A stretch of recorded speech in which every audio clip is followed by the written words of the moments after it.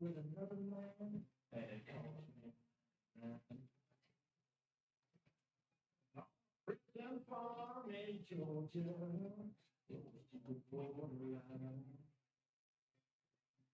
well, I've been here for too long years.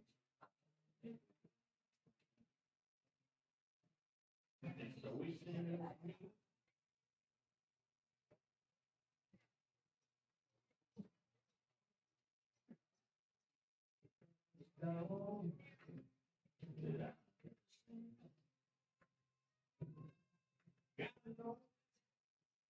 Once again, fans, welcome to Working Park Stadium for today's game between the University of Colorado Prospectors and the Nebraska Pioneers. People starting last for both teams. First for the NoCo Prospectors. Center field batting first for Northeastern Junior College, number 23, Riley Flores. Designated hitter, will reserve the team in College Behavior. In right field, batting third, number 13, Colton Bird. Left field, batting fourth from Western Nebraska Community College, number base, batting fifth from Deep High School, number 28, Charles Baker. Catcher, batting fifth from Benedict College, number 31, Marco Gonzalez. Stop batting seventh from Prospectors Pioneers, number 4.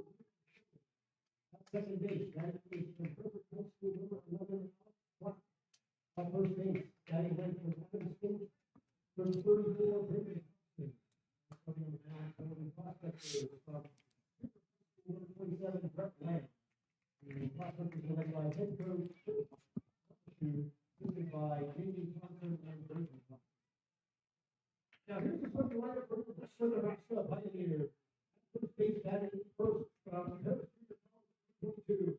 Hello, ladies and gentlemen, and welcome to Oregon Trail Park here in Gering, Nebraska, as the Western Nebraska Pioneers get ready to take on the NoCo Prospectors. Logan Hunter along with you here, and yesterday the Pioneers fell in a close, tough, extra inning matchup against the Fort Collins Foxes. Just a one-off against those guys, as next coming into town are the NoCo Prospectors.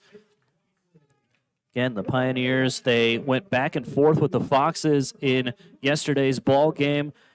Just a big offensive slugfest between the two sides, and ended up in a final of 11-9 in favor of the Fort Collins Foxes. Today, turn right back around and do it all over again, this time against the Northern Colorado Prospectors, as this is a team with a few high schoolers on the team.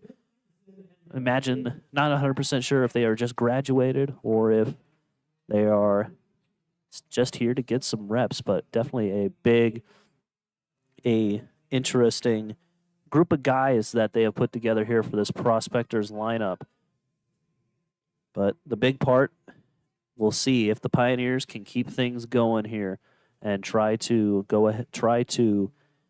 keep the bats flying here and get a couple more big outs. That's going to be the name of the game for both teams. Can they pick up those big outs in those big situations when you have 2 on and 2 out, runners on second and third, those types of situations? Who's going to be able to come through with those? We're just getting started here on the High Plains Spas and Recreation pregame show. When we come back, I'll talk about the interview that I had with Jake Eady. You're watching the Front Range League Baseball over on the Front Range League Network and listening to Pioneer Baseball on KNEB. Ladies and gentlemen, at this time, we ask that you please rise if you're able. Remove your hats and join us in the singing of our national anthem, performed today by Jessica Schluter. Oh, can you see by the dawn's early light what so proudly we hailed at the twilight's last gleaming, whose broad stripes and bright stars through the perilous fight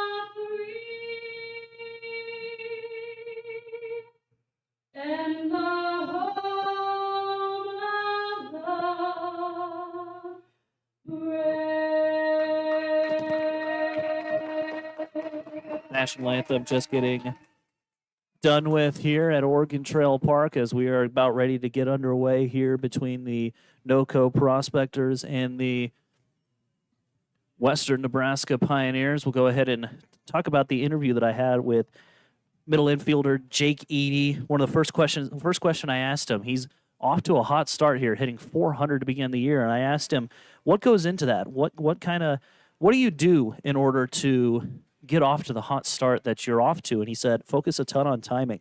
Just got to get my foot down early. It helps me get to pitches earlier. I've been feeling more confident in the box, and as I get more at bats throughout the summer, which can definitely help. Big part of that.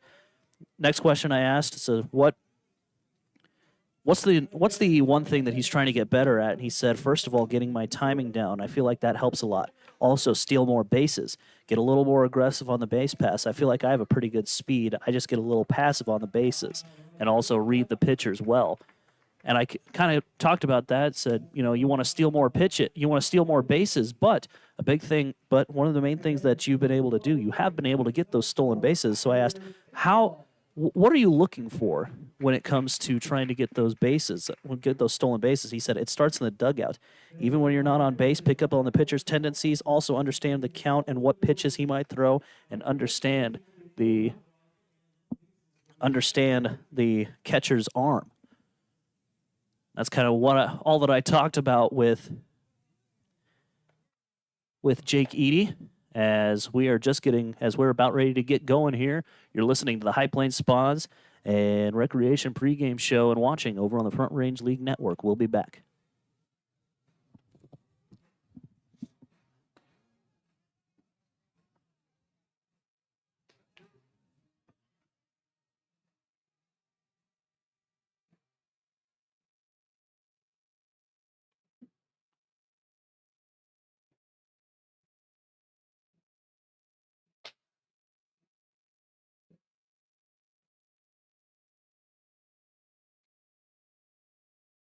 Cool. We're starting 8 minutes behind when we said we would.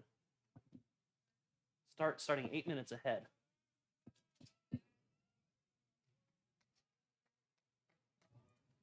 I still have a whole nother break in my pregame show. What?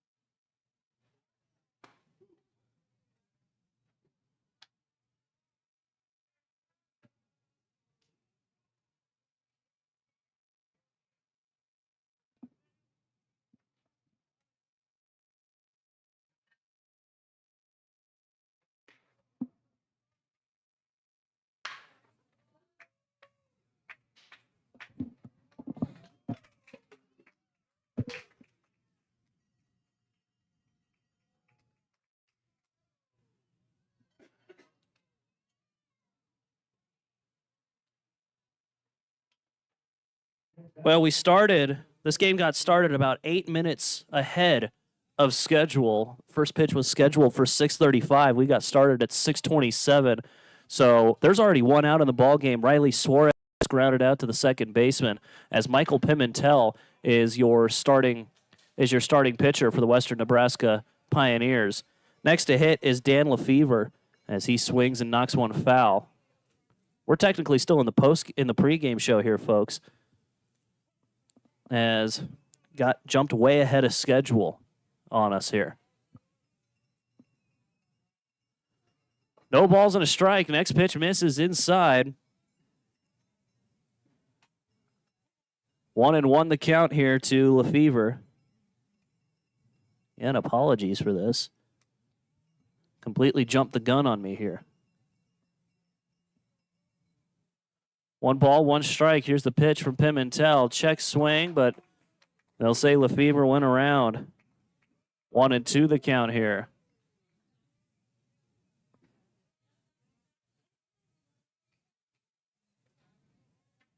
One ball, 2 strikes, 1 out here in the inning already. Next pitch. Thought maybe went off the hand of Lefevre, but I think it went off his bat. Or they call it a ball. He called it a ball. I think it just missed him. 2-2.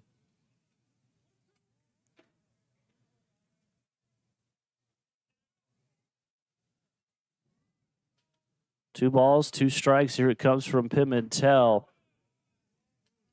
That misses on the inside part. That misses. Inside. Full count now. Pimentel making his first appearance here for the Western Nebraska Pioneers.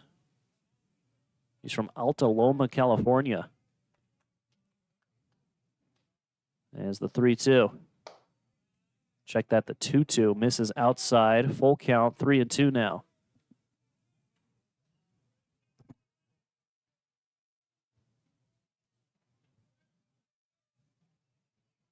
Three balls, two strikes.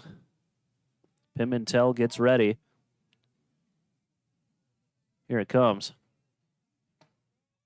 Caught the inside corner for a called third strike as Lefebvre goes down looking. There's the second out of the inning.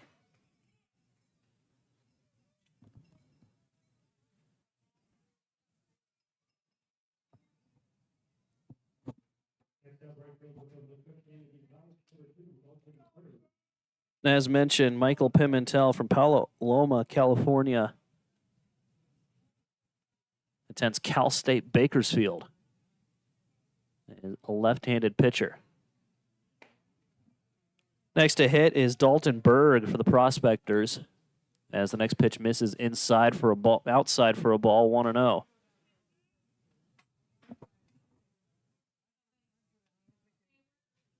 Here comes the 1-0 as Pimentel sets.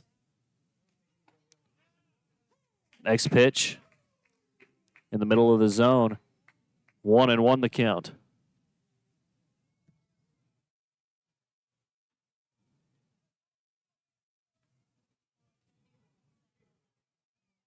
One ball, one strike. Next pitch is a fastball that is hit back foul. 1-2 the count now here to Dalton Berg.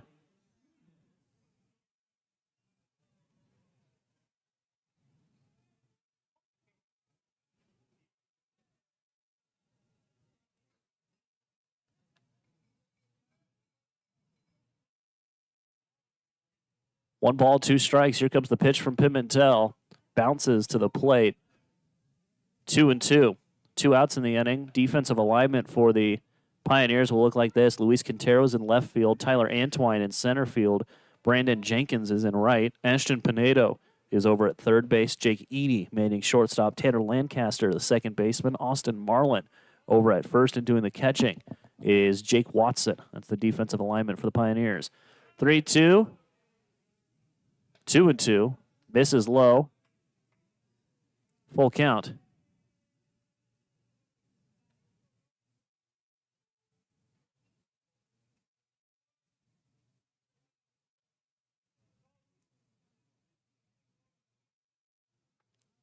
Payoff pitch, here it comes. That misses low. Ball 4. Berg busted it out of the box as the pitch got away from Jake Watson behind the dish.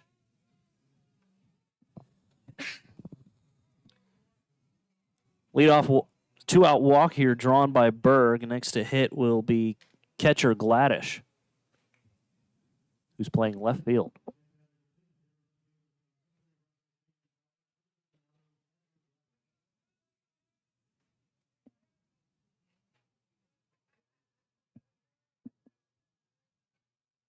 Pimentel comes set. Next pitch is going to get away from Watson.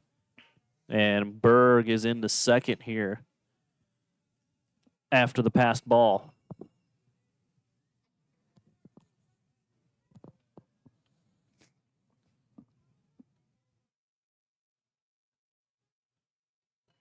One ball, no strikes.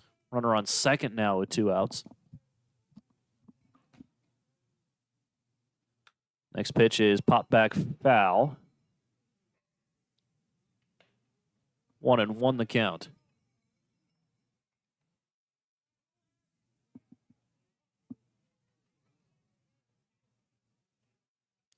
Ball and a strike. Here it comes to the right-handed hitter. Misses low. 2-1 the count.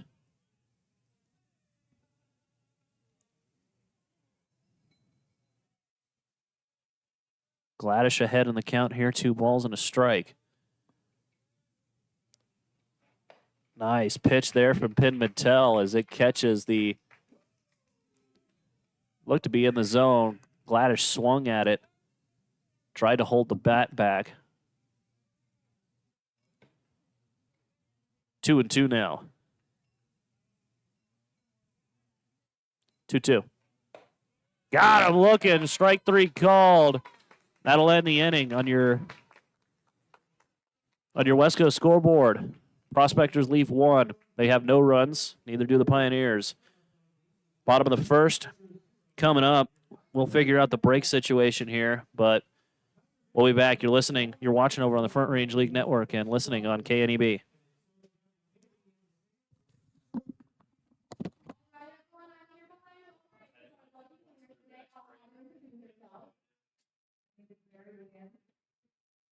Our lucky winner of the Nebraska Lottery Scratch-Off ticket. So right now, she's going to get 8 tickets, and it's one of our Pioneers, scored a home run. Nebraska Lottery sign also, she'll get 10 more. There you go, congratulations. And I also want to remind you guys to also for Dalton. This is the little dog if you want to take him home. Thank you, back to them. All right, thank you, Jillian.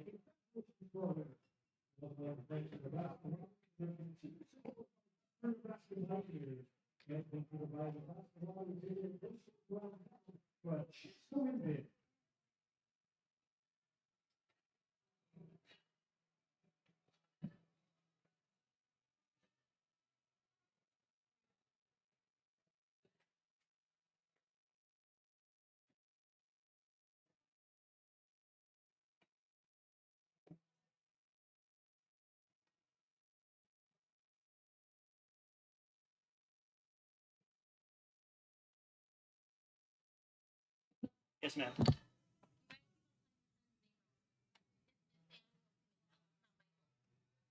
That's over there.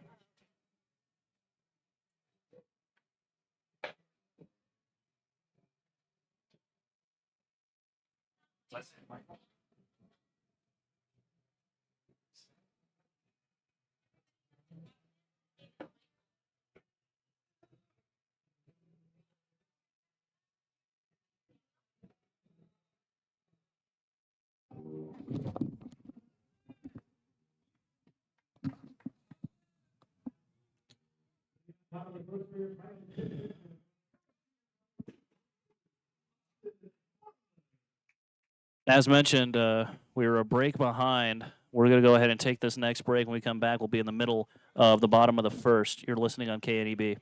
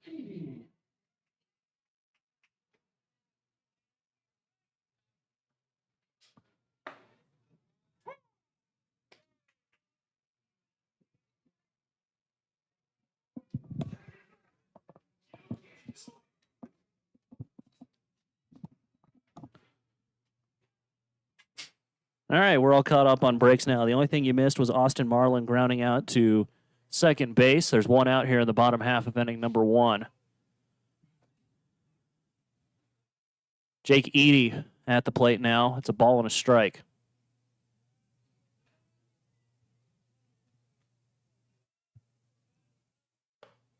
Next pitch is a fastball, misses high, 2-1.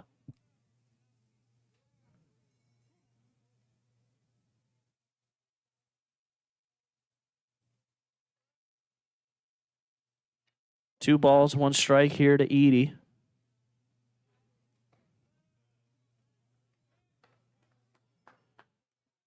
Next pitch misses outside.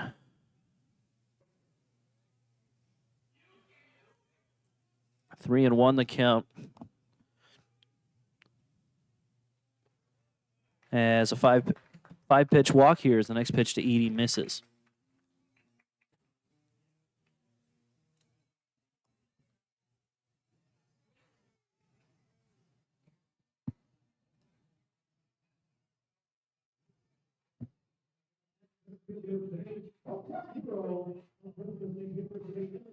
Man on first here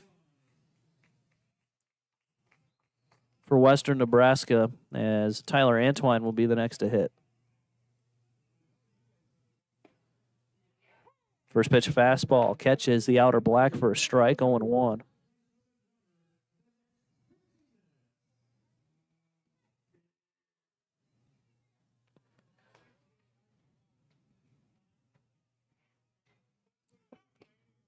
Next pitch misses outside. Edie breaking for second. Pitch bounced. And Edie was slid in there safe, but they call him out. And there's 2 outs in the inning.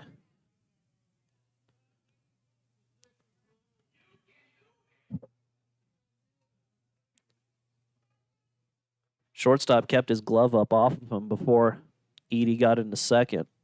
Put the tag down late. 1-1 the count to Antwine.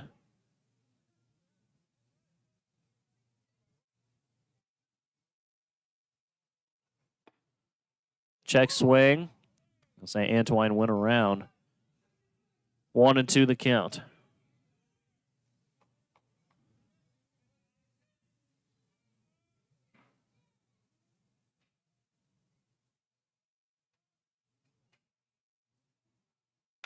Antwine swings, and he's going to dump one into right field for a base knock. Antwine shoots one off the end of his bat into the outfield. And it's a 2-out hit here for the Santa Paula, California native. Next to hit here for the Pioneers will be Lauren Binney.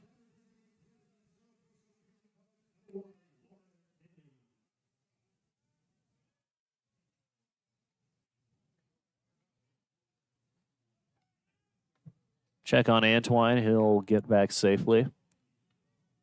Man on first, 2 outs here, bottom half of inning number 1. If you're just joining us, NoCo. The Prospectors got 1 hit, but they drew a walk, and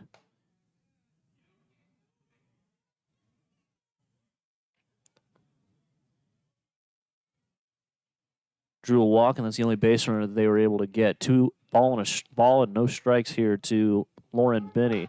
As he swings at the next pitch he sees on the ground to short. Schilling's got it. He'll go the short way for the out at second, and that'll end the inning. No runs, 1 hit, no errors. Nobody left on for the Pios. We'll go to the top half of inning number 2. All zeros on your West Coast scoreboard. We'll be back.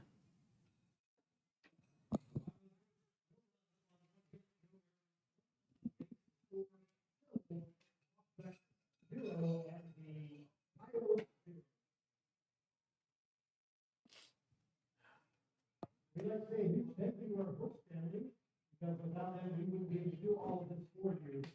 Give them a incredible applause. We just go ahead and decide 10 minutes. Today, our team is also going to have family horses. We are fighting for Christian Services David for the United Man, States. 10 minutes. And no one calls it. Just decided to start. I completely close off everything in the radio logs.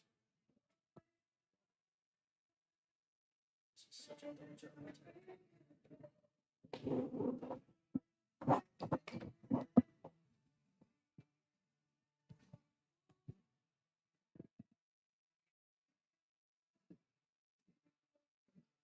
We're in the top half of inning number 2. Since I didn't get to in the first, now we'll go ahead and go over the starting lineup.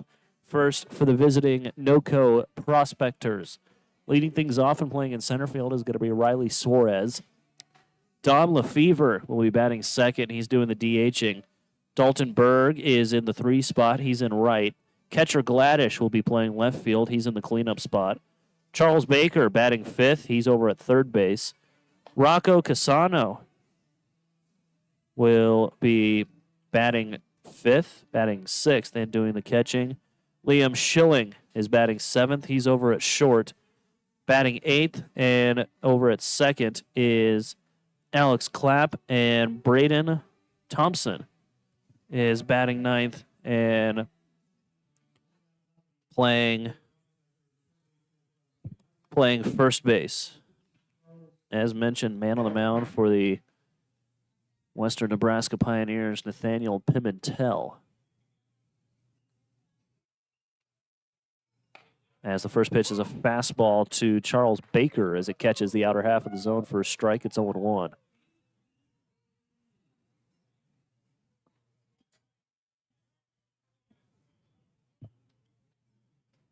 No balls and a strike. Here it comes.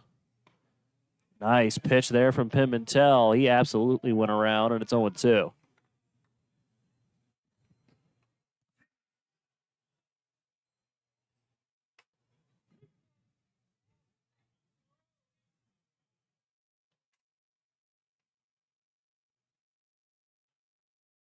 No balls, 2 strikes. Here it comes. Fastball down and in, 1-2 the count.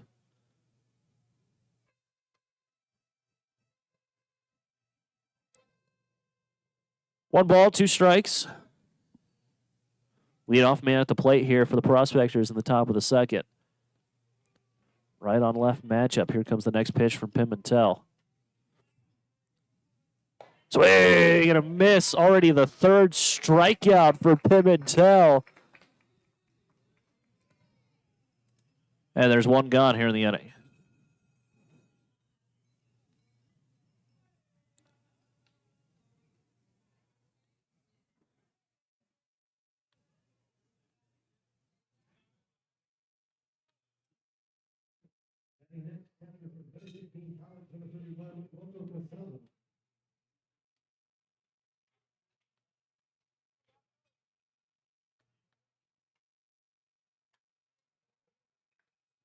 Next to hit is Rocco Casano as he swings and knocks one foul.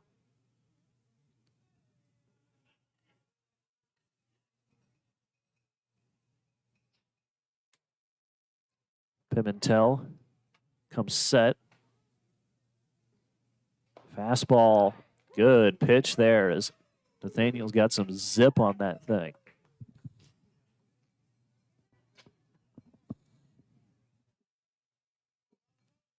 No balls, 2 strikes. Trying to make it 3 straight strikeouts and 4 in the first 5 outs. Here's the 0-2. Inside, did it get a piece of him? Yes, it did, says the home plate umpire. So Casano will be over at first after getting hit with the fastball. I think it just nicked his jersey. As next to hit will be Liam Schilling.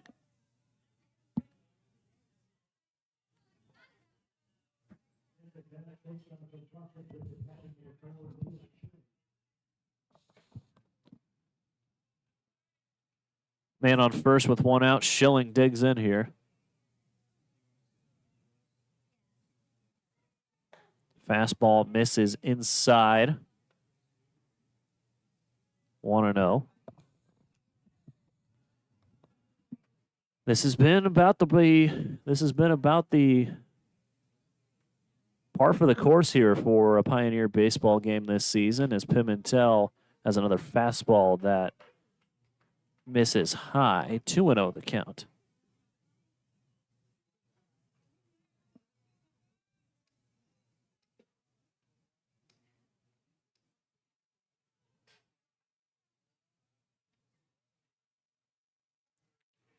Two balls, no strikes. Fastball just missed, apparently. 3-0. Pimentel missing in good spots here. Just on the edge of the zone. Just off the edge of the zone.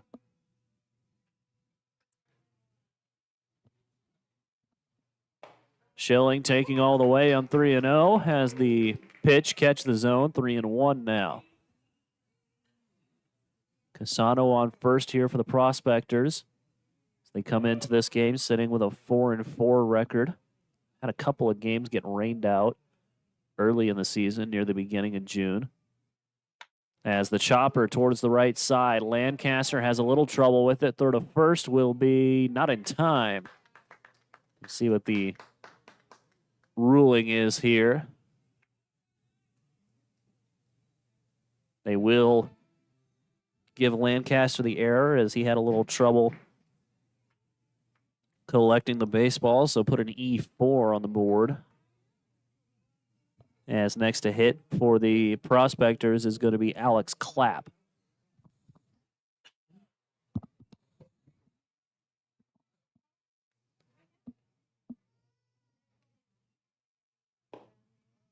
Left on left matchup here is the first pitch to Clapp, misses low.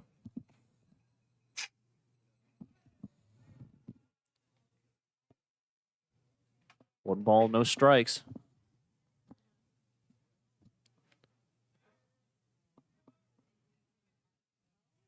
Water though, here it comes. Good pitch, catches the zone. Outside part of the zone, nice placement there. 1-1.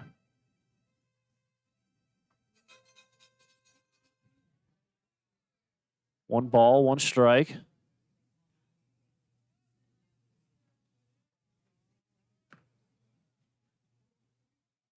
Swung on, hit in the air to left, going back on it is Quintero, and that pitch will get foul.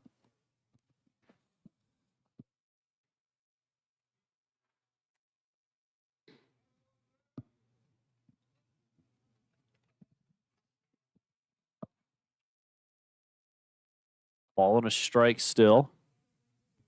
Ball and 2 strikes, actually. As digging in here. Clapp getting ready here. Pimentel looking for strikeout number 4. He will get it there as Clapp, indecisive on the swing, breaks the plane. Already 4 strikeouts here for Nathaniel Pimentel.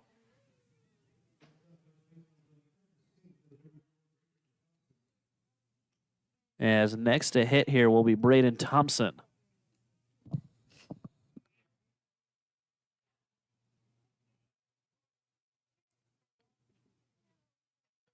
First pitch fastball, first pitch foul.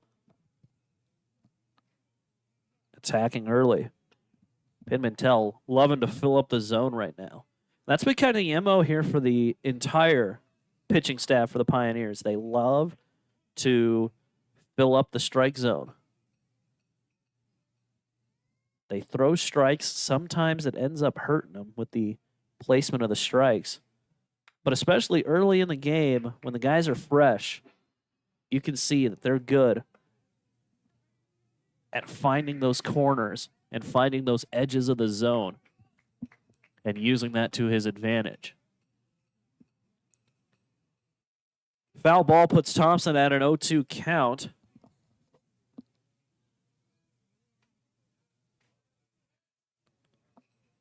Next pitch on its way. Missed it high. Nice fastball there. Pimentel is asking Daniel Gomez about where his fastball was at. He put in a great pitching performance yesterday. He told me his community college was telling him he was around 93, 94 as the next fastball swung on, hit back foul. Gomez's fastball is somewhere around the 93, 94 range. I'd say Pimentel is right about up there as well, around the 93 area.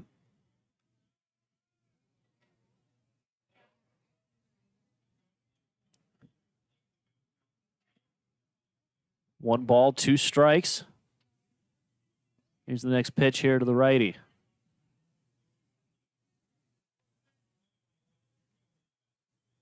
Outside, tried to get a slider to come back into the zone. Stayed outside on him, 2-2 now.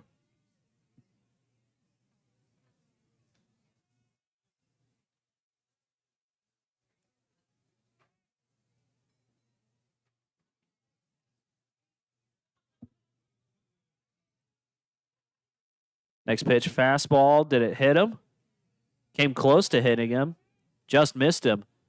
Full count now here.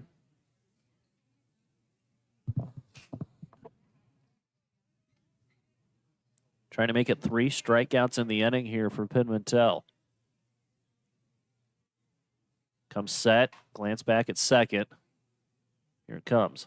Both runners going with the full count. Swung on, hit up the middle. Edie's got it. Throw to first in time. And that will end the inning.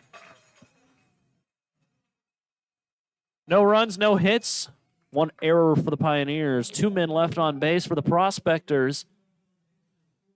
We're through an inning and a half on your West Coast scoreboard. Prospectors 0 and the Pioneers 0. You're watching on the Front Range League Network and listening to Pioneer Baseball on KNEB.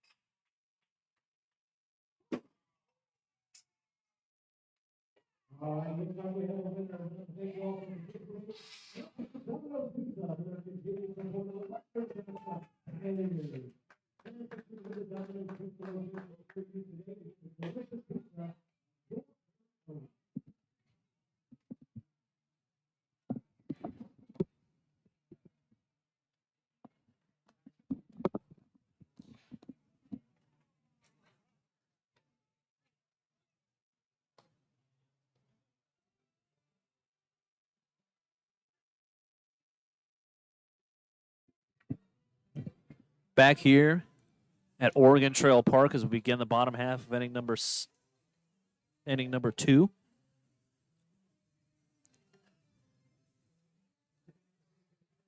As I mentioned, since we kind of had to blow through breaks at the beginning, didn't get to give you the Pioneers starting lineup either. We'll go ahead and do that as Ashton Pinedo takes a look at a first pitch strike. Man who led things off, he's playing over at first base. Austin Marlin is the number 1 hitter. Batting second and playing short is Jake Edie, as Pinedo has a pitch that misses low. Batting third and playing center field is Tyler Antwine. Batting fourth and doing the DHing is Lauren Binney. Ashton Pinedo at the dish right now. He's batting fifth in the order. Next pitch misses outside. 2-1 the count. Jake Watson is batting sixth. He's doing the catching. Luis Quintero is in left, and he is batting left, and he's batting seventh. Batting eighth and playing at second base is Tanner Lancaster. And last but not least, batting ninth and playing in right is Brandon Jenkins as the next pitch to Pinedo misses high. He's sitting with a 3-1 count now.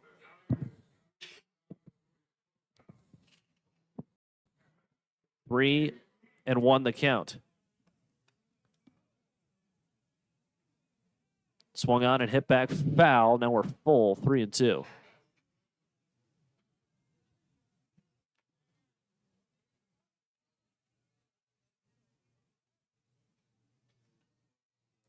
Three balls, two strikes. Payoff pitch, here it comes.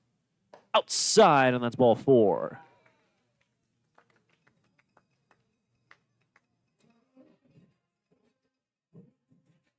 Third base runner already for the Pioneers. They only have one hit. As next to hit will be Jake Watson.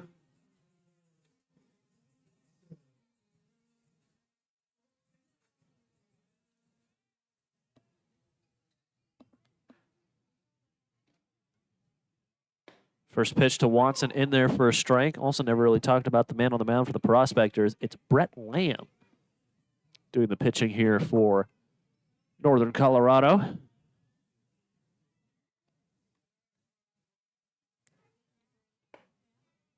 Tried to catch the zone with the slider, and that gets away. Stays outside. The throw back hit off the glove of Lamb. Didn't go far enough for Pinedo to consider advancing on it, however. Ball and a strike. As the next pitch catches the outside part of the zone for a strike. 1-2 now.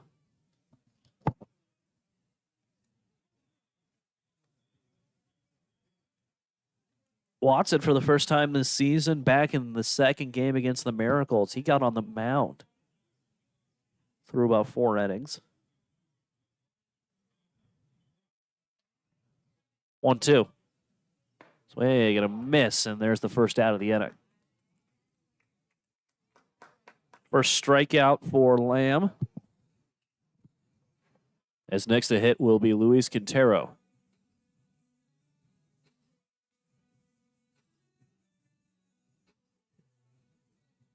Been told I've been saying his hometown wrong. I've been saying Macaray for some reason. He's from Maracay, Venezuela. Maracay, Venezuela. First pitch to Quintero, fastball right down the middle. He shoots it foul, 0-1.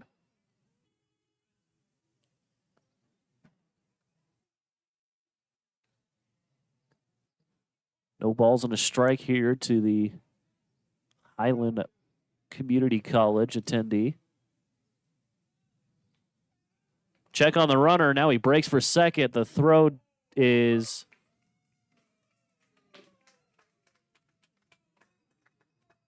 throw's not going to happen. Did they call a balk?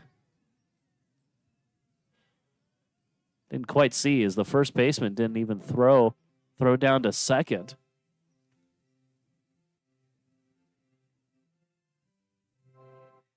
Was focused on the ball. I believe they called a balk on Brett Lamb.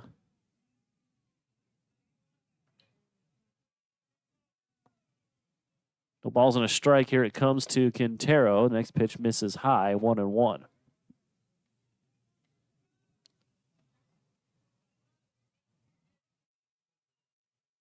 Ball and a strike here to Quintero. He's been helping out. He's had a lot of extra base hits here recently as he swings and pops one towards the right side, foul.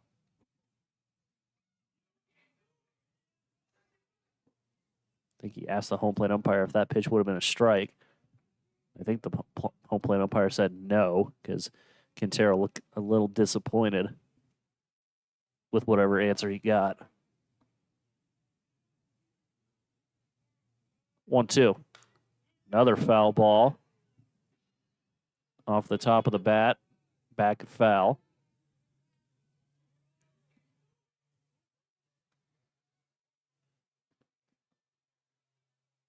One ball, 2 strikes. Runner in scoring position here for Pioneers.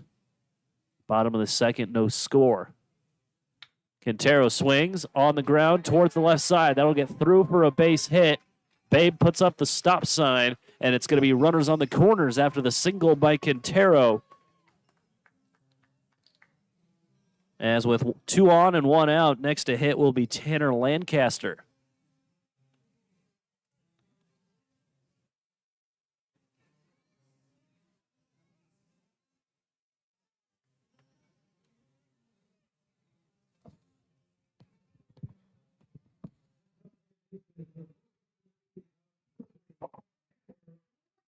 Lancaster digging in here.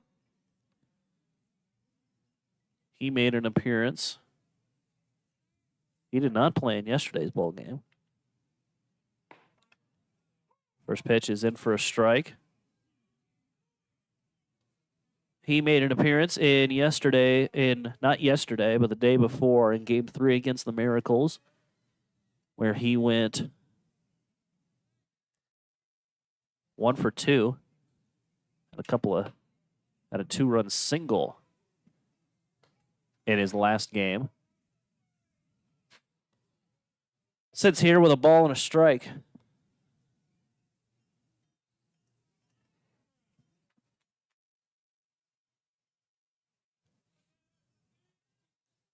One and one. Here it comes. Runner breaks for second. Pitches up. The throw down. Runner coming home. The ball's going to get into the outfield. Quintero's going to go to third. And Ashton Pinedo comes in to score for the Pioneers. And they have taken the lead. They strike first. 1-0.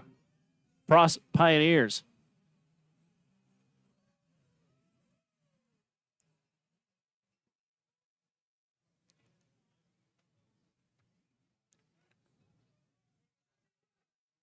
So 2 balls and a strike here as the infield will move in now with Quintero on third.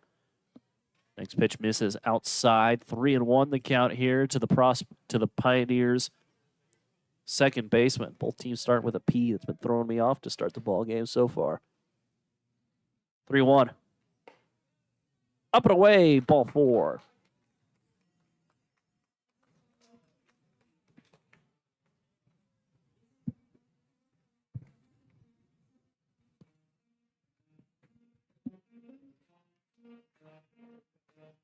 Runners on first and third now here with 1 out of the inning, and next to hit will be Brandon Jenkins.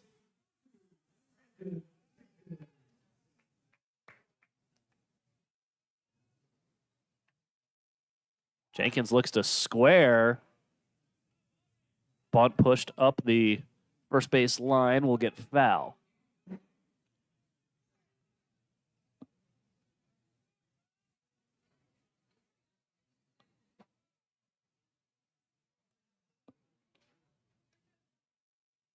Jenkins digs in. He's from Henderson, Nevada. Plays college ball at Buena Vista University. Lamb will step off.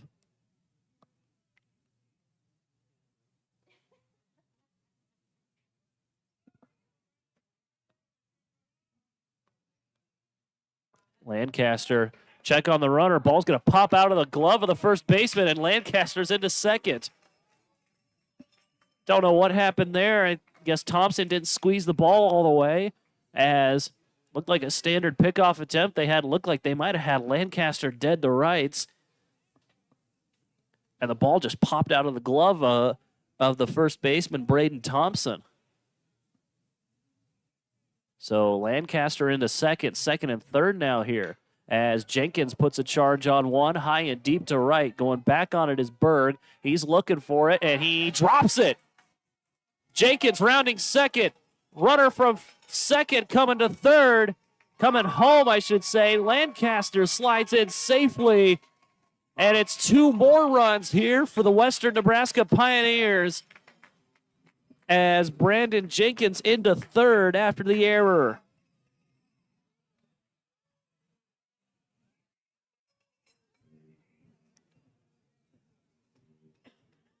Ball just popped out of the glove of the right fielder, Dalton Berg. As here comes the top of the lineup now, Austin Marlin will be the next to hit.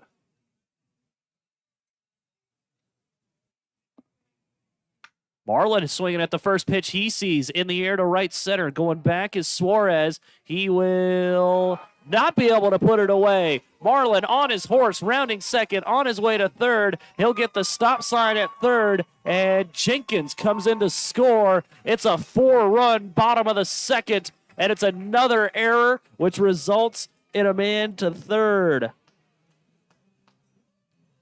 Couldn't quite tell if Suarez had a play on the ball. Official scorekeeper says yes, he did have a chance at that, and it hit off his glove. As time is called here, and we're going to have a pitch. We're going to have a mound visit. Not quite a pitching change, as I almost tried to say.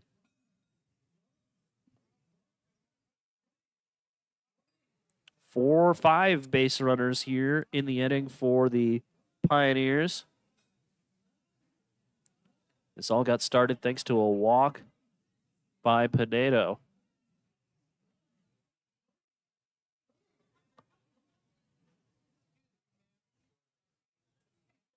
Still only one out on the board, as Jake Eady will be the next to hit.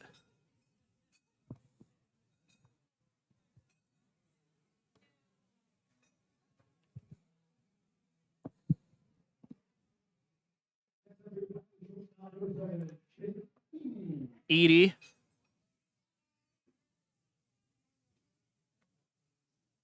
Digs in. The fastball catches the zone for a strike. 0-1 the count.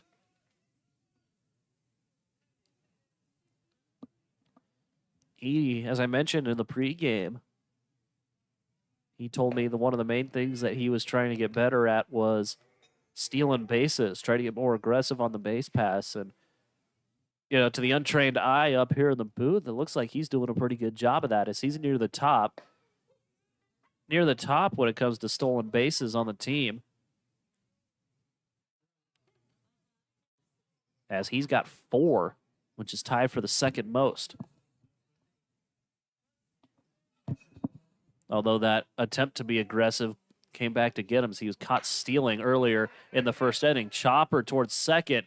The only play is going to be to first, and it's an RBI ground out here for Jake Eady.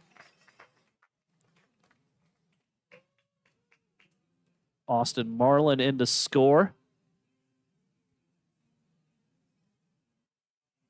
As it's now 5 runs put up here in the inning. 5-0. As next to hit will be Tyler Antwine, the 8th batter in the inning here for Western Nebraska. First pitch floats outside of the zone. 1-0 the count.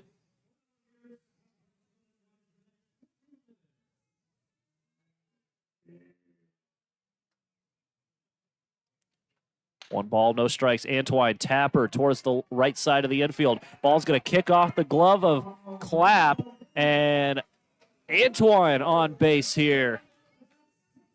Is it going to be another error? It is going to be another error as it kicked off the glove of Clapp.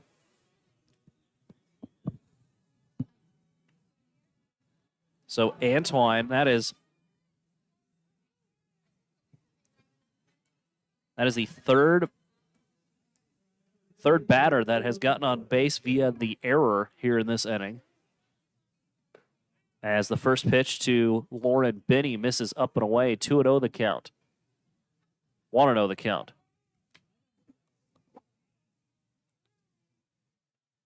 1-0 swung on, hit into left field. That'll get down for a hit.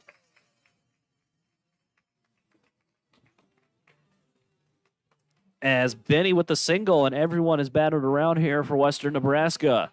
As here comes the man who got everything started, Ashton Pinedo.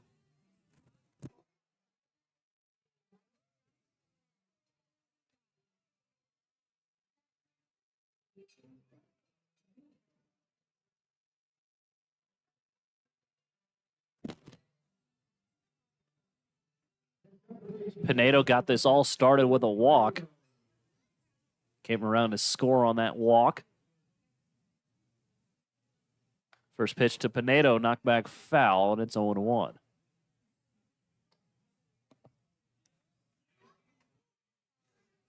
Only the second hit of the inning for the Pioneers, and there's 5 runs in. Next pitch, down Broadway, right down Broadway, and it's 0-2.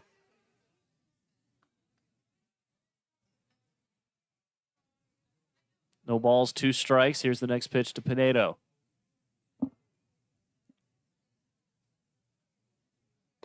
Down and away, good eye, lays off of it. 1-2 now.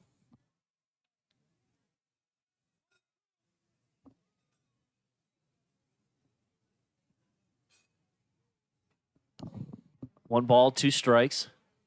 Here's the next pitch. Outside, runner breaks for third. 2-2 now. As Antwine into third.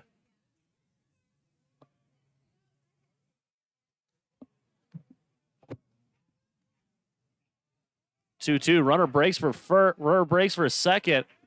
And Brett Lamb wasn't sure what to do with it. I think he was afraid if he threw it to second, Antoine was going to try to come score. So he just ate the ball, and Warren Biddy got a free base, essentially.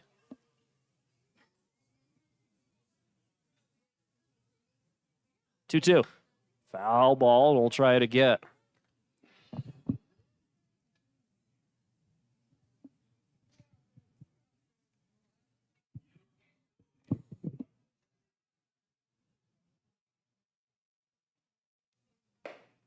Swing and a miss by Pinedo at the next pitch, and that will end the inning.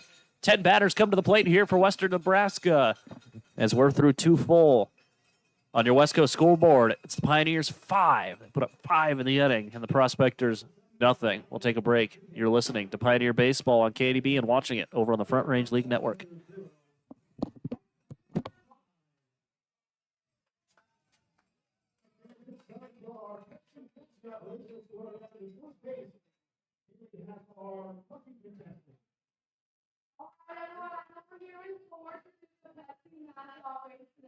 He's going to start over here on first base, Patrick over on second, and they're racing around third to stop with Riley. Are you ready?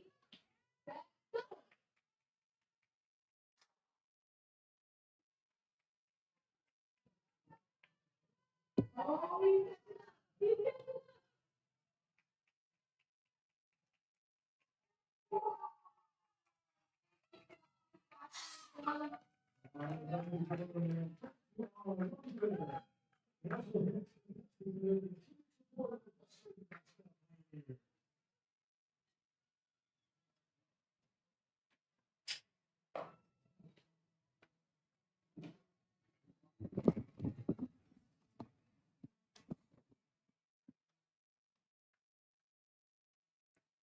Top half of inning number 3.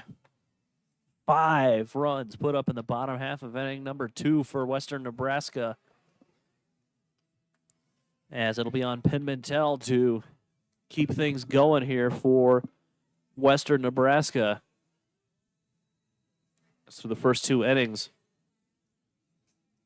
he has been able to keep the Prospectors off of the scoreboard. Also been able to keep them out of the hit column.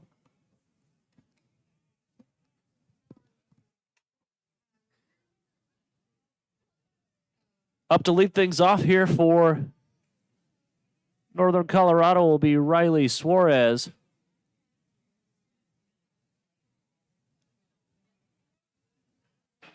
Time called here. Someone sees a home plate umpire sees a baseball sitting somewhere. Ben Einenson will send Robert Guerrero to go get it. It's Pimentel. Gets ready. First pitch to Suarez. Misses down and away. Down and in. 1 ball and no strikes.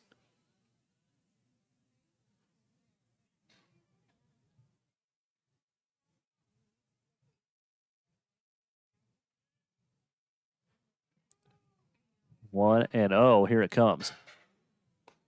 Next pitch. Catches the outer part of the plate. 1-1 the count now here to the NoCo leadoff man. Top third of the order due up here for Northern Colorado. Next pitch. Right down the chute, and it's in there for a strike. 1-2.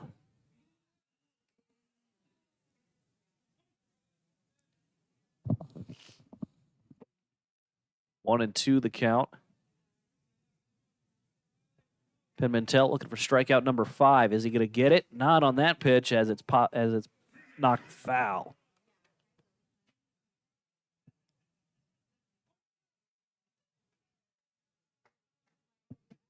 Pimentel still ahead in the count here. 1 ball, 2 strikes here. Here it comes. Chopped right in front of the plate. Foul ball.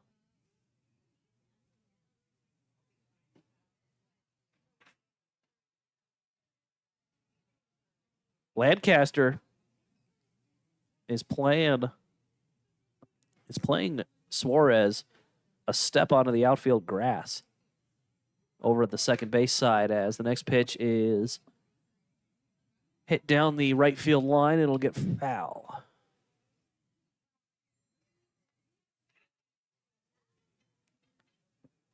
Count stays where it's at. Ball and 2 strikes. Suarez got the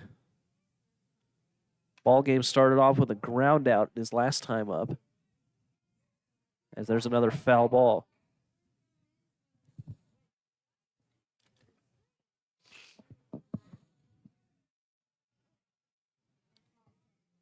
One ball, 2 strikes.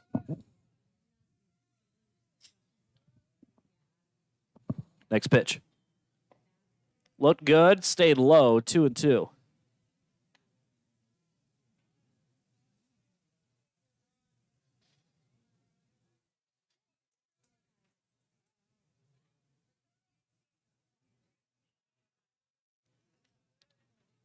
Two balls, 2 strikes. Off speed pitch. Stayed high. Looked to be a slider that didn't get the bite that Pittman-Tell wanted on it.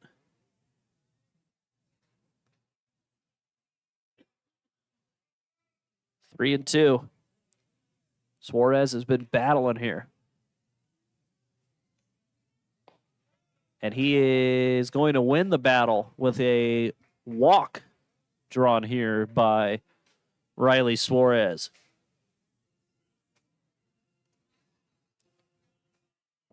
Good at bat there between the two competitors. Man on first, nobody out. Next to hit will be Dom Lefevre.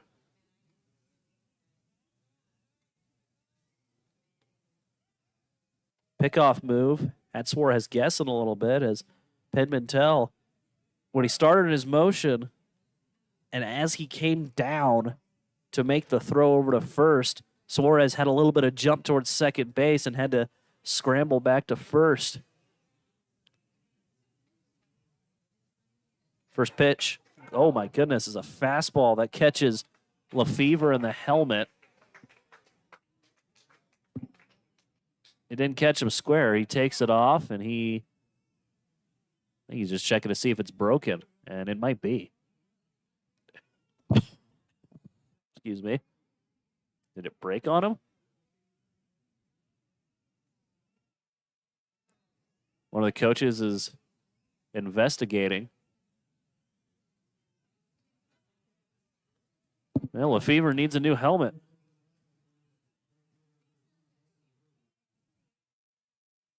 It was a fastball.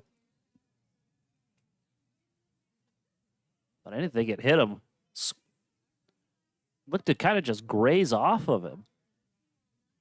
As the first pitch is a fastball to Berg that misses inside 1-0.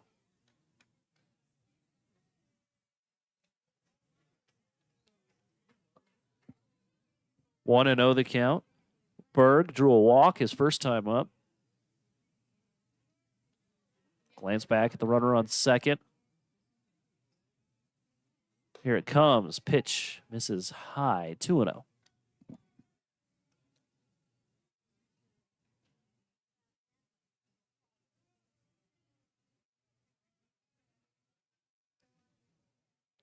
Two balls, no strikes, nobody out here in the top half of inning number 3.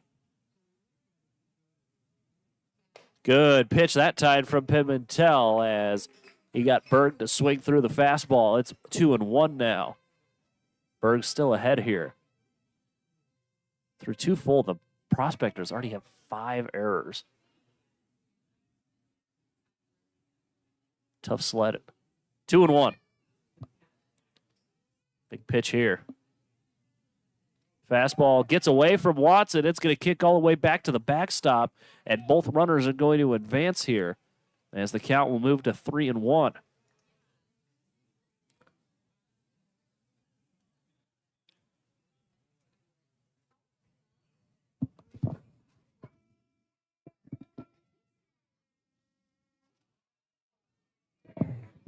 Three and one the count here to the Prospectors right fielder.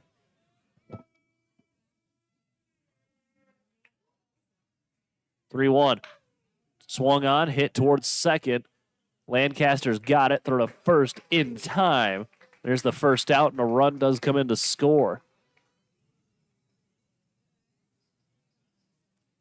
Suarez scores. Lefevre moves over to third, and next to hit will be catcher Gladish.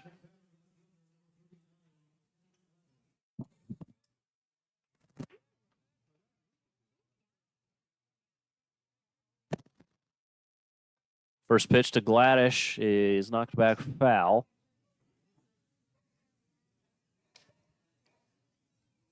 Gladish struck out looking to end the first inning.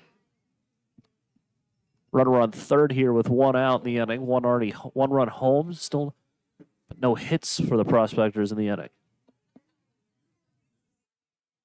0-1. Fastball, good pitch. And he's as Gladish swings right through it. 0-2.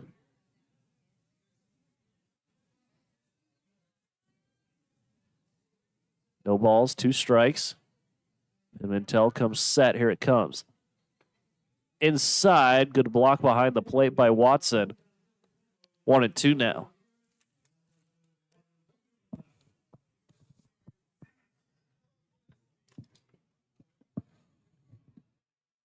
One ball, 2 strikes. 1 out here in the inning. Mintel looking for his 5th strikeout. 1-2, chopper up the third base side, gets foul.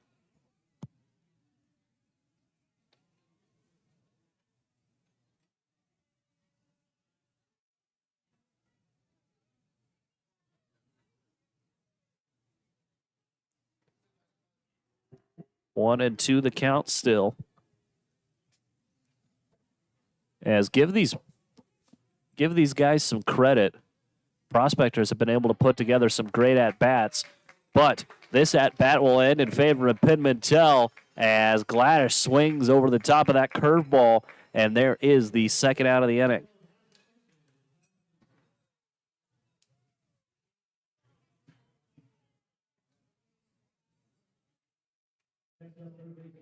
Second out, still a runner over on.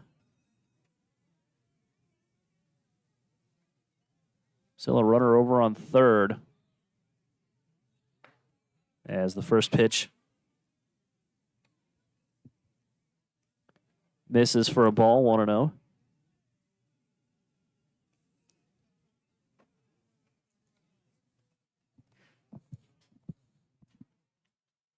Charles Baker, the next to hit for the Prospectors. 1-0. Outside, 2-0.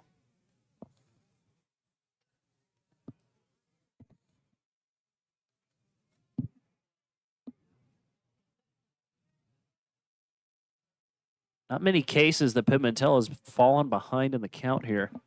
See how he works out of here. Works out of this one. 2-0. Pitch misses high. 2-1 the count.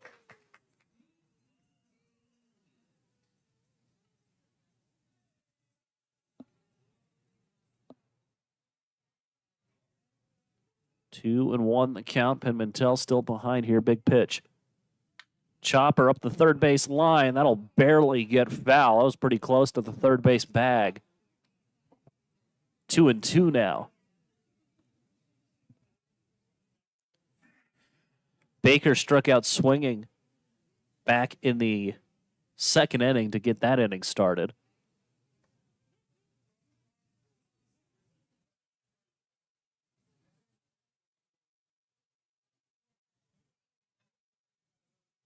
Two. Swung on. Hit softly towards second. Lancaster's got it. Throw to first in time, and that'll end the inning.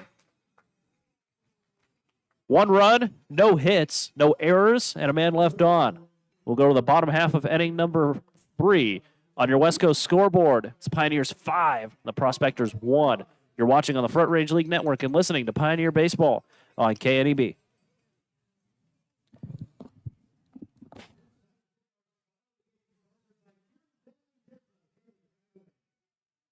All right, everyone, over here on the third base party deck to take our time. curly wide. Oh, we got them. Let's see them.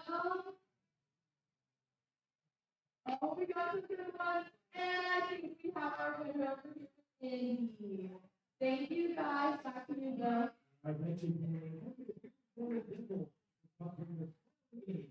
And Jody, you're standing here for like the whole different.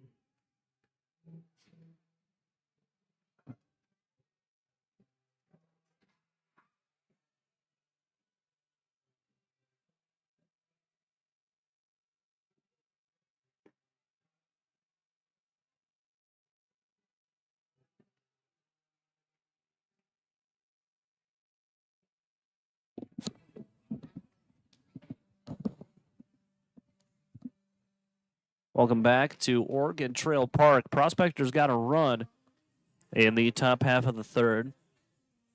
Pioneers still have a 4-run lead. As first to hit for the Pioneers here in the inning will be Jake Watson.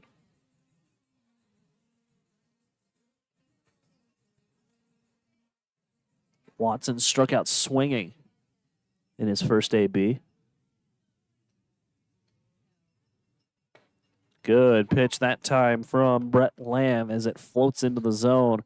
First pitch curveball. Don't see that too often. It's 0-1. Next pitch misses high. Tried to get him to chase with a slider. 1-1 the count. 1-1 fastball stays off the plate away. 2-1 now here to the Pioneer catcher. Pitches. He catches. He does a little bit of pitching. He DHs from time to time as well. 2-1. Hitters count. Outside, and it's ball 3. Luis Quintero waits on deck.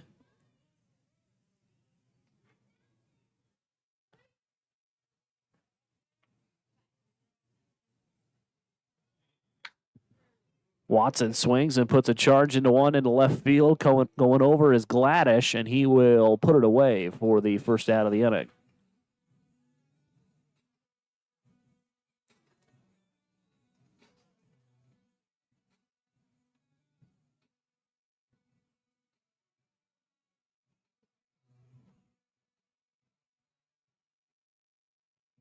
Fly out to left will bring up Luis Quintero.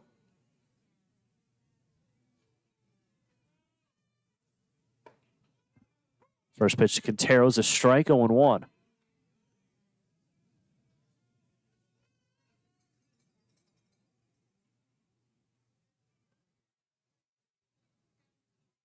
Quintero swings in the air to center. Coming over is Suarez, and he will glove it for the second out of the inning. Fly out to left, fly out to center. Now will the right fielder get involved? Let's see, as Tanner Lancaster will be the next to hit.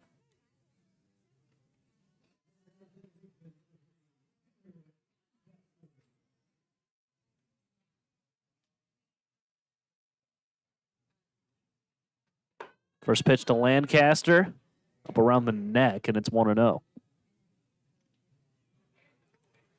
Lancaster, he drew a walk and then came around to score in his first plate appearance. Next pitch misses down and away. 2-0 now.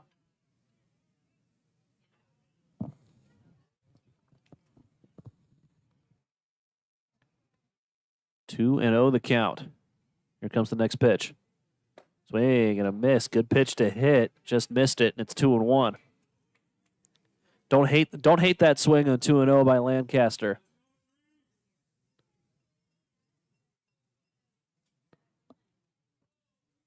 No problem with that swing at all there. 2-1. Down and away, 3-1.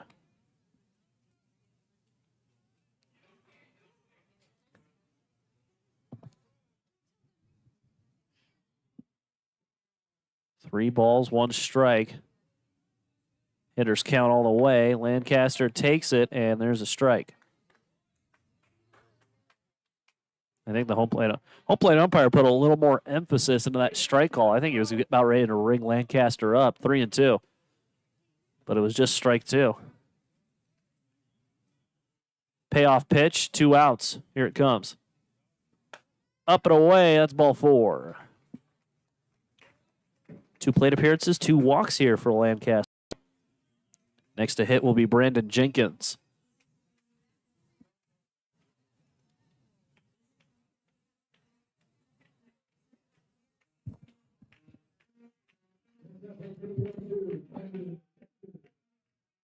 Jenkins reached base via the error. His first at bat, as wasn't ready for the fastball that time as he swings late. It's 0-1.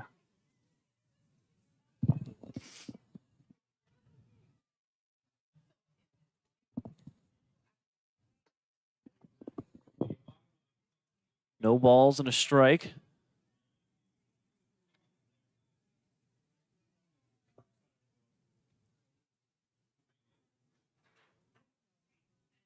Couple of looks over at Lancaster. Now a check on Lancaster. He'll dive back safely.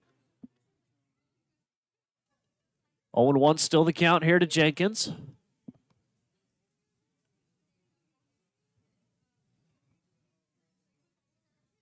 Oh, 1.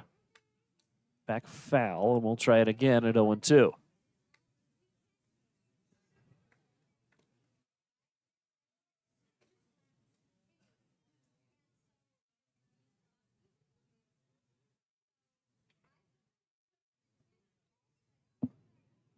Lamb comes set. Now he'll check on Lancaster. He's safe. That was pretty close. Pretty close there on the pickoff attempt. 0-2.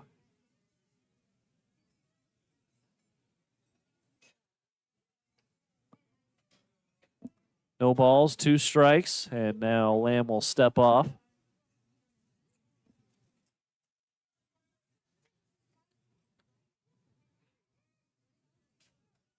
Lancaster breaks for second, swing and a miss by Jenkins, and he'll strike out to end the inning. No runs, no hits, no errors, and a man left on for the Pioneers. We'll go to the top half of inning number 4. On your West Coast scoreboard, the Pioneers 5, the Prospectors 1. You're watching on the Front Range League Network and listening to Pioneer Baseball on KNEB.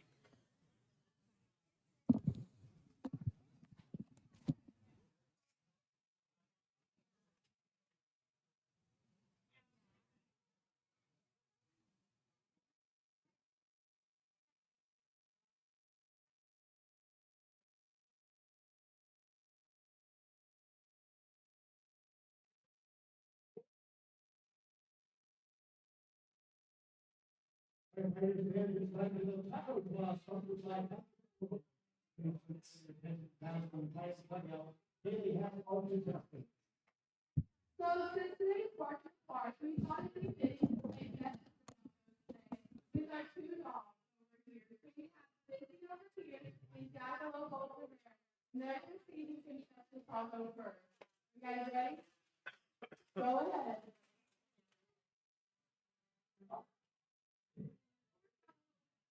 Oh, now you find the tacos.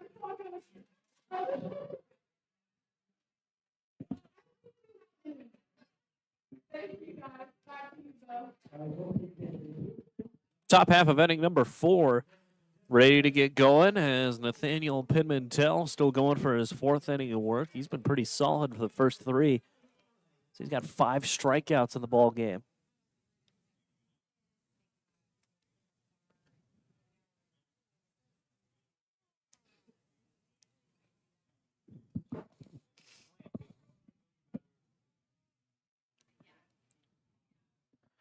Leading things off here will be the catcher, Rocco Sassano. As the first pitch floats into the zone for a strike. Start him out with an off-speed pitch, and it's 0-1.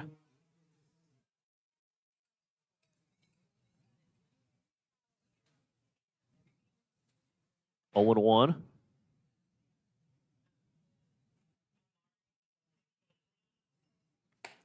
Next pitch is a fastball that misses off the plate away.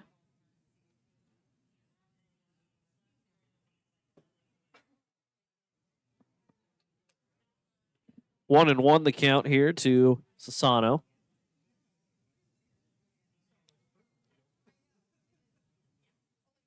Swing and a miss, and it's 1-1 now.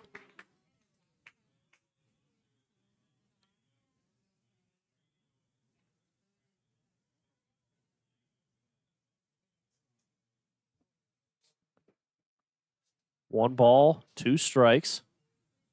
Next pitch on its way. Bounces to the plate. Good block behind the dish there by Watson. 2-2.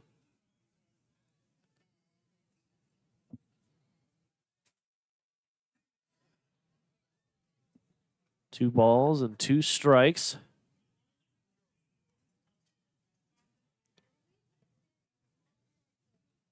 Fastball, swing and a miss, but it gets behind Watson. Runner breaking for second, and Watson's not even going to throw it. And runner's going to be on first after the strikeout by Pimentel.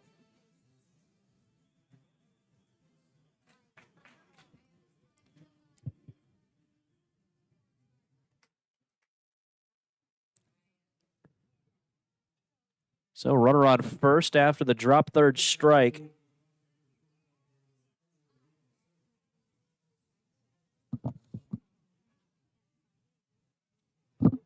Next to hit is Liam Schilling. Check on the runner over at first. He'll get back safely.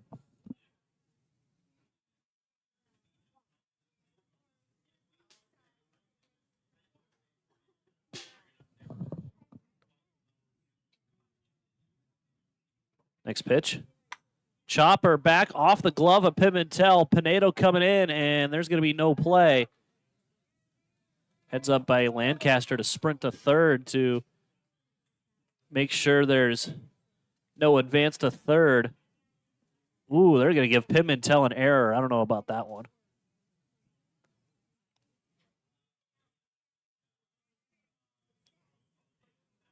Call it an E1.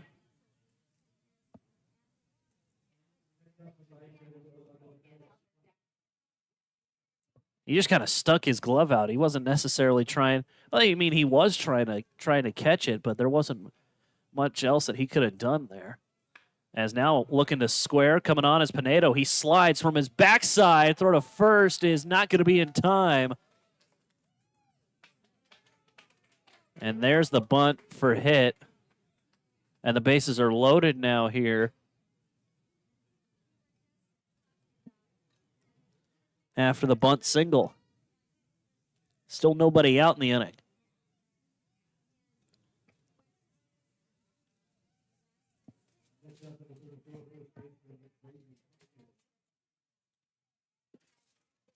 Next to hit will be Braden Thompson.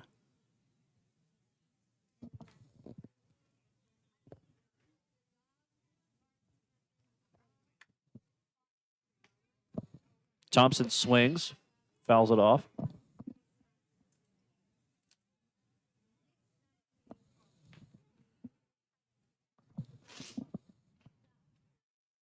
Oh, would 1 the count to him here. Good breaking ball there, and it catches the zone, and now Pimentel in the driver's seat, 0-2.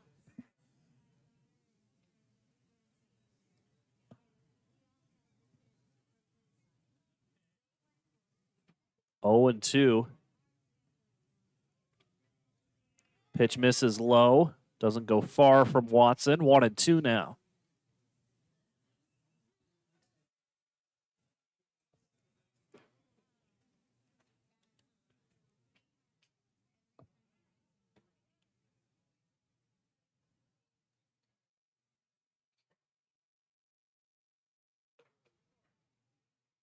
One ball, 2 strikes. Here it comes. Up the third base line. That is going to be a fair ball, and that's going to be runs for the Prospectors. 1 run is in. 2 runs are in. Trail runner at first will be held at third, and it's a 2 RBI double for Braden Thompson. And the Prospectors have cut the lead in half. It's now 5-3.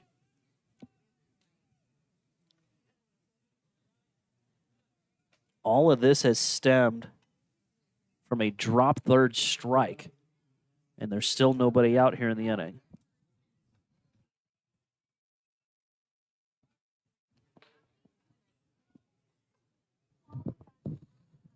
Top of the order now is Riley Suarez will be the next to hit. Suarez swings at the first pitch he sees. That's down the right field line. Charging is Jenkins. He's coming on, and he will put it away for the out. Both runners tag. Throw's going to skip to the plate, and it's a sacrifice fly for Suarez. And just like that, all of a sudden, the Prospectors are within a run. It's now 5-4.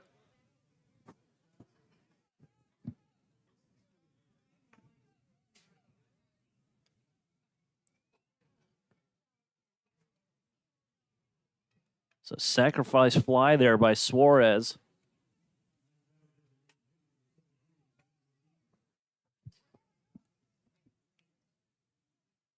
Next to hit is Dom Lefevre.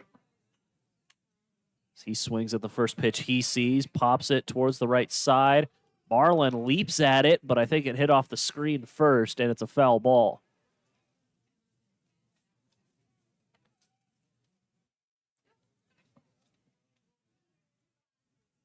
Signs being given by the third base coach. Telling him to swing away, telling him to take on this pitch. Lay down a bunt, maybe a safety squeeze type of thing. Let's see what the sign is. 0-1. It was swing away as it's in the air to right. Coming on is Jenkins. He'll put it away for the out. And he had to come in a bit. Hit was too shallow for the man on third, that being Braden Thompson. Hit was too shallow for him to advance. So another fly out to right. Runner being held at third. And next to hit will be Dalton Berg.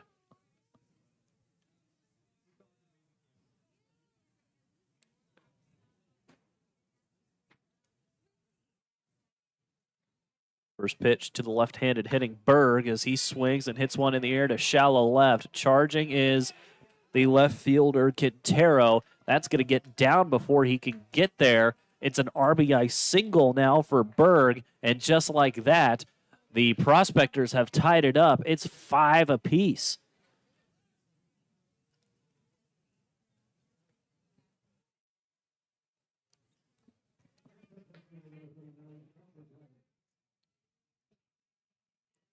Eighth man to come to the plate now is catcher Gladish is next to hit.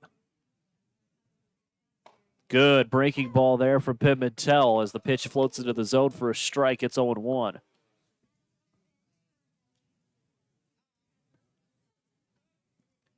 He's got that slider, curveball type of action there that just keeps bending and bending into the zone as the fastball is hit back foul. Pimentel ahead here, 0-2.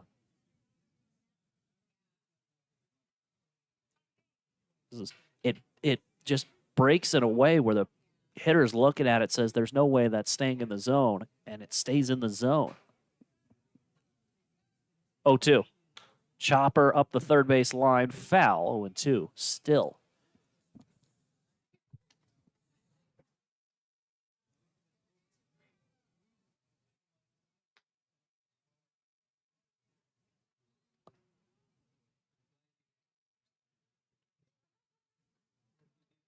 No balls, 2 strikes, trying to get out of the inning. That bounces. I think that was kind of blocked by the umpire. I think Watson got saved by the home plate umpire that time. That looked like it bounced up and caught him.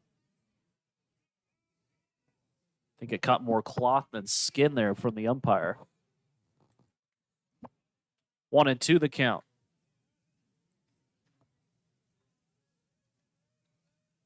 Here it comes.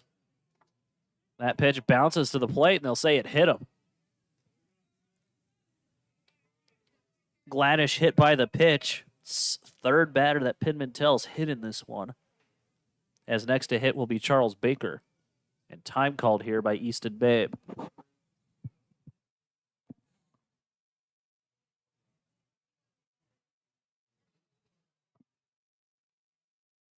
And that's going to be the end of the line for Nathaniel Pimentel. was rock solid there for the first 3 innings. Didn't give up a hit through the first 3. Just ran into some trouble that all stemmed from a dropped third strike. And with 2 outs in the inning, looks like it's going to be Cameron Meyer going to be the one to get the Pioneers out of this one.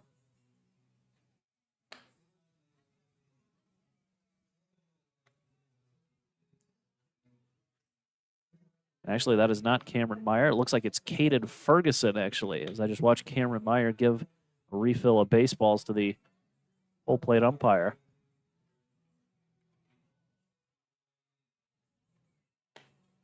With that, we'll give you a scoreboard update from around the Front Range League. Tons of games in action here as the Spradley Collegians taking on the El Paso County Baseball Miracles. One game got delayed, and saying it's still the top of the 6th, 3-0. Then they started the second doubleheader. Second game of the doubleheader, 6-3 in favor of the Collegians. They're in the second inning there.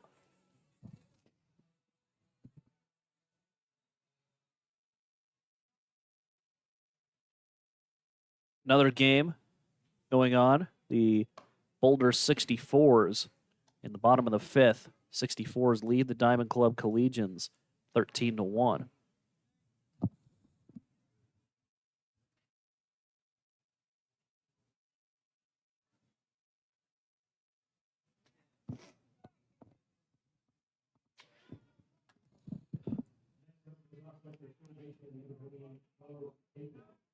Next to hit here for the Prospectors will be Charles Baker as the first pitch from Caden Ferguson misses outside for a ball, 1-0. Ferguson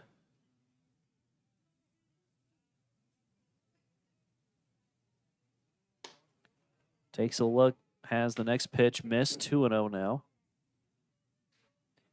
Ferguson is from Alliance, Nebraska. He attends Western Nebraska Community College. He is down in the count here to Baker, 2-0.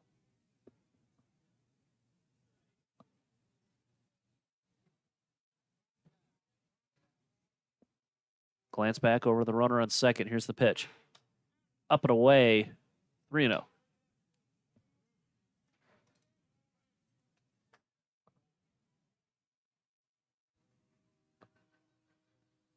Pittman-Tell still responsible for these 2 runners on first and second. As Ferguson looking to put out the fire. Next pitch catches the zone, 3-1 now.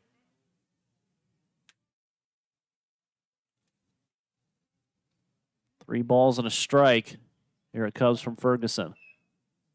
Outside, ball 4. And there you have it. All 9 batters have come to the plate now for Northern Colorado.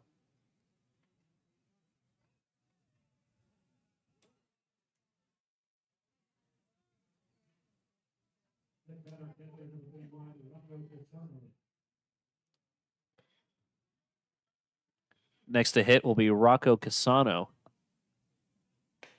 He's the one who got this all started with the drop third strike. Struck out, got to first, and came around to score.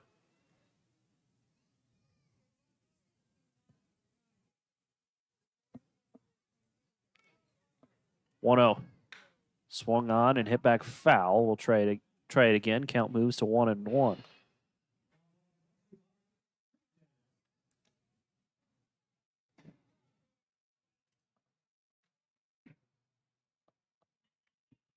Ball and a strike. Ferguson comes set. Next pitch bounces to the plate. Good catch by Watson. 2-1.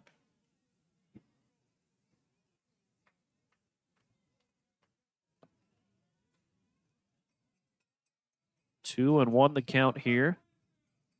10th batter in the inning here for Northern Colorado. Sassano tried to call time as he hits one in the air to left. Going back on it is Quintero, and he'll put it away for the third out of the inning. 10 batters come to the plate. 4 come in to score for Northern Colorado. As we'll go to the bottom half of inning number 4, we're all knotted up. It's the Prospectors 5 and the Pioneers 5. We'll take a break. You're watching on the Front Range League Network and listening to Pioneer Baseball on KNEB.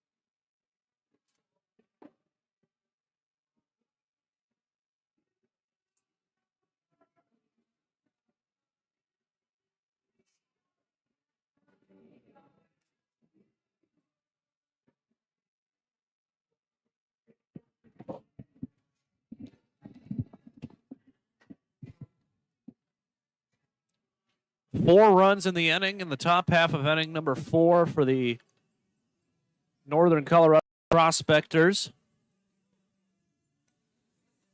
It's going to be on the Pioneers to answer that 4 spot as we're all knotted up here at 5 aside as we go to the bottom half of inning number 4.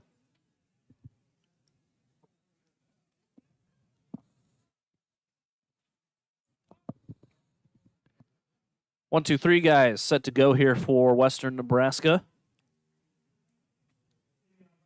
As on to lead things off is going to be Austin Marlin.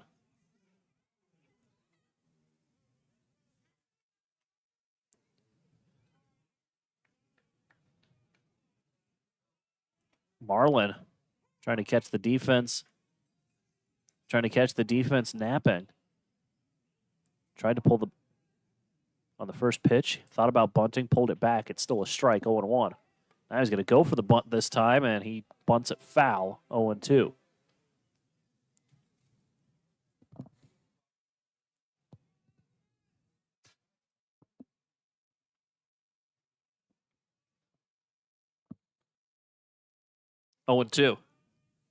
Swing and a miss, and Marlin's down on 3 pitches.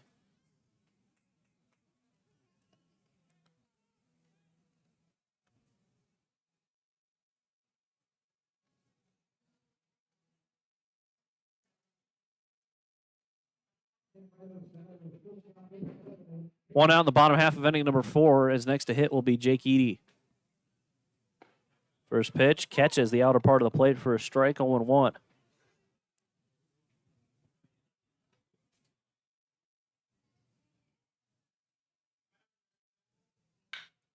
Eady chops one up the third base side. It'll just barely get foul, and it's 0-2.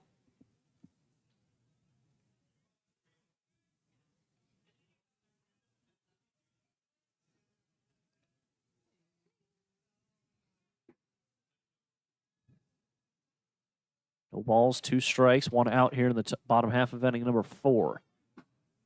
Eady 0 for 1. He swings and misses at that pitch, and Jake Eady down on strikes. Fourth strikeout for Brett Lamb. His next to hit will be Tyler Antwine.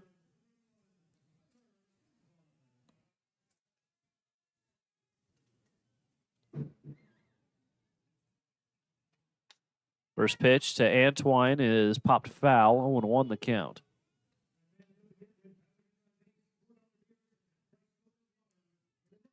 Antwine 1 for 2, singled and then got on base after an error in the first 2 innings. Next pitch to Antwine will catch him in the shoulder. And he's on first here with 2 outs.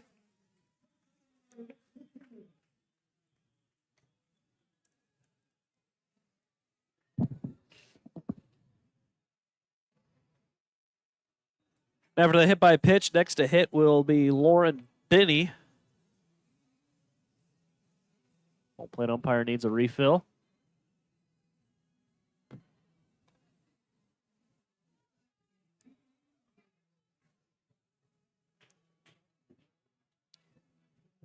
Sun coming down here on Oregon Trail Park. Few clouds, just a few spots where you can see the sun as Benny's first pitch swinging in the air to left center. Gladish coming on, and he will put it away for the third out of the inning. No runs, no hits, no errors. One man left on for the Pioneers. We'll go to the top half of inning number 5. You're watching on the Front Range League Network on your West Coast scoreboard. Prospectors 5, Pioneers 5. You're watching on the Front Range League Network, and you're listening on KNEB.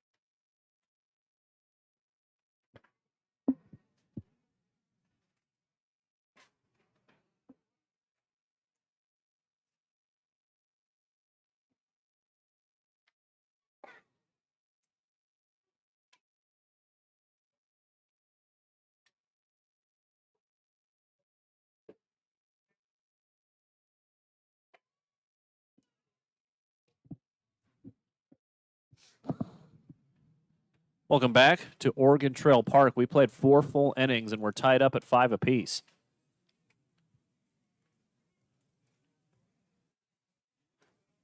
Man to lead things off here for Northern Colorado as Caden Ferguson begins his first full inning of work. First man to greet him is going to be Liam Schilling, as the first pitch is off the end of his bat, foul.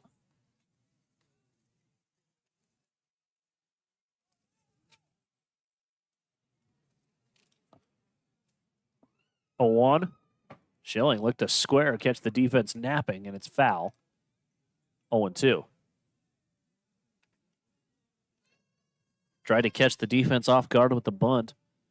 Schilling 0 for 2. He's reached base via errors in both of his at-bats.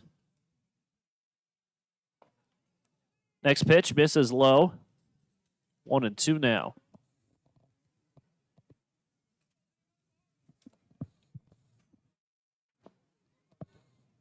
1-2. Looked good. Looked like it floated into the zone. Home plate umpire said it missed. 2-2.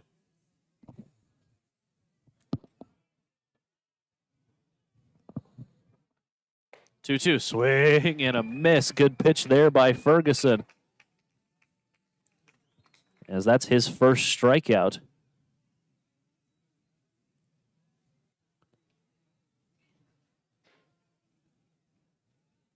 As next to hit is going to be Alex Clapp.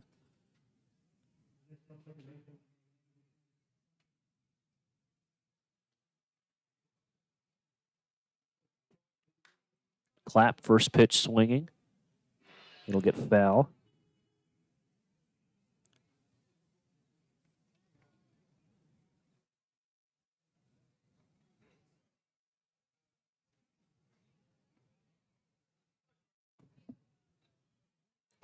Next pitch to Clapp, misses low, 1-1.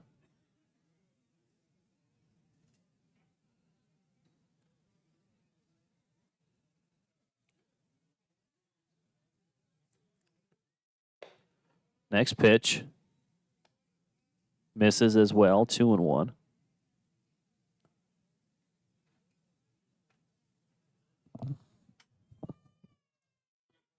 Two balls and a strike, hitters count here.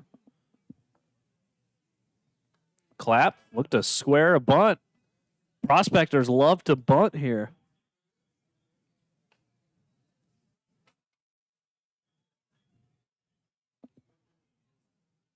Mont got foul. It's 2-2. Clapp is 1 for 2. Strikeout and a single.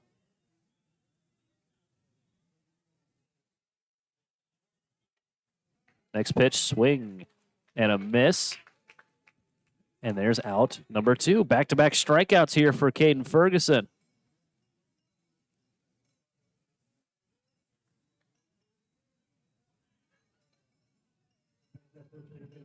Next up to hit will be Braden Thompson.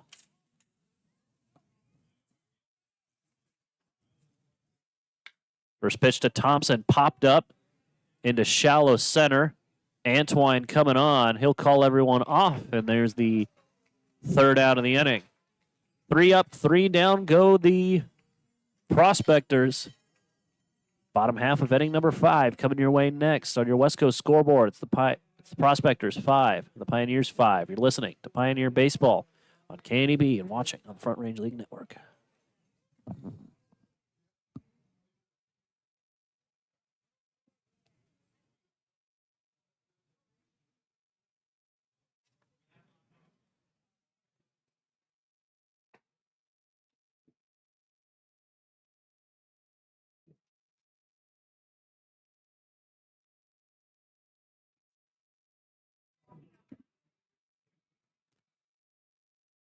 All right, everyone, it's time for the hot dog toss by Pregame.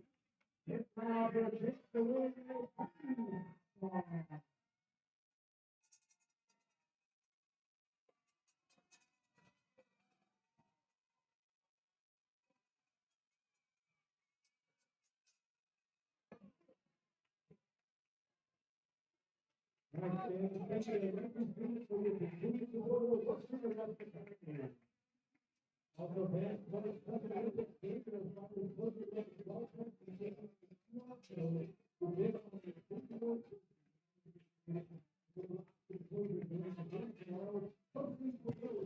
Bottom half of inning number 5 set to go as Ashton Pinedo is first pitch swinging in the air to center. That's going to get down for a base knock. Pinedo getting things started off with a bang for Western Nebraska as he has a leadoff single. Brett Lamb still out there for his 5th inning of work.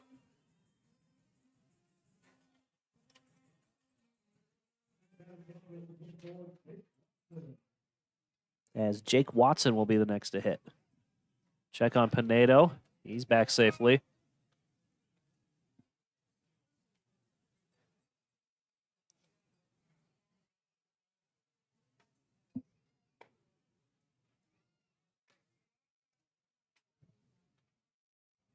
Watson is 0 for 2 today.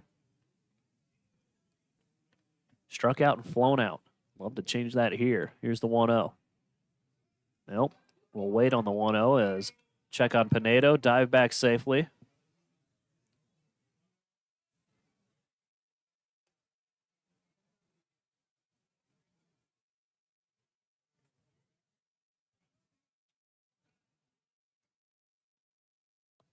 Next pitch to Watson. Miss. He catches the zone on the outside part of the plate. 1-1 now.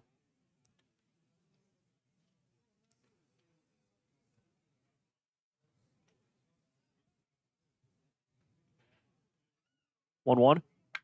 Up the third base line. Did it stay fair? Yes, it did. That's a fair ball, and that's going to roll up near the wall. Throw's going to go into third. Watson will advance to second on the throw, and it's a single for Western Nebraska and Jake Watson.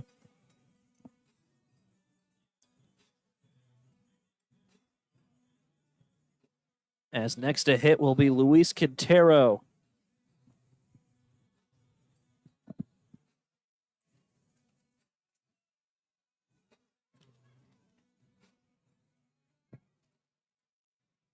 As time called, courtesy runner for the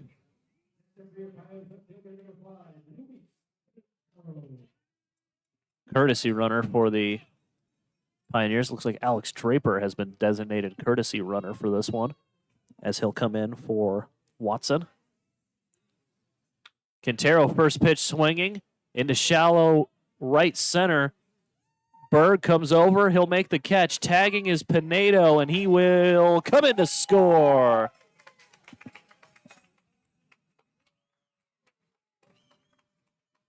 Sacrifice fly for Luis Quintero. And after just one pitch, Tanner Lancaster will come to hit here with one out.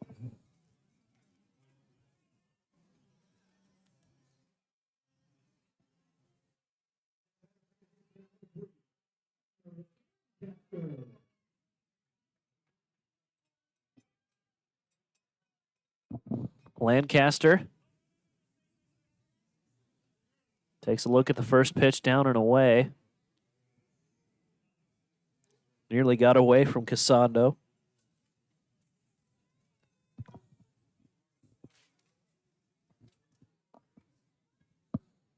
One 0. Outside, 2-0.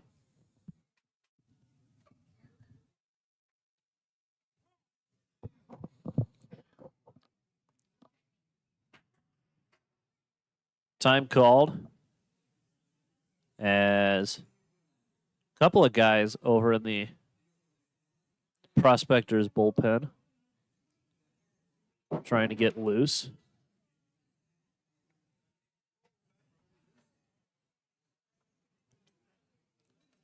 The sacrifice fly for Quintero brought a run in. Just realized I completely forgot to mention it. Pioneers have the lead again, 6-5. Apologies for that.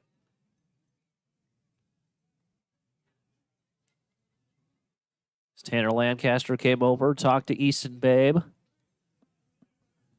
on what he should be looking for here in this at-bat.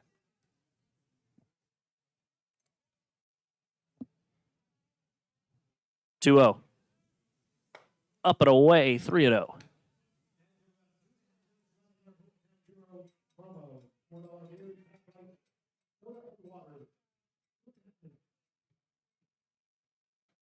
Three balls, no strikes. Lancaster looks to bunt. He pulls the bunt back, and it's ball 4.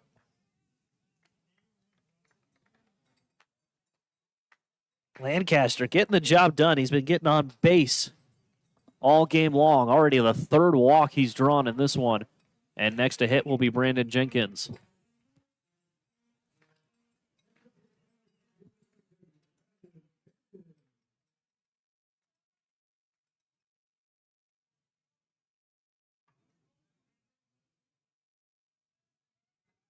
Check on Lancaster. He'll dive back safely.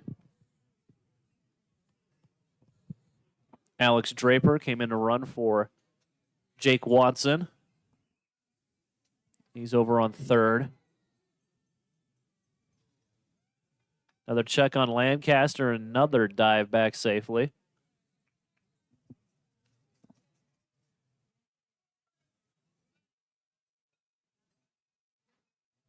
Jenkins 0 for 2. He reached base via error and struck out in his 2 ABs. Lancaster breaks for second. Jenkins fouls one off. It's 0-1.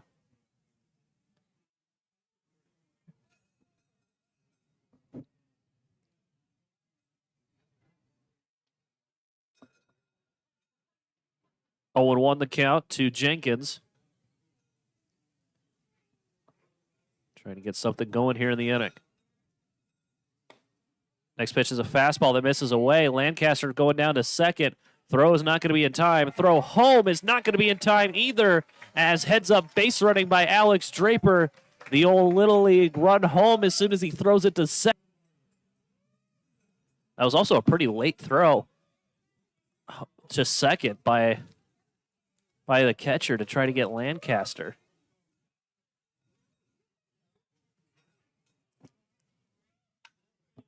Next pitch to Jenkins is hit back foul.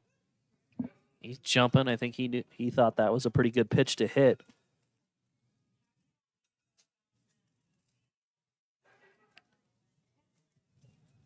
One and 2 the count here.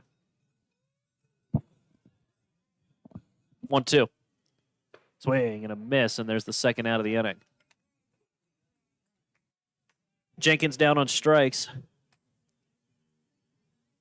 Fifth strikeout for Brett Lamb. As next to hit will be the top of the order, Austin Marlin. Already the fourth time through the order here in the bottom of the fifth for Western Nebraska.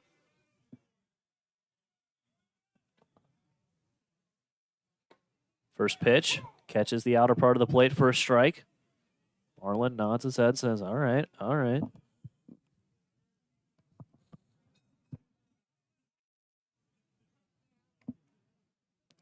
Oh, 1. Hit back foul. 0-2.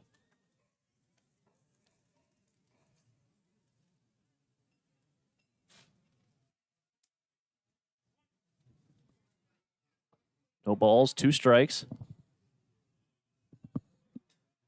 Marlin takes a look at the next pitch, down and in, 1-2.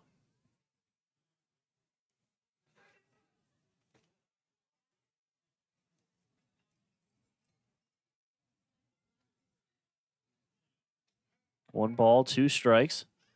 Down and away, 2-2.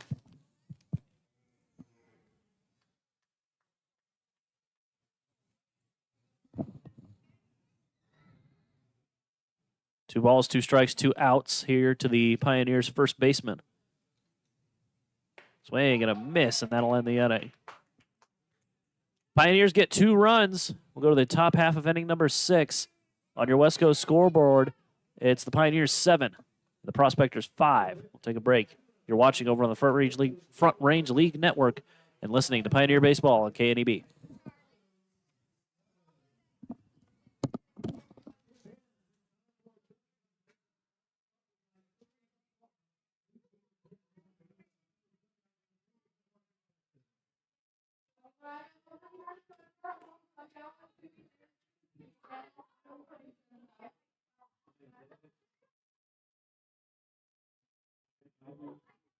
We're going to see if you can get the feet ball. Are you guys ready? Go.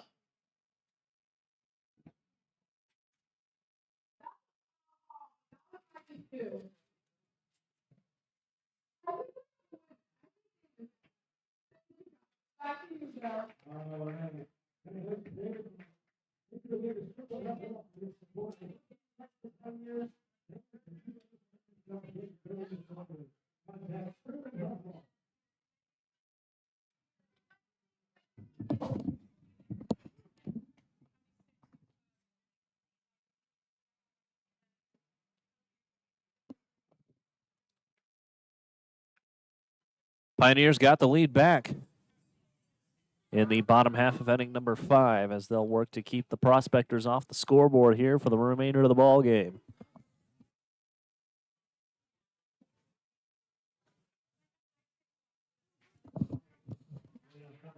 Up to lead things off here is going to be Riley Suarez.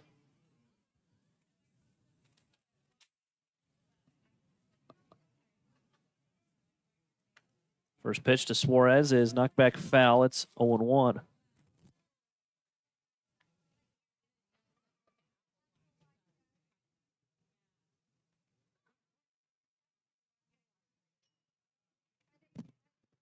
Ferguson still out there. Chopper up the third base side. It'll stay fair. Throw across the diamond by Pinedo will be not in time. And they'll say Marlin was off the bag.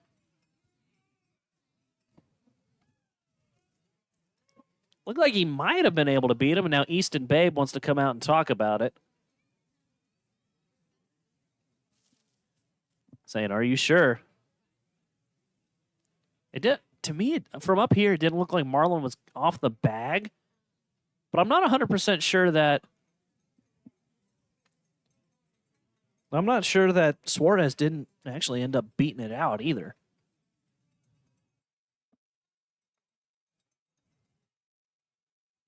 No error on that. They'll give him a hit.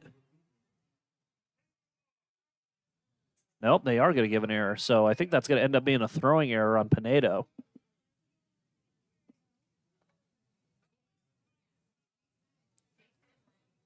Yeah. For what it's worth, in my opinion, if he's safe for any reason there, it's because he actually beat it out, not because the throw took him off the bag. Want to know the count to Dom Lefevre. As the next pitch misses low for a ball, 2-0. E5. Slapped on Pinedo. Lefevre is 0 for 2. He got hit by a pitch in the third. Time called. Lefevre's ready now. A lot of guys for the Prospectors are rocking the no batting gloves. Lefevre's one of them. 2-0. Chopper. Pinedo will get another chance. He'll go to second for one. Throw to first is not going to happen as Lancaster got taken out on the slide. And not necessarily taken out, but the slide definitely played into Lancaster not being able to throw over to second. So they'll get the lead runner. 5-4 and a fielder's choice as Lefevre will be on first.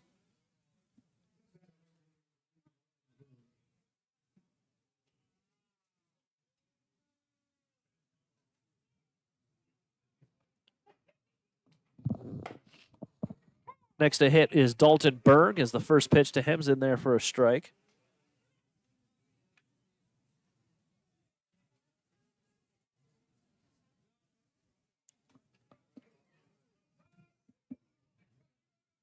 Here comes the 0-1. Swung on, hit down the left field line. Quintero going back on it. He looks up, and it is over the fence for a home run. Opposite field sent it out. It's a 2-run home run for Dalton Berg. And the Prospectors have tied it up again. We're tied at 7 apiece.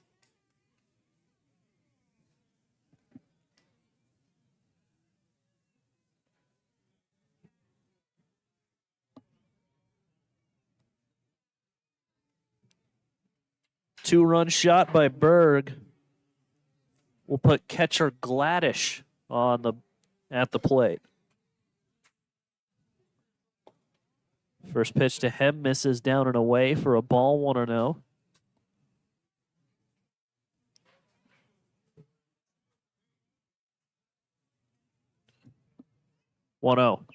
Swung on, and that'll get down into left field for another base knock. Gladish rounding first. He'll stop at first, and it's a single for catcher Gladish.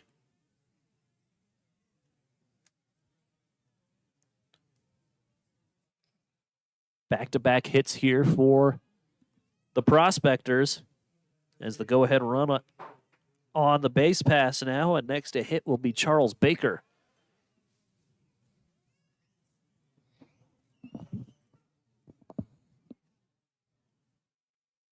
First pitch to Baker gets away from Watson. Excuse me. Actually, it looks like it's Cooper Gorecki behind the plate now. So, catching change also for the Pioneers, Cooper Gorecki is doing the catching now.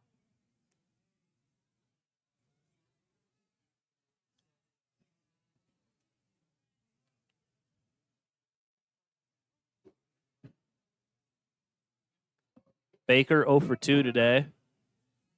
As the next pitch down and away, 2-0.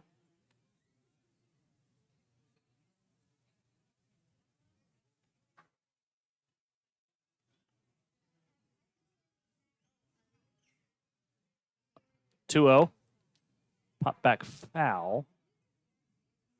2 balls and a strike.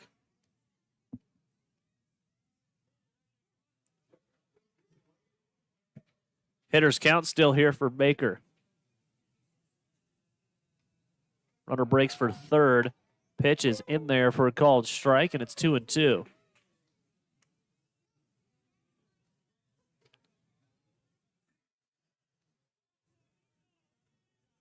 Two and two.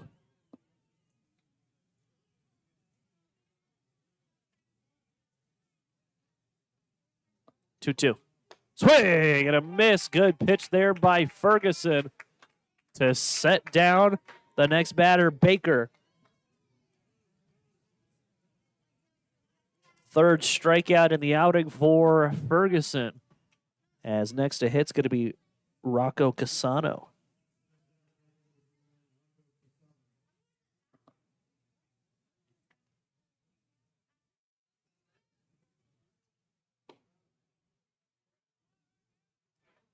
First pitch to Casano. In there first. Misses for a ball, excuse me. 1-0.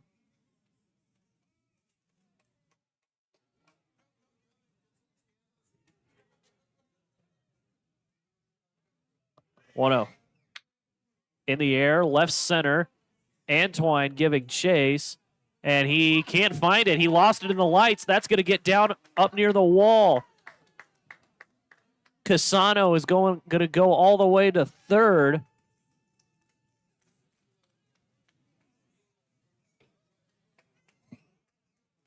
And Gladish in to score. The Prospectors have taken the lead now. It's 8-3. And I think Caden Ferguson just picked up a warning.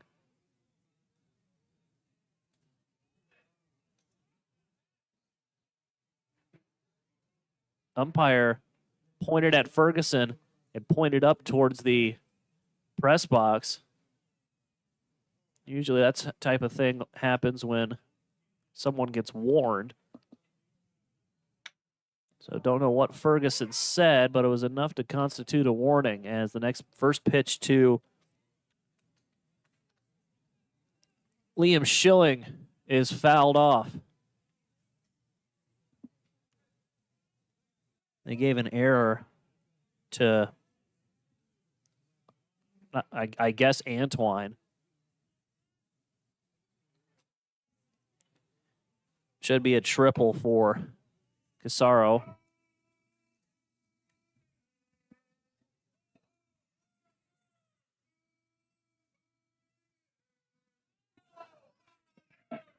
One ball, one strike. Hit back foul.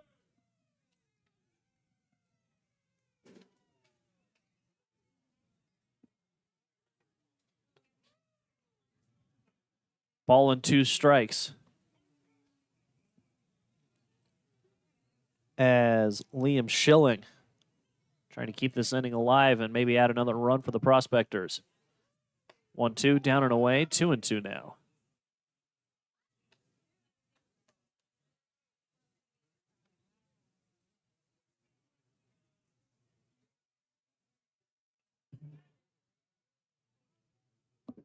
Two. Outside, ball 3, and now we're full, 3-2. Schilling is 0 for 3, struck out his last time up.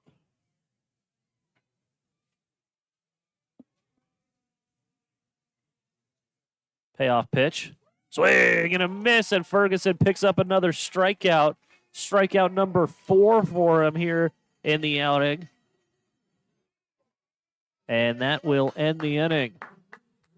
Prospectors get 3 runs. We'll go to the bottom half of inning number 6 on your West Coast scoreboard. It's the Prospectors 8 and the Pioneers 7. You're watching on the Front Range League Network and listening to Pioneer Baseball on KNEB.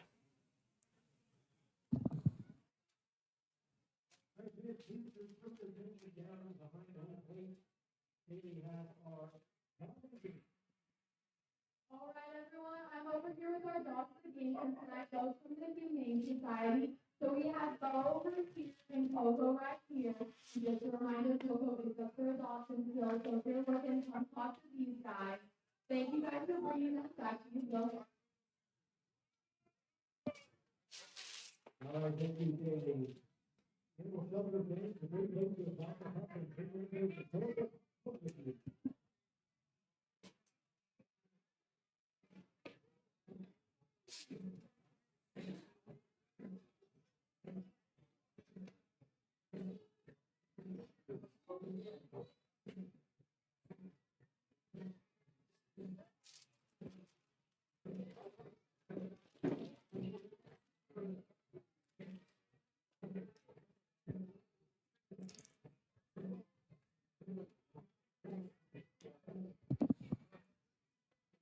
Welcome back to Oregon Trail Park. 3 runs came across to score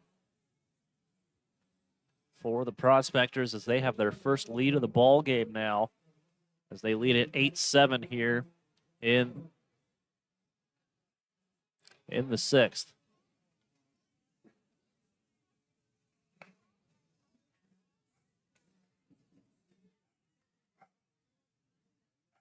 Two, 3, 4 guys due up for the Pioneers, as Jake Eady will be the one to get things started.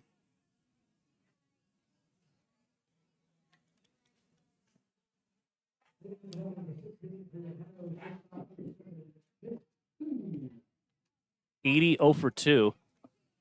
Drew a walk back in the first as the first pitch misses high for a ball. It's 1-0.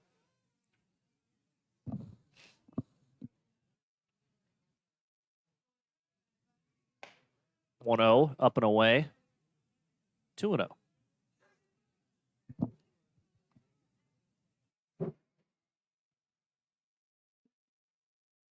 2-0. Swing and a miss, and now it's 2-1.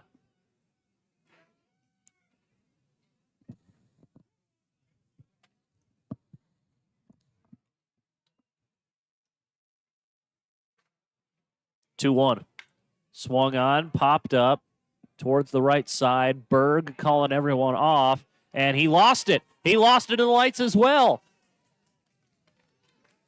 Clapp had to grab it as it landed at about 2 feet to his left.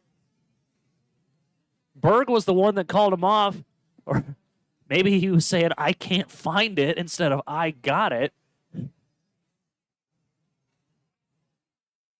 Either way, Jake Eady into second. Give him a double. I'd give him a double. No one touched it.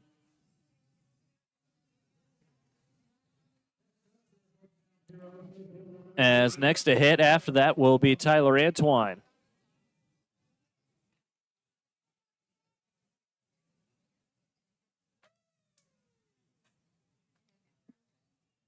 Lights are absolutely killer for people here in the 6th inning, as the big swing and miss that time by Antwine.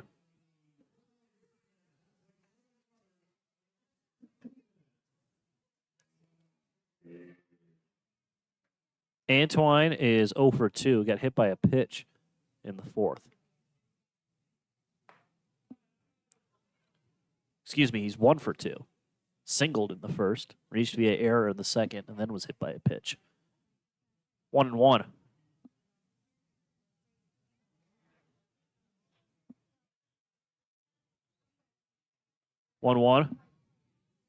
Up and away.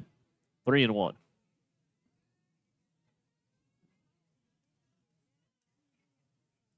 If it does get changed, that's the first extra base hit of the year for Jake Eady. His 10th hit of the season. First extra base hit. Although they did end up giving an error to who I'm not even sure who you'd give an error to in that scenario. I would assume to Berg.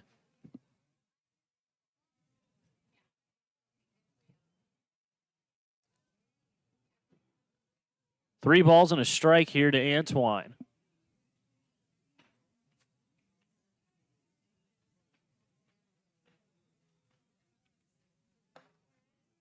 Next pitch is a fastball that misses for ball 4. And Antwine's on first here. 2 on and nobody out. Next to hit will be Lauren Binney.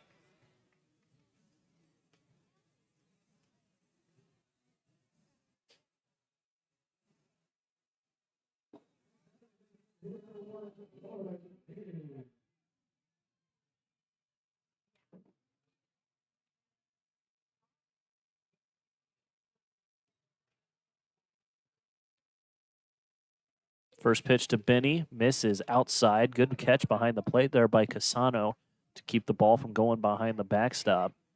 1-0.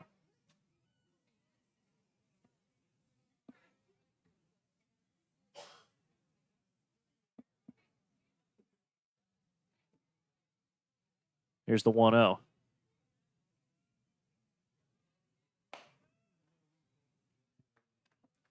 Two 2-0 now.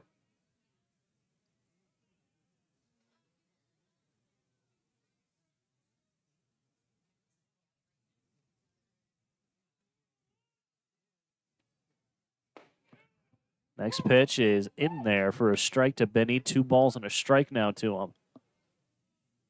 Benny is 1 for 3, singled back in the second.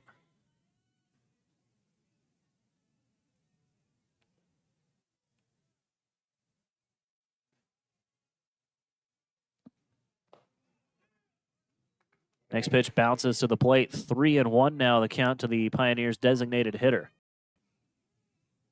Easton Babes found that strategy. 2 catchers in the lineup, 1 as the catcher and 1 as the designated hitter. He did that yesterday as well, as Lauren Benny did the catching yesterday. And I guess he didn't do it yesterday. Feels like he's done that a couple of times. He did have Jake Watson as a DH one time. I believe that was in Game 3 against the Miracles. Although he didn't do it yesterday, but it started to feel like a trend. Today, Lauren Benny's the DH. He draws a walk.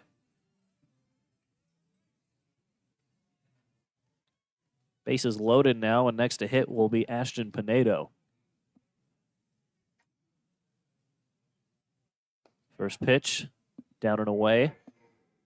1-0.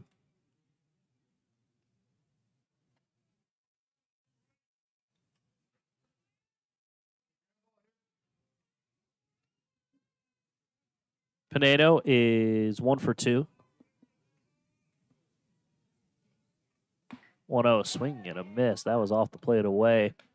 Pinedo just saw it and fired at it. He has to calm himself down after that one. 1-1.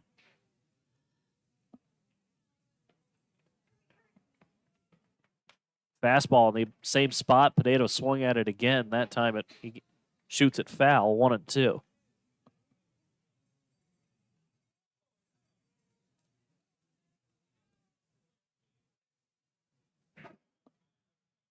One ball, 2 strikes. Still nobody out, and the base is loaded for Pinedo. That misses low. 2-2 now.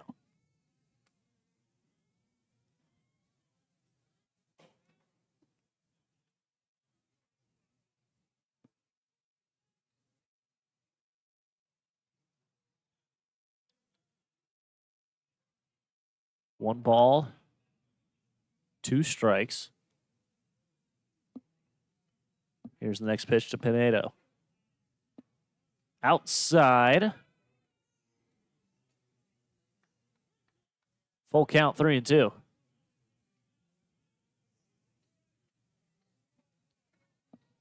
Pioneers would love another single here. Tying run standing on third. Here comes the full count pitch, and Pinedo strikes out.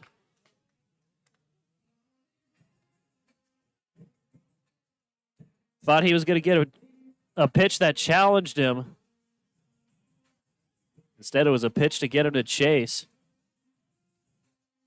And he was able to, and he chased at it.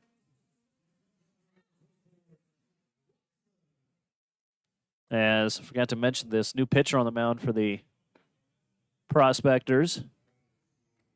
Jack McCray on the bump, getting his first strikeout here.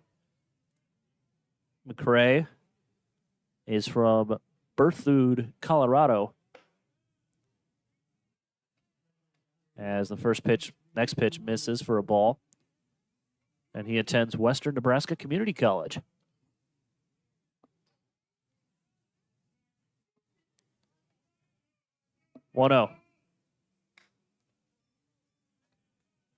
Knocked back foul up the first base side in the stands. 1-1.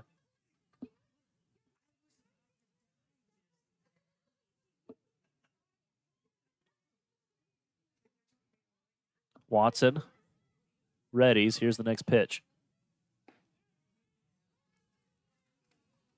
Missed for a ball. As also, correction, I mentioned this in the last half inning. It's actually Cooper Gorecki taking some swings here. 1-2, misses outside. 2-2 now.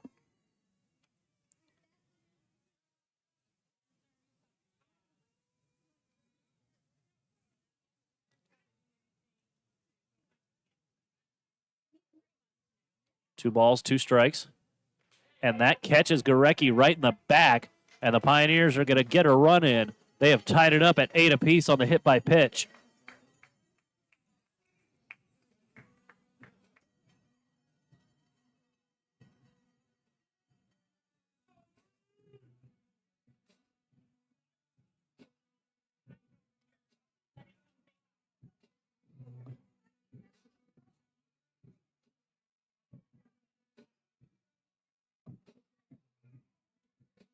Gurecki hit by the pitch.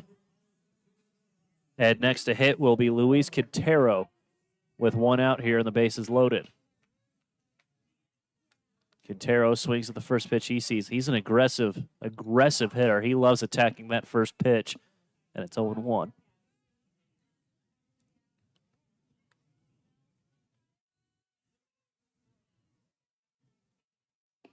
Oh, 1 down and away. Quintero. He leads the team in doubles. He has 5 of them. Chops one up the middle. That's going to get through for a base hit. That's going to score 1, maybe 2. Runner rounding first on his way to second. And another runner coming in to score. And Lauren Binney in to score as well as Tyler Antwine. As it's an RBI single for Luis Quintero.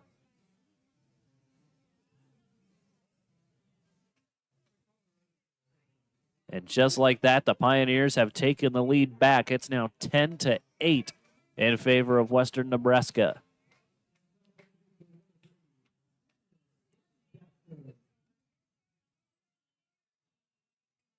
Next to hit here will be Tanner Lancaster.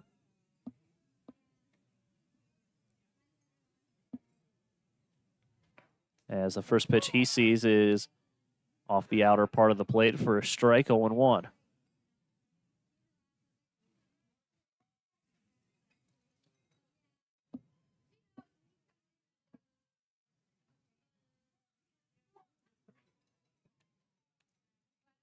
Next pitch to Lancaster, misses outside, 1-1.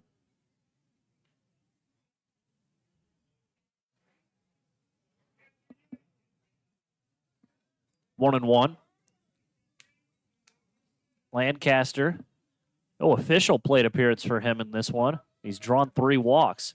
No official at bat, I should say. 1-1. Just caught the outer part of the plate for a strike, and it's 1-2.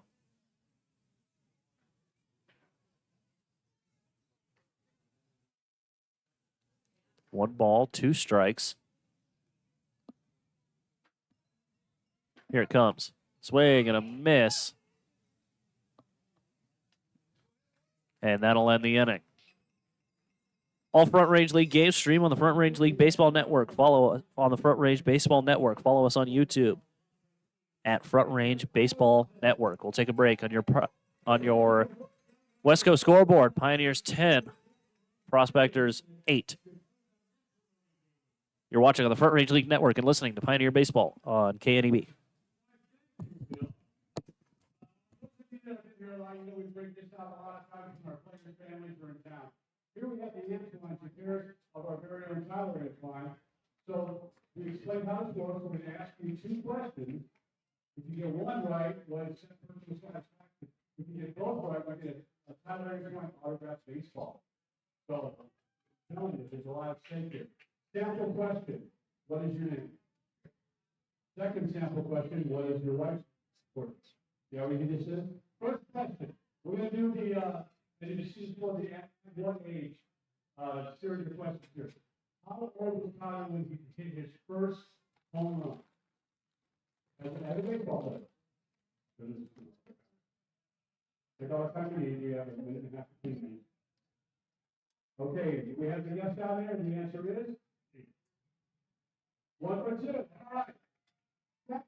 I'm going to need an answer to this. At what age did Tyler become fully potty free? I've still been working on it. We have an answer.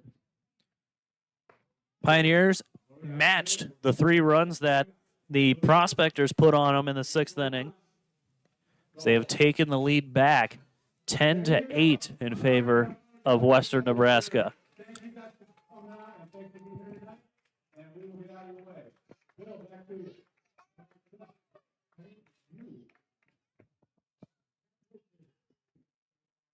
Big inning there for the Pioneers. 7 guys came to the plate. As there's a new pitcher on the mound here for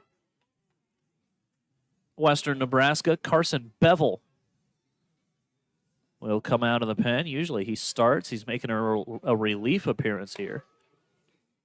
He is from Fargo, North Dakota. And next year he will be attending Bethany Lutheran College.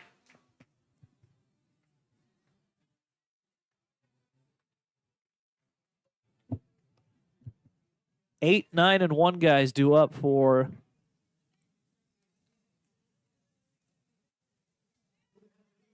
NoCo as we begin the top half of inning number 7. Alex Clapp takes a look at the first pitch at the knees for a strike, and it's 0-1.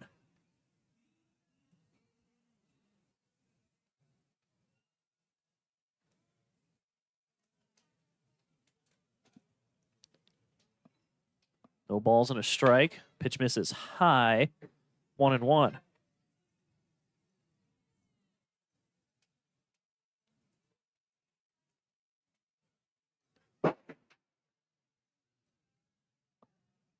One ball. 1 strike.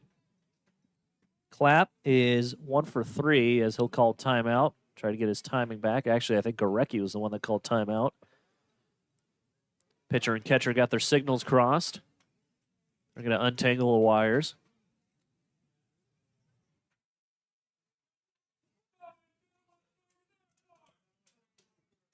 Talking about it. Now they have their strategy down. That's what happens when you don't see eye to eye. Just go talk. Just go talk.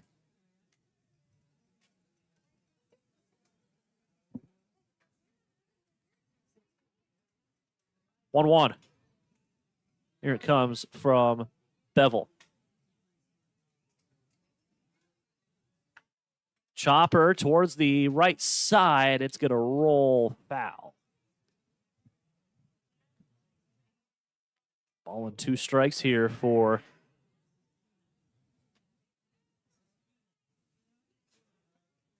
Clapp.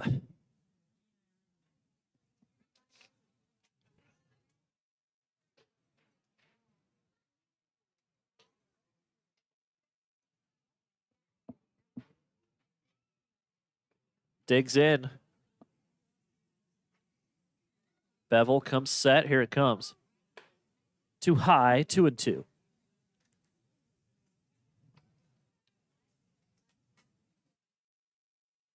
Clapp.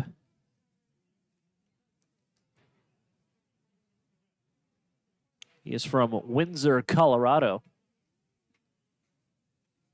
And he attends Frederick High School. As the count's 2-2 to him here.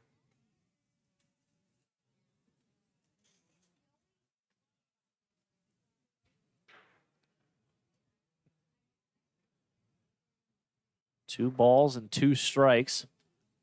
Good at bat being put together here by Clapp. Next pitch bounces to the plate. 3-2.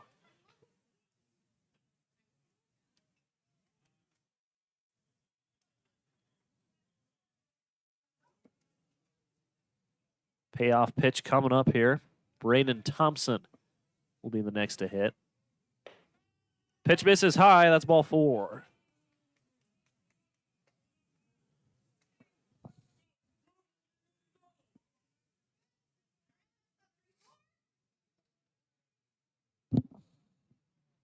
Next to hit's going to be Braden Thompson.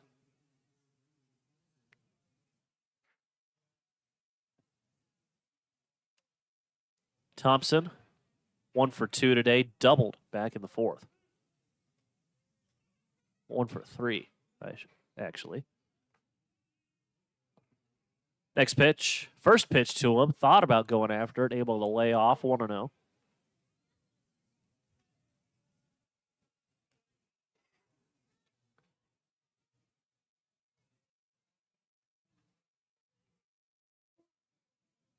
One ball, no strikes. Check on the runner. He'll dive back.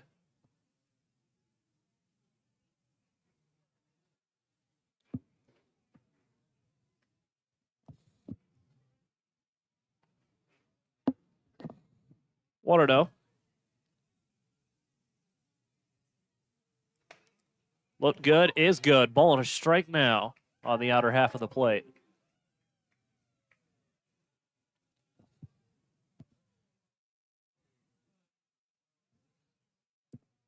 Thompson digs in, stays ready. Bevel comes set. 1-1. Swing and a miss. Thompson was swinging no matter what, as that pitch was in the other batter's box. Still got him to swing and miss at it. Good slider by Bevel.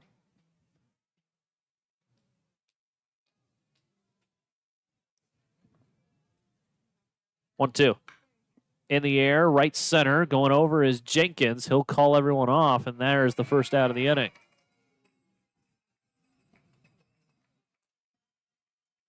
You know what? I'm not 100% sure that's Jenkins over there because I looked over when Lancaster was at the plate and Ben Kern was getting ready to hit if Lancaster was able to get on base. There's a few changes out there as well. Edie's still the shortstop. Infield is the same. But I believe it's Henry Douglas over in left now for the Pioneers, as the first pitch to Riley Suarez is in there for a strike.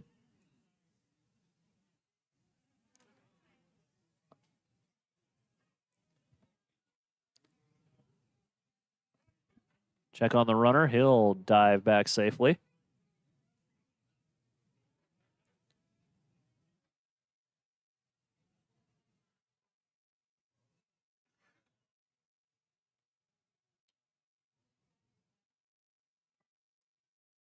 Oh, 1. In the zone for a strike. No balls and 2 strikes now.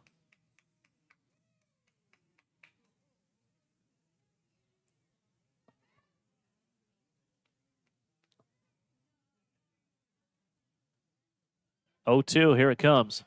Runner goes, foul ball.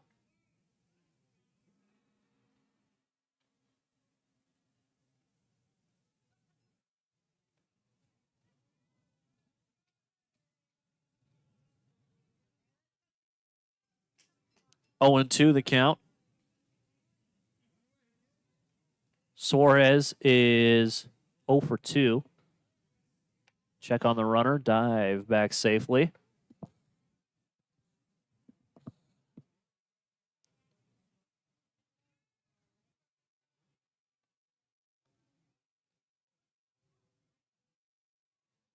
Oh, 2. Swing and a miss, and another strikeout for Bevel. His first, and there's 2 gone.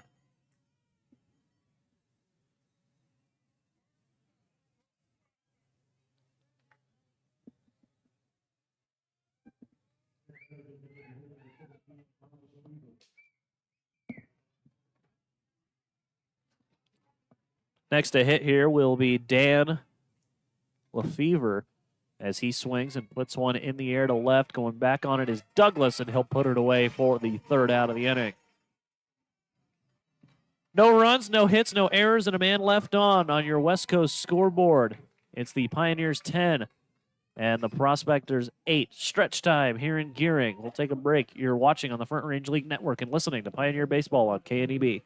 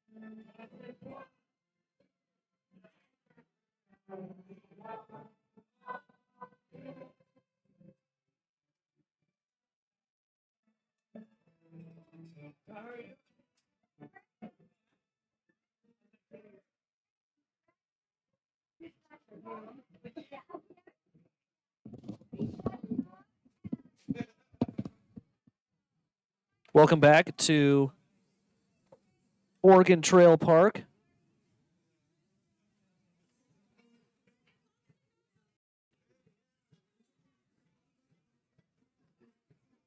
As we'll begin the bottom half of inning number 7.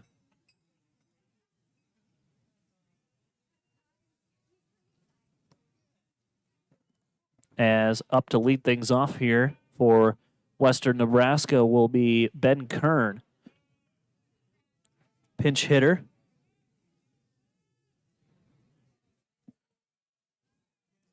As he'll come in for Brandon Jenkins.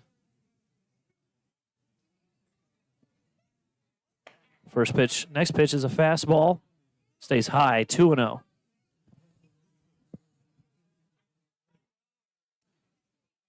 Two balls, no strikes.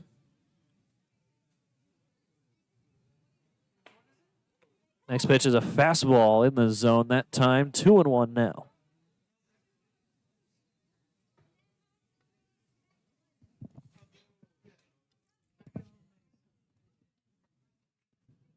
Two one, too high, 3-1.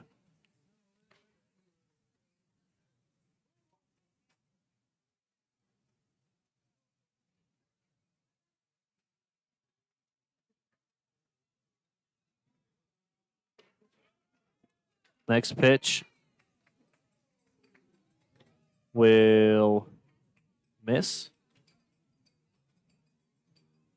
And Kern will be on base.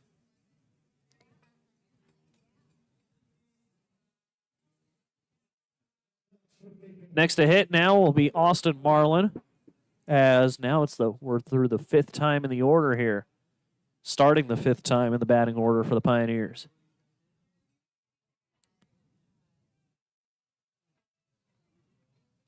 Chopper, foul.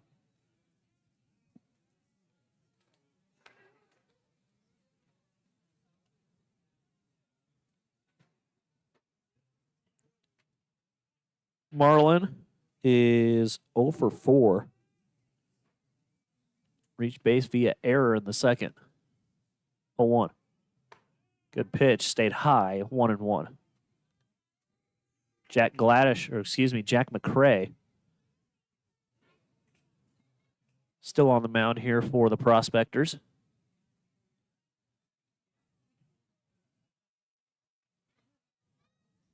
One, runner breaks. Pitch is a called strike. The throw down is in time.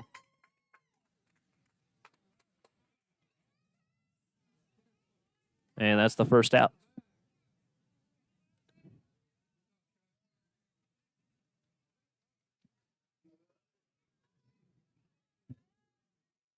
Ben Kern caught stealing. There's the 1-2.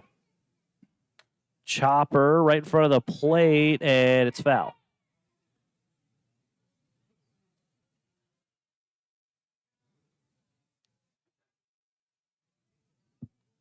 Count stays where it's at here at 1-2. Marlin is from Peach Hill, Texas. He attends Paris Junior College in Texas, as the next pitch to him misses high, 2-2.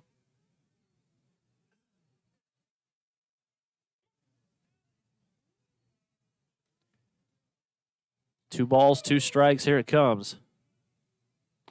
Down and away, full count now.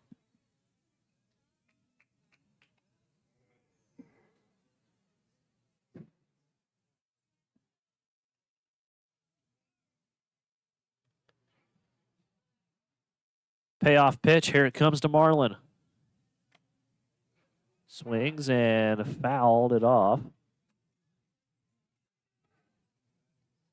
The sound of that. That catcher got awfully close to maybe potentially catcher interference.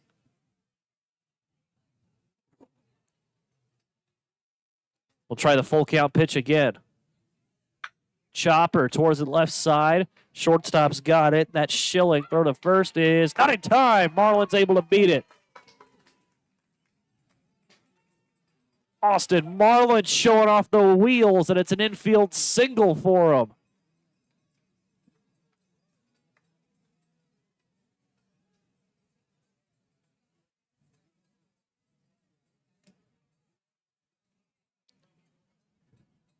With that, next to hit will be Jake Eady.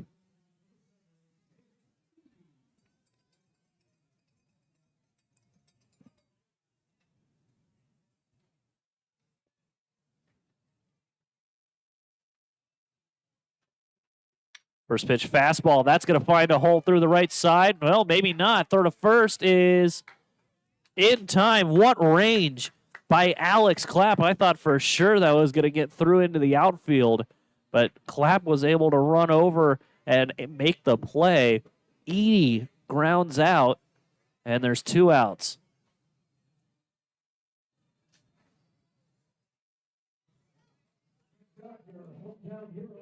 Just goes to show how quickly space can close here in baseball. Thought for sure that was going to be a ball into the shallow outfield for a base knock. First pitch to Tyler Antwine misses for a ball. It's 1-0. Antwine is 1 for 2. He drew a walk and came around to score in the 6th. 1-0. Bounces to the plate. That's going to get to the backstop. Runner will stop at third. Good job by Marlin there.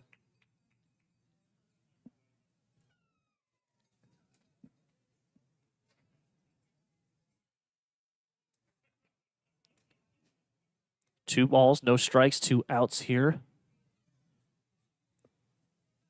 Runner on third here with 2 outs. Nobody home in the bottom half of the 7th. Pioneers lead it 10-8. 2-0, waved at and missed. 2-1 the count. Say, folks, summer 2025 is the inaugural season of Front Range League Collegiate Baseball. Summer wood bat baseball played along the Front Range of the Rocky Mountains in Colorado and Nebraska. Visit frontrange.league.com for schedules, standings, stats, and more. That's frontrange.league.com. Antwine puts one in the air to center. Coming over is going to be Suarez, and he loses his hat and kind of had his knees buckled trying to catch it as he nearly overran it, but he's able to put it away for the 3rd out of the inning, and that will end it. That will end the bottom of the 7th. On your West Coast scoreboard, it's the Pioneers 10 and the Prospectors 8. We'll take a break. You're listening to Pioneer Baseball on KNDB and watching it on the Front Range League Network.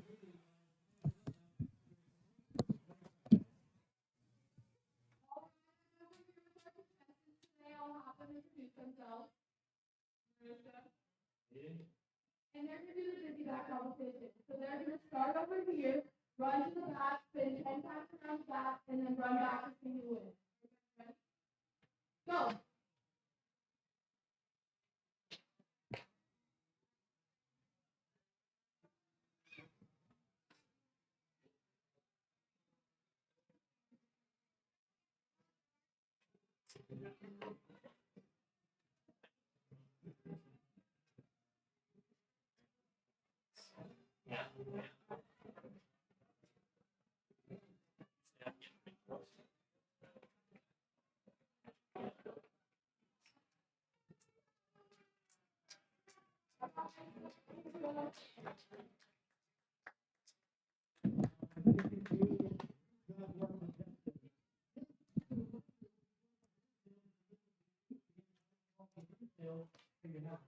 Welcome back to Oregon Trail Park. We'll begin the top half of inning number 8 as the Pioneers have a 10-8 lead over the NoCo Prospectors, but they have proved to not be not ones to lay down and die, as not many teams are.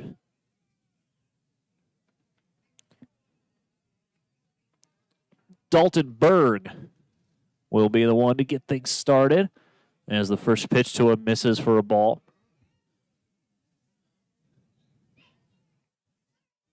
One ball, no strikes. Carson Bevel still on the mound here for the Pioneers.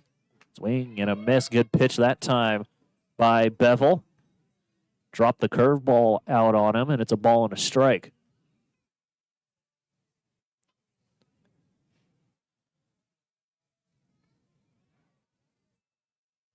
One ball and a strike. Here it comes.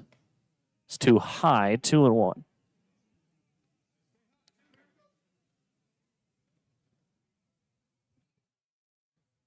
Two and one. Here's the next pitch from Bevel. Swing and a miss. Good fastball. Berg not ready for the fastball that time. 2-2. Berg 2 for 3 today. Hit a home run back in the 6th.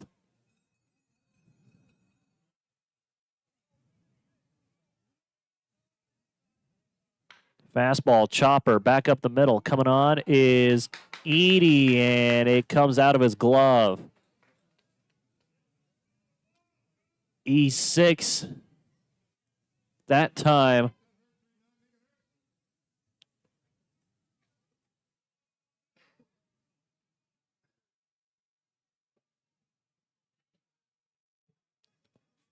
Next to hit will be catcher Gladish.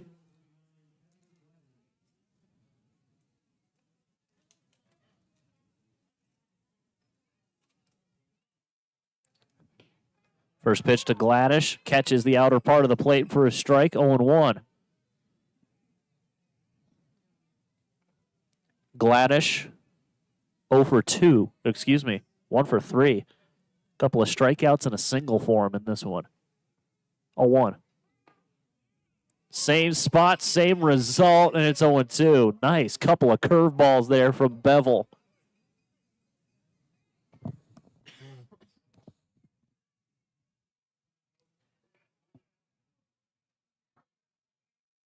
No balls, 2 strikes. Here it comes.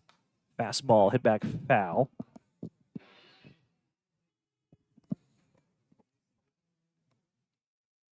Count stays where it's at. No balls, 2 strikes. Leadoff man on base after fielding error.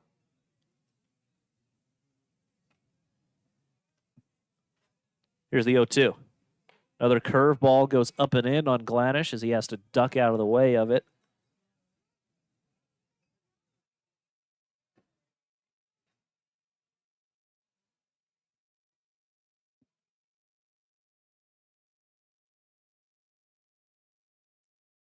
Next pitch from Bevel's a fastball that misses high. 2-2 now. Bevel still ahead in the count here. Has a pitch to play with. Bevel comes set. 2-2. Fastball in the air towards the right side. Might get out of play. Marlin coming over, and he can't make the play.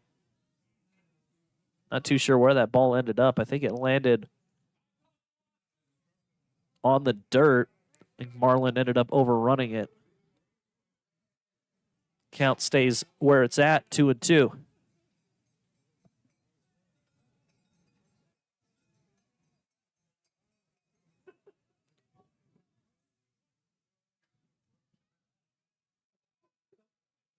Two balls, 2 strikes. Here's the next pitch from Bevel. Pitch bounces. Full count now. From 0-2 to 3-2, and there's still nobody out in the inning.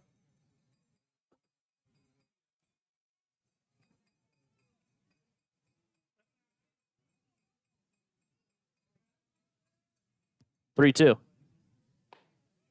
Misses low, and that's a walk.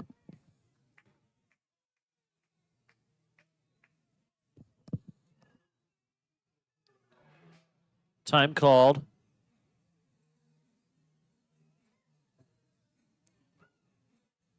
As we're trying to get a better baseball. See if Carson likes that one.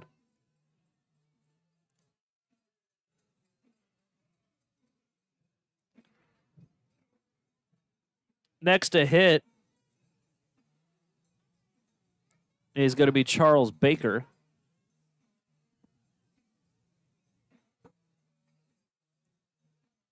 We're going to go out there and talk things over. Say, folks, July 7th and July 8th, the Front Range League All-Star Spectacular at beautiful Oregon Trail Park right here in Gering. The two-day All-Star Spectacular is presented by Arrowhead Distributing. Day 1, Home Run Derby featuring one player from each FRL team. Day 2, All-Star Luncheon at the Gering Civic Center and a 6:35 p.m. Mountain Time start for the first ever Front Range League All-Star Game, followed by fireworks presented by Culver's Restaurant.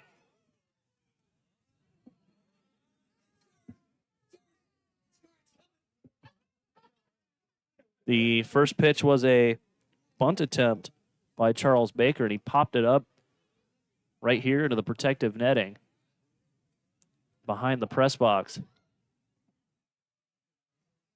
Sitting here staring right at, there's a hole, like a little dip in the protective netting where something like that, the ball could roll right to me here. Next pitch is a fastball that stays high, ball and a strike.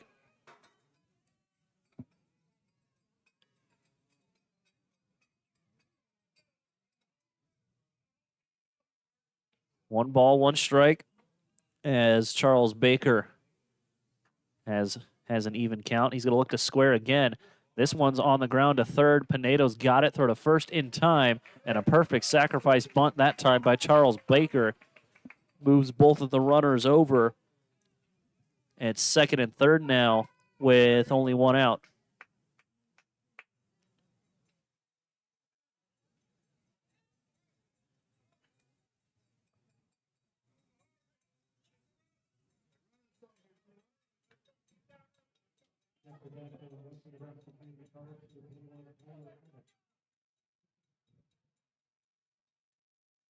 Next to hit is going to be Rocco Casano.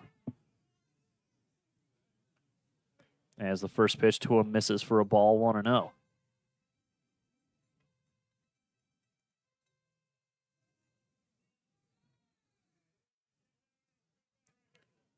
Casano is 1 for 2.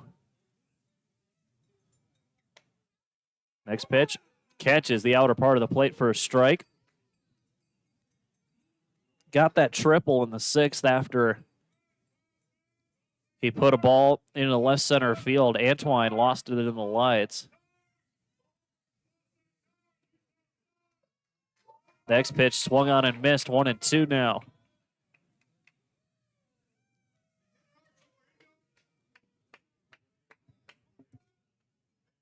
One ball, two strikes. Here it comes. Swing and a miss, and there's 2 outs here in the inning.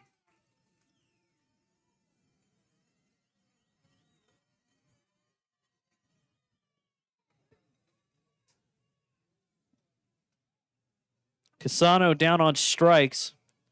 Second strikeout for Bevel. Liam Schilling will be the next to hit. Pioneers have a base open. Schilling is 0 for 4. A couple of strikeouts. Next pitch bounces.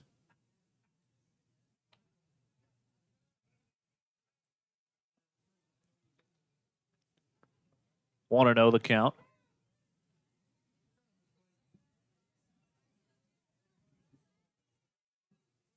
One 0 from Bevel. On the outer half of the plate for a strike. 1-1 now.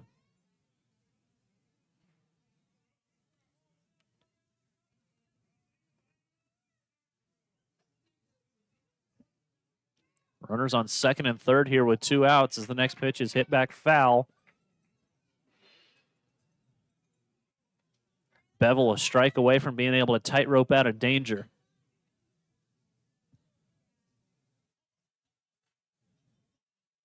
They had second and third with one out, did the Prospectors.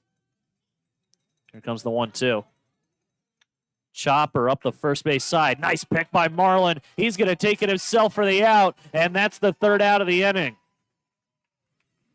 No runs, no hits, no errors. Prospectors strand 2. We'll go to the bottom half of inning number 8. Pioneers going to look for some insurance when we come back. On your West Coast scoreboard, it's the Pios 8 and the Pios 10 and the Prospectors 8. We'll take a break. You're watching on the Front Range League Network and listening to Pioneer Baseball on KNEB.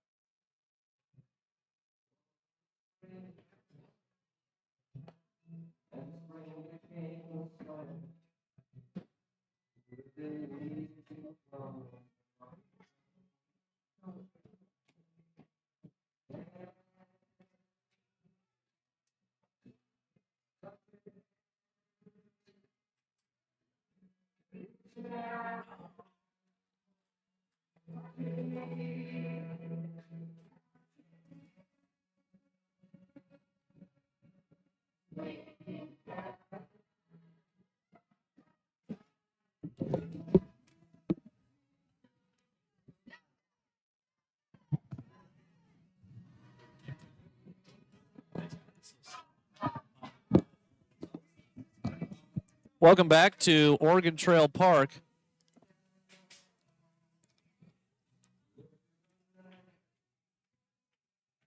As we begin the bottom half of inning number 8.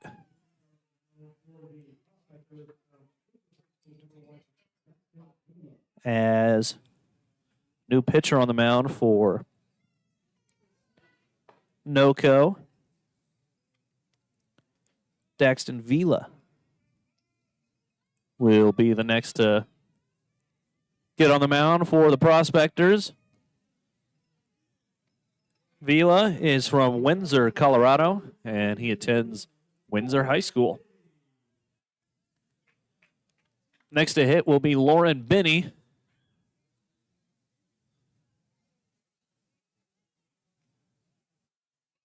As the first pitch goes up and in on him and misses 1-0.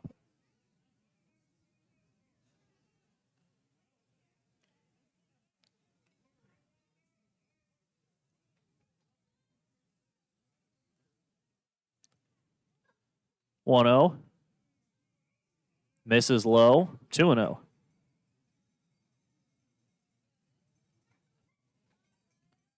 Binney is 1 for 3 as he swings and pops one back foul. 2-1.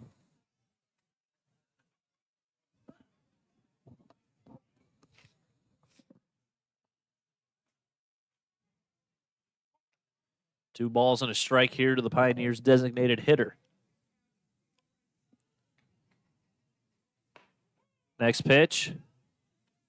In there for a strike. 2-2.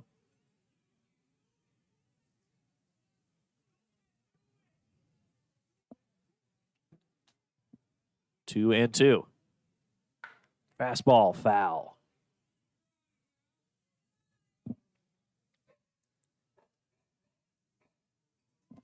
Binney came into this game with the highest OPS of anyone on the team, with an OPS up over 1,400. As he taps one up the third base line. He could beat it out if he's got speed. Throw from Baker is going to skip across the field, and Lauren Binney into first with a single. Or are they going to call it error on the throw here? Looks like they gave a hit. Single for Lauren Binney.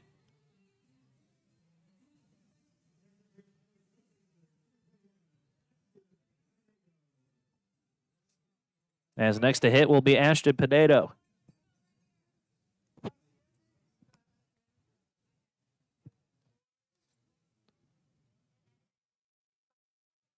First pitch is going to get away. Benny is going to stop at second. And it's a 1-0 count.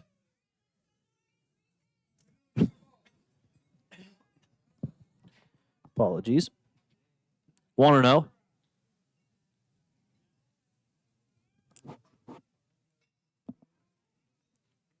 Pinedo is 1 for 3 today.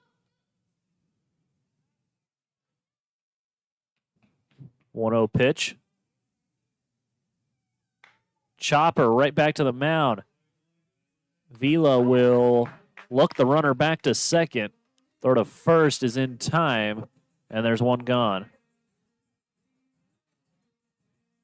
As next to hit is going to be Cooper Gorecki.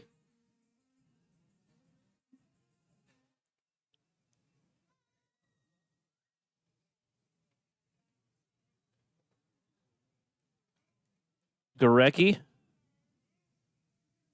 got hit by a pitch in his first plate appearance.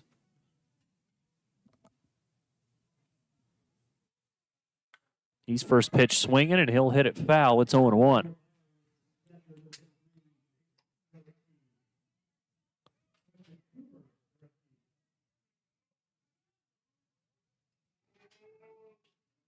No balls and a strike here. Gorecki. He is from Bakersfield, California. Takes a look at the next pitch up and in. And he attends Cal State Bakersfield.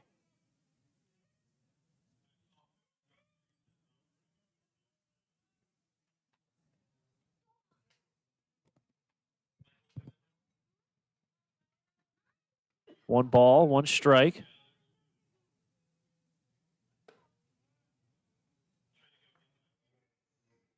Next pitch misses high, 2-1.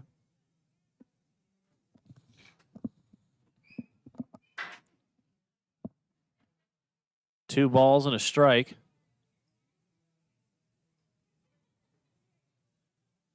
Next pitch on its way from Vila. Big swing and miss that time from Gorecki. 2-2 now.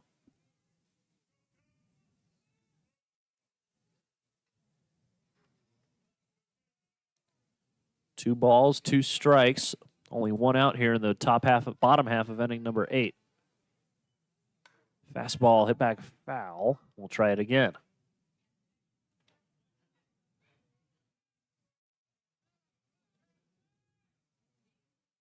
Tell you what, the way Vila pitches, he puts a lot of effort into it. And his hair's flowing around. It looks like he loses his hat on every pitch, but it's actually staying on his head. As the next pitch misses low. 3-2. Full count opportunity now here for Gorecki. Luis Quintero waits on deck.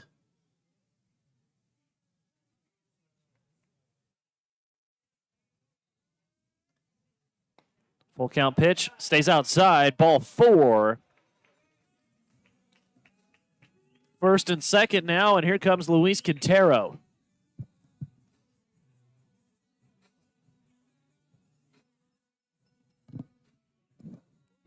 Looks like Davis Goodwin will pop up out of the dugout, and he will be the courtesy runner here for Gorecki.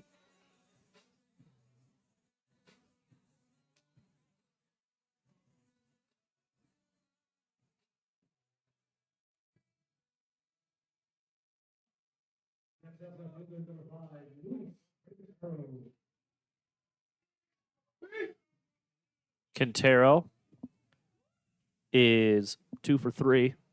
He's first pitch swinging, soft lower. That's going to get right over the glove of the second baseman. Easton Babe puts up the stop sign. Everyone moves up a base. Pioneers playing station to station. And with one out and the bases loaded, here comes Tanner Lancaster.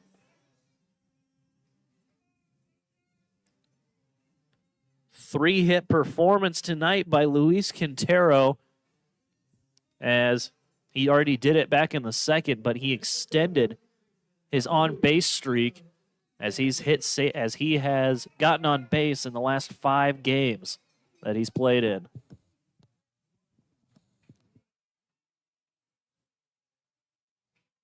Swing and a miss by Lancaster, 0-1. And actually, you can correct it to...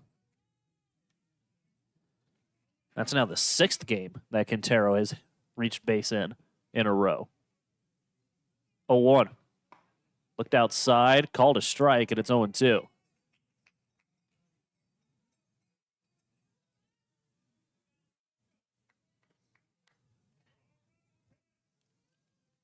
Lancaster 0 for 1. He's got 3 walks and a strikeout. 0-2. And he swings and misses, and that's the second out of the inning.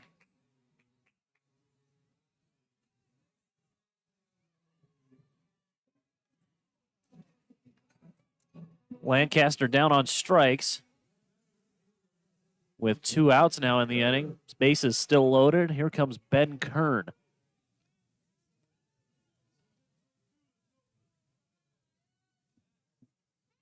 Kern drew a walk in his first plate appearance. So he came in as a pinch hitter back in the 7th, I should say. First pitch. It's a strike. I think they called it a strike on the swing. 0-1.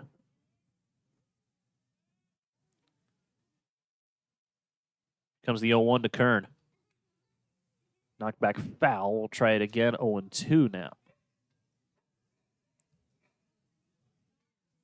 Say, folks, all Front Range League games stream on the Front Range Baseball Network on YouTube. Follow us on YouTube at Front Range Baseball Network. Swing and a miss, and Ben Kern strikes out to end the inning. Back-to-back strikeouts for Vila to end the inning. 2 hits, no runs, 2 hits, no errors, and 3 left on for the Pioneers. Go to the top half of inning number 9. Last chance for the Prospectors. It's the Pioneers 10 on your West Coast scoreboard. And it's the Prospectors 8. We'll take a break. You're watching on the Front Range League Network and listening to Pioneer Baseball on KNEB.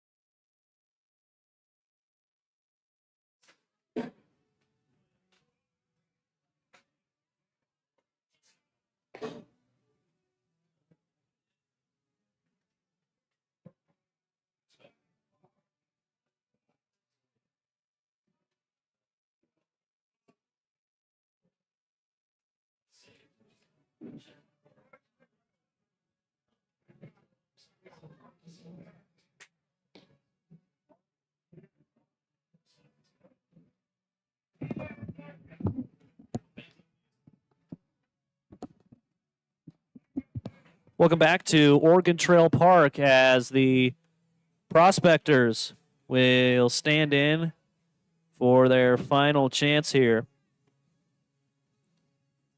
as they need at least 2 runs or this game's over. Man on the mound to close things out is going to be Jake Eady. So he goes from shortstop to the pitching rubber, as Mikey Pickett will come off the bench and he'll play shortstop for this final inning.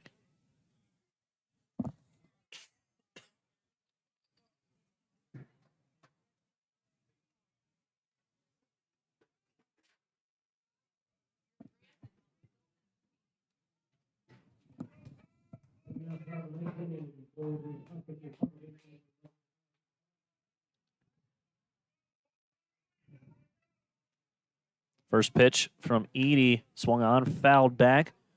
Man to lead things off for the Prospectors is Alex Clapp.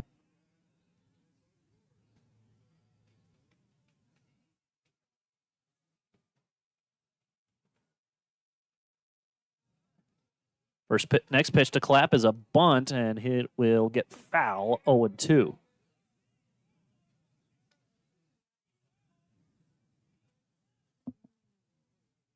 Clapp is 1 for 3. Drew a walk his last time up.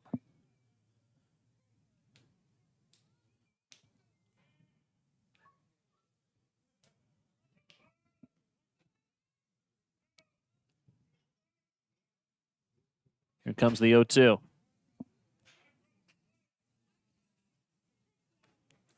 Swung on, fouled back. We'll try it again, 0-2.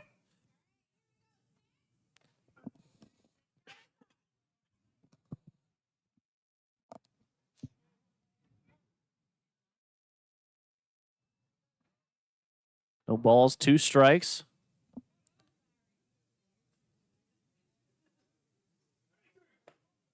Inside, ball 1. Top half of inning number 9. Last chance for the Prospectors, and they need 2 more. They need 2 runs to keep this game alive. As the Prospectors looking to see if they can't rally.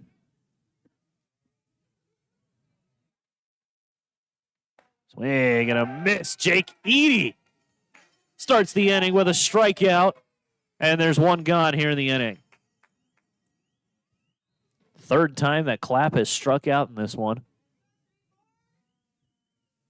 As next to hit's going to be Braden Thompson.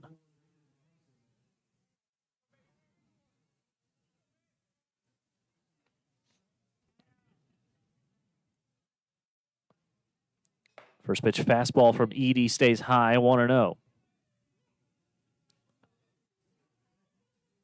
Thompson, 1 for 4, doubled back in the 4th.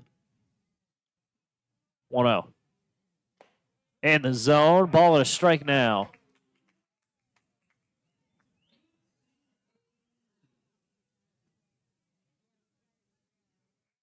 Count evened up here.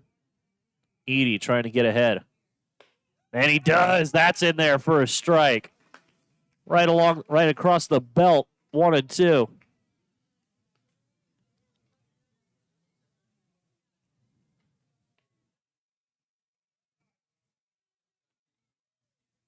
One, two. Off the end of the bat, foul. We'll try it again at 1-2.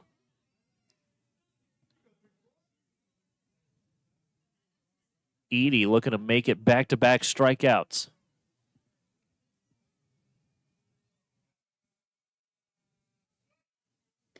Down and away. Counts evened up now at 2 balls and 2 strikes.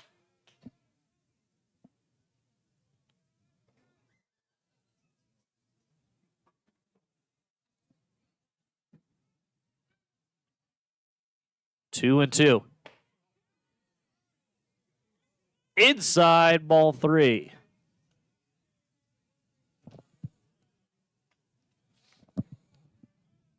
Full count now with 1 away. Waiting on deck is Riley Suarez. 3-2. Popped up towards the right side. Marlin will track. He's backing up, and he is not going to be able to catch it. Just fanned on it, not too sure what happened. He kept backing up and just, I think it kept pushing back on him more than he expected it to. Not sure if he put a glove on it or not. They gave him an error.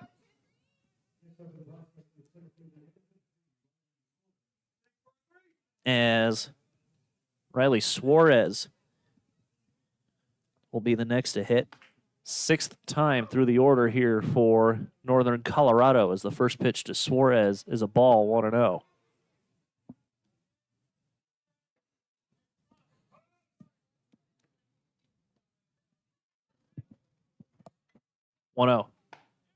Catches the outer part of the plate for a strike. 1-1 now.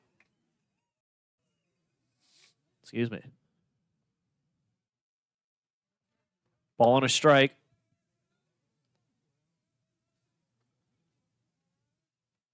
Fastball off the end of the bat, but held on to by Gurecki. And another 1-2 count here for Jake Eady.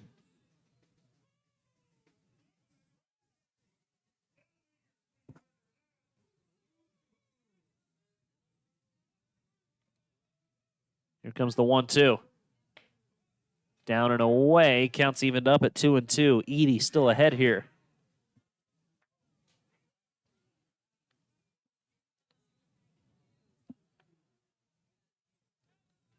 Two balls, two strikes. Here it comes.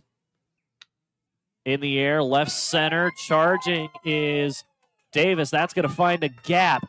Runner rounding third. He's on his way to the plate. Throw's going to come in. Pickett's got it. There's not even going to be a throw home, and it's an RBI double by Riley Suarez.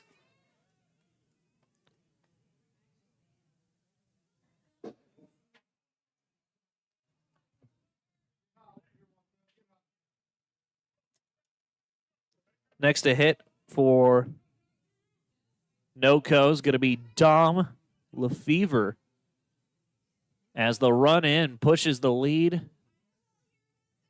Cuts the lead in half. It's now 10-9 in favor of Western Nebraska. Swing and a miss. Good fastball on the first pitch by Eady. Lefevre was not expecting a fastball there, and it's 0-1. Lefevre is 0 for 4. Got hit by a pitch in the third as he swings and knocks one foul. Quickly now, the count moves to 0-2.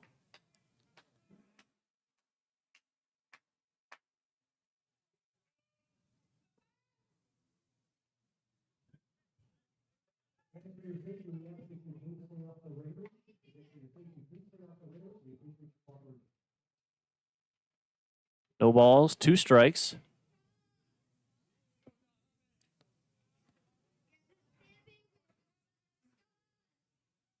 Try to keep the tying run from scoring as he's standing on second. Here's the 0-2 from Eady. Tap back foul. Gorecki tapped his glove. I think he might have thought he had a chance to catch that. Count stays where it's at 0-2.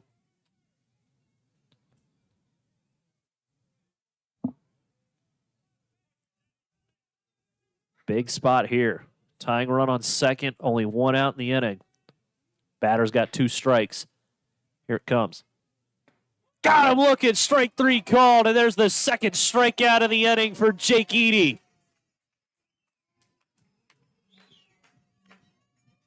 Now it's going to take a big hit to get the tying run home. As next to hit will be Dalton Berg.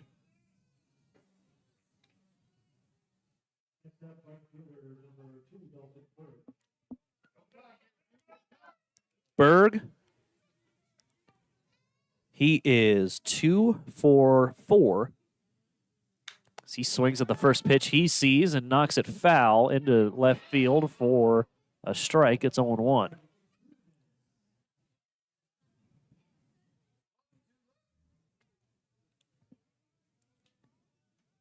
Berg reached via error last time he was at bat. Down in the count, 0-1. Swung on, in the air to right. Coming on is the right fielder. It's going to get down. Runner being waved to third. Ball throw's going to send Gorecki up. The throw to second is going to be in time. And wait a minute. They're going to call the runner safe at second, I believe due to interference of some kind. Run in to score. We're tied up at 10-all.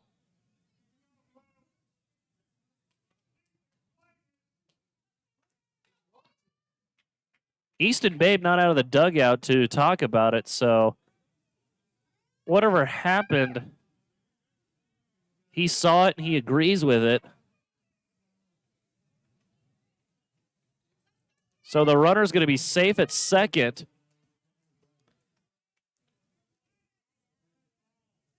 Suarez in to score, and we're all tied up at 10 apiece as the first pitch to catcher Gladish is going to miss inside for a ball 1-0. Time's going to be called. And we're going to talk things over here. Gorecki, his arm around Edie, just trying to calm him down. Go ahead run at second.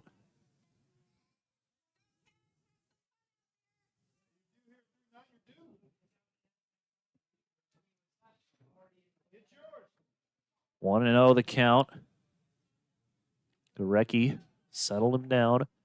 10 runs, 6 hits, 6 errors, the line for the Prospectors.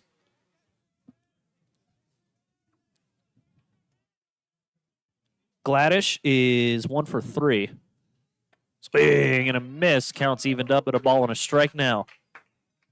Gladish, he drew a walk his last time up.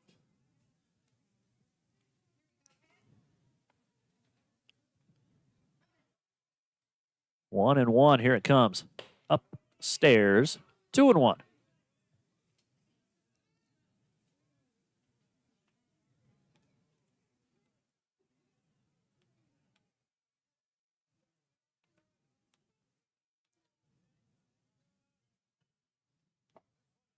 Next pitch to Gladish, misses.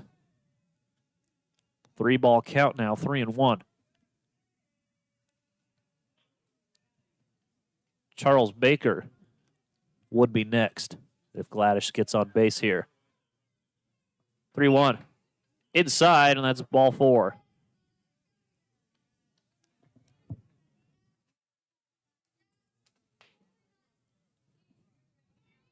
Gladish draws another walk. Second time he's drawn a walk today. As here comes Charles Baker here with 2 on and 2 out. Go ahead run on second. 2 runs already home here in the top half of inning number 9 as we're tied up at 10 apiece.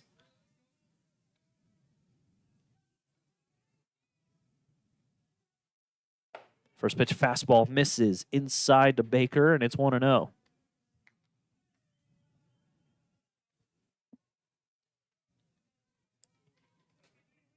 Baker is 0 for 3.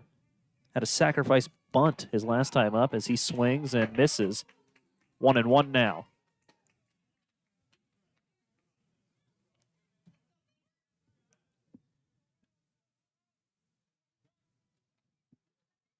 One ball, 1 strike. Edie comes set.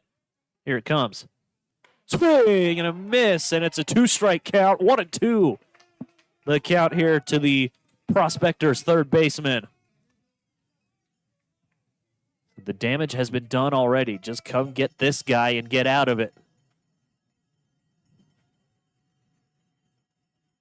1-2. Foul, and we'll try again. No shortage of drama here in these past 2 days for the Pioneers. Trying to get a strikeout. Here comes the 1-2.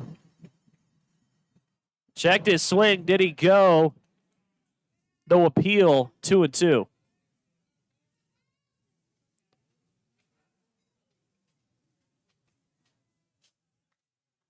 I don't think he went. And even if he did, they never call it. They never call it in that situation. Glance back at the runner at second. Here's the 2-2. Swing and a miss. Edie with 3 strikeouts in the inning. But the damage has been done by the Prospectors. But the worst the Pioneers can do is have it go to extra innings, as we'll go to the bottom half of inning number 9. 2 runs in for the Prospectors. On your Wesco scoreboard, it's the Pios 10 and the Prospectors 10. Go to the bottom half of inning number 9. You're watching on the Front Range League Network and listening to Pioneer Baseball on KNEB.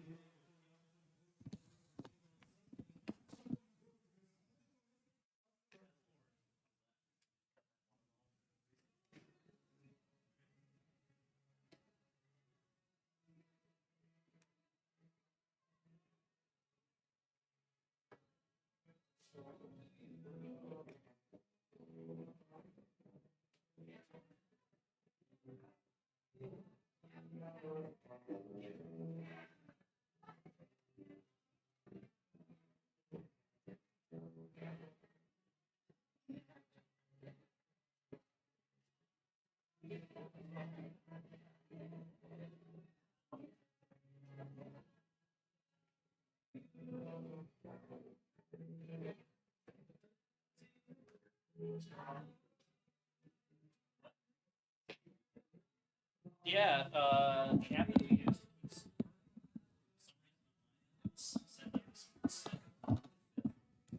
So I don't know what that was about.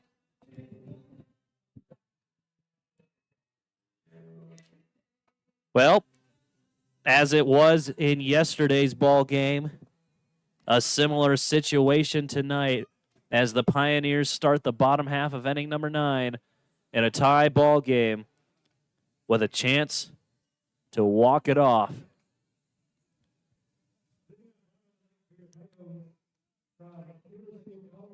Leading things off, it'll be a pinch hitter as instead of Austin Marlin, it'll be Bryce Peterson. Peterson takes a look at the first pitch he sees, up and away for a ball, 1-0.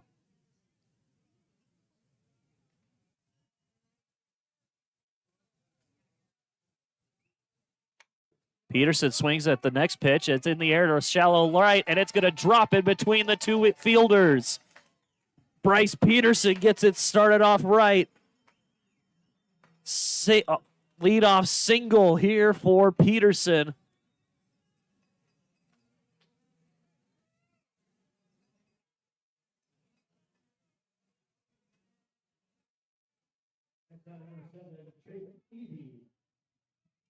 As next to hit will be Jake Eady.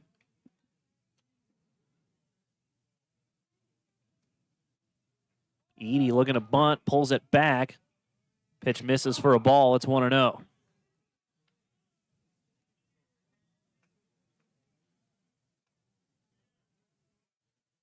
Eady is 1 for 4. And an RBI ground out back in the second. Eady looking to square again, pulls it back. That's called a strike. 1-1 now. Kind of shrugged his shoulders. That first pitch looked more like a strike than the last.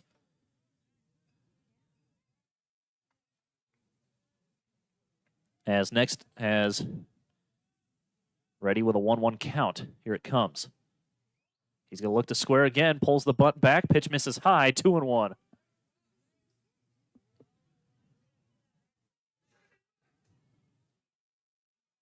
Two balls and a strike. Is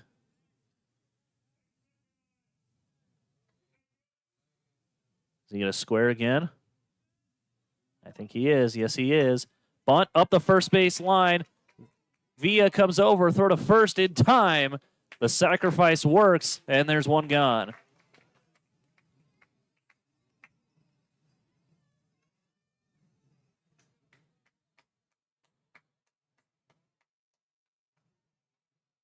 So sacrifice bunt by Jake Eady. As next to hit will be Tyler Antwine.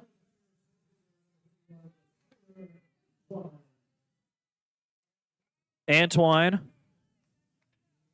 he is one of 2 guys on this team with more than 1 home run.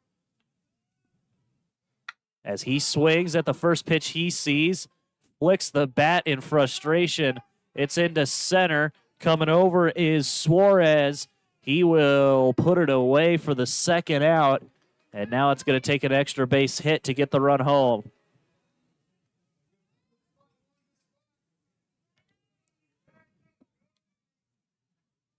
Next to hit for the first time in this ball game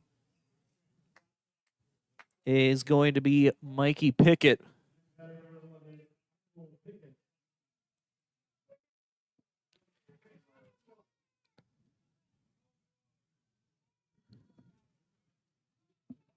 Pickett swings on the ground towards the right side. First baseman's got it. Underhand flip to the pitcher covering is in time, and that will end the inning. And for the second night in a row, we have extra inning baseball. No runs, no runs, 1 hit, no errors, and a runner left on. Top half of inning number 10. Getting ready next. as we'll go ahead and take a break. You're watching Pioneer Baseball over on the Front Range League Network and listening on KNEB.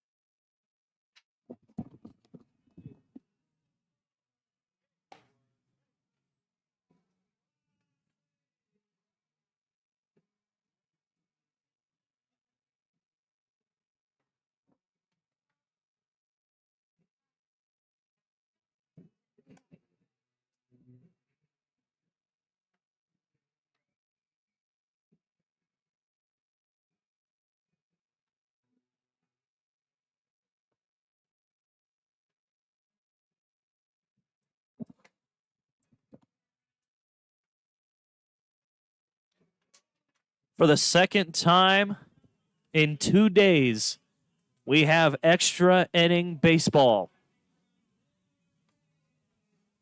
As we begin the top half of inning number 10, the Pioneers have a new pitcher on the mound, as the man tasked with keeping this tied going into the bottom half of the inning will be Jackson McFarland. McFarland, he's from Terre Haute, Indiana. Attends St. Xavier University.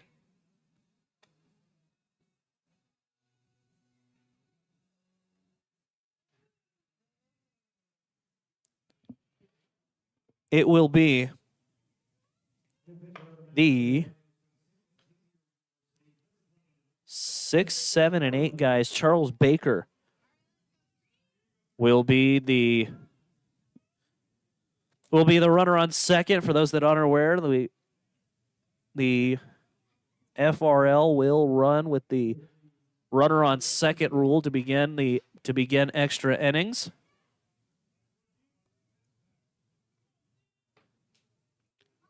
As Rocco Casano will be the one to lead things off as he takes a look at the first pitch in there for a strike, and it's 0-1. As correction, Sanoa Trujillo will be the one as a pinch hitter. He will be the one to get us going. Trujillo looks to square. Pitch stays high. It's a ball. 1-1. There's a lot of defensive changes with Jackson McFarland coming in to pitch. Third base now belongs to Tanner Lancaster. Mikey Pickett's in at short. Ashton Pinedo goes from third to first. Looks to square a pitch in there for a strike as Trujillo.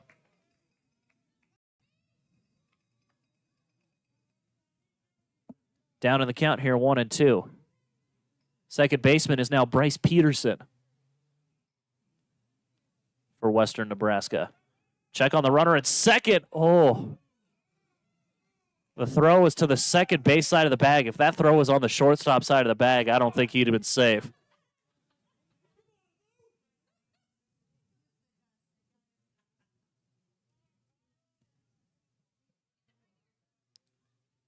McFarland with a glance back. 1-2.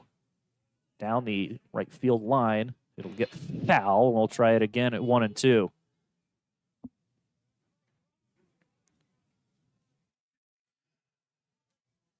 Trujillo. He is from Greeley, Colorado, and attends Nebraska Wesleyan University out in Lincoln. 2-2 the count. Nebraska Wesleyan D3 college out there in Lincoln. 2-2. Off the end of the bat, foul. We'll try it again at 2-2.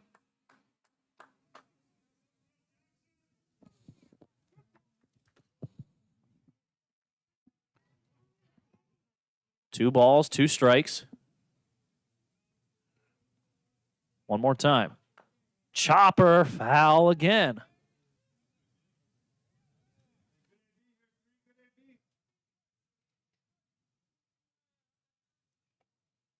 It looks like there's also a new right fielder for the Pioneers. I believe Henry Douglas is out in right now. Next pitch is a fastball up and away to Trujillo. He was down 1-2. Now the count's full here, 3-2.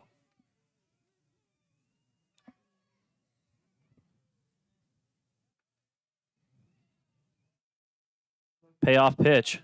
Still nobody out here in the inning. Swing and a miss. Jackson McFarland gets the first man to strike out, and there's 1 gone in the inning.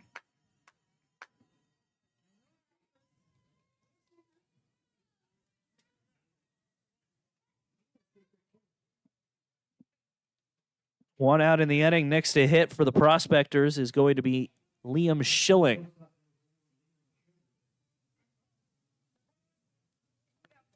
Schilling is 0 for 5 today. Grounded out his last time up. He's going to look to square. Pitch pulled back. Beautiful slider by McFarland as it drops into the zone for a strike, and it's 0-1.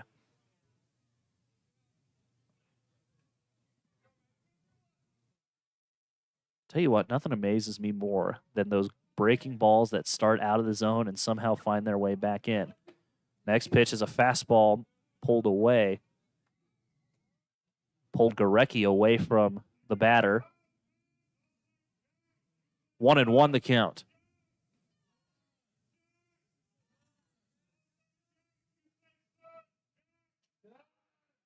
1-1. Look at a bunt again, and he'll bunt it foul, and Schilling slaps the bat in frustration.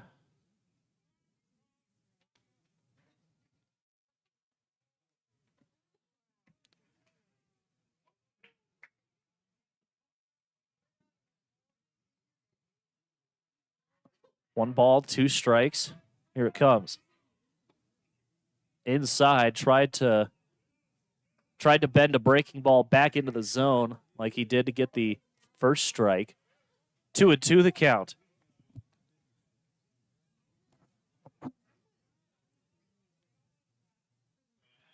Two balls, 2 strikes. Schilling ready. McFarland comes set. Here it comes. Too high. Great catch behind the plate by Gering, as that was a fastball way up in the zone. And Gering basically had to jump to get that.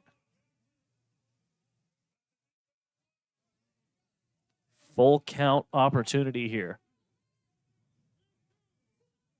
3-2. McFarland trying to make it back-to-back strikeouts here.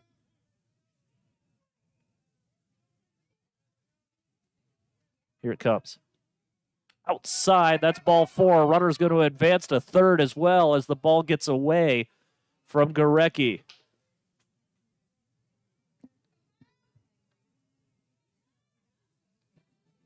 So Baker will go over to third. Time called. Easton Babe will come out to talk things over.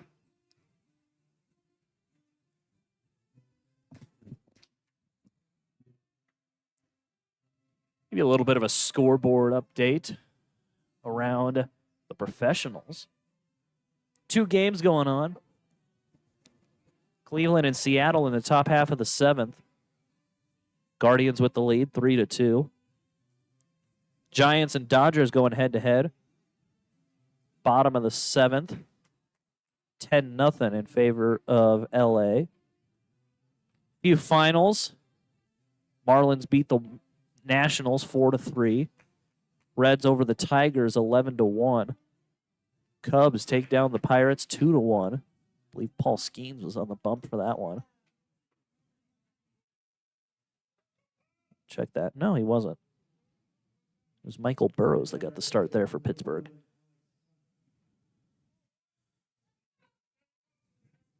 Next to hit for the the Prospectors is going to be Alex Clapp.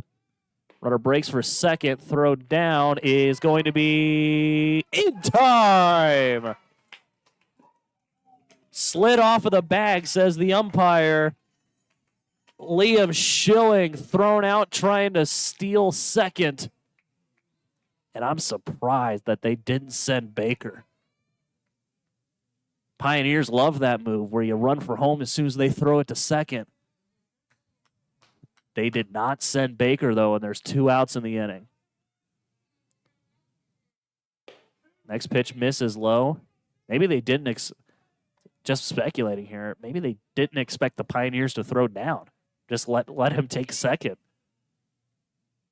They didn't let him take second, and there's 2 outs in the inning. It's going to take a base hit now to get that run home from third. 1-1 from McFarland. Catches the bottom corner for a strike. 1-2 now.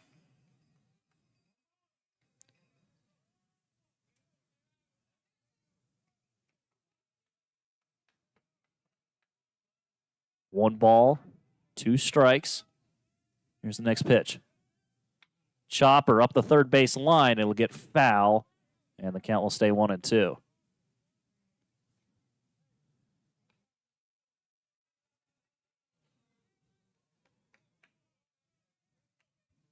We're in the top half of inning number 10. Runner on third, 2 outs, 2 strikes on the batter here. That being Alex Clapp. 1-2. Too high. Good fastball. Couldn't get him to chase. 2-2.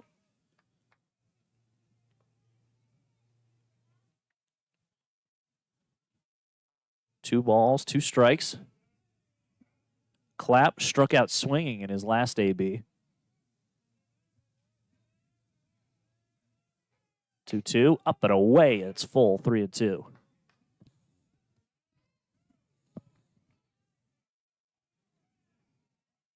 Clapp trying to avoid the golden sombrero in this one. He's already struck out 3 times.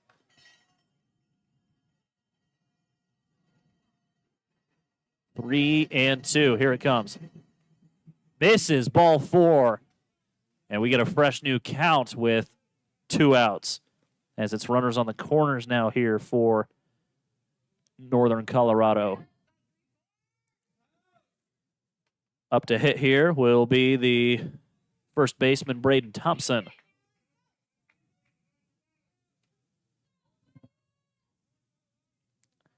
Thompson.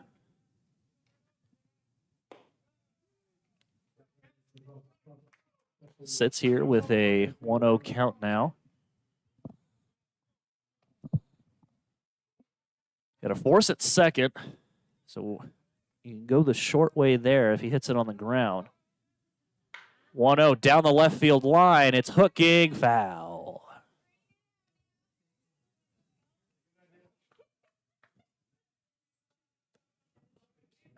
One and 1. Thompson doubled back in the 4th.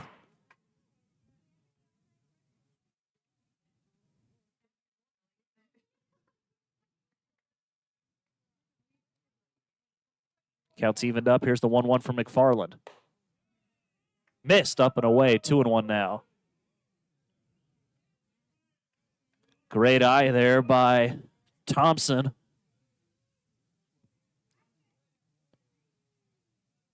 He's ahead in the count here. Here's the 2-1. Runners don't go, and he hit him.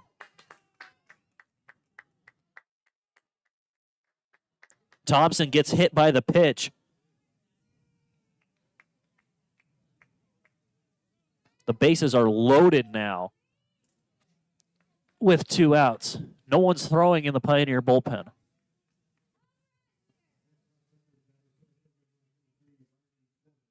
Next to hit will be Riley Suarez as we're at the top of the order again.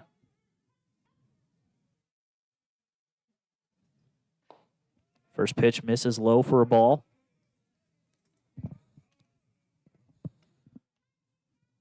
Suarez doubled in the 9th and then came around to score to give us this tie ball game.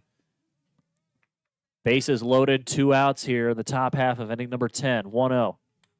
Pop back foul, and the count's evened up now at a ball and a strike.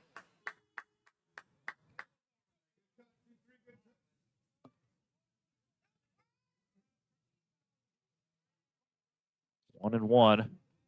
Marlin comes set. That one, right at the zone, right at the top of the zone. 1-2 now.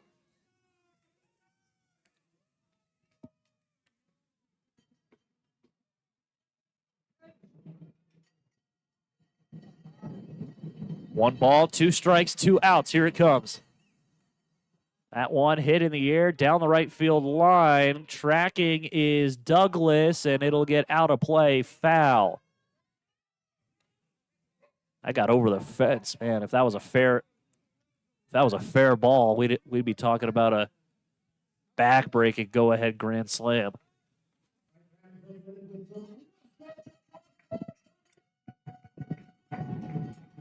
1-2.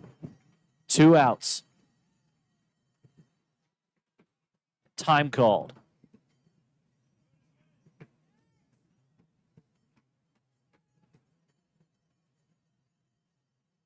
McFarland gets the sign. Comes set. Off the end of the bat, foul as Suarez thought about going after it, had it hit off his bat.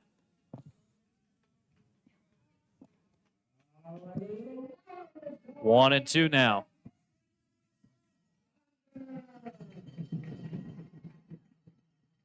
Here it comes. Too high, and it's 2-2. McFarland still with a pitch to play with.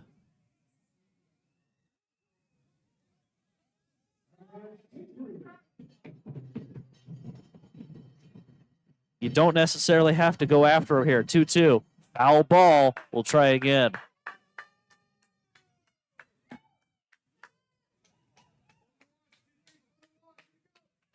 You don't have to give him something to hit here on this pitch, as you still have one more ball to deal with here. 2-2 the count. You're still safe for one more pitch. That one's going to get away from Gering. Runner coming to the plate. He's going to score, and the runners will go second to third as well. And now it's ball 3.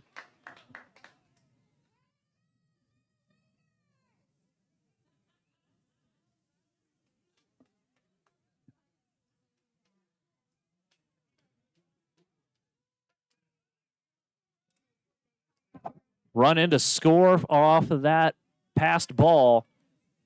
It's now 11-10 Prospectors. 3-2. Back foul.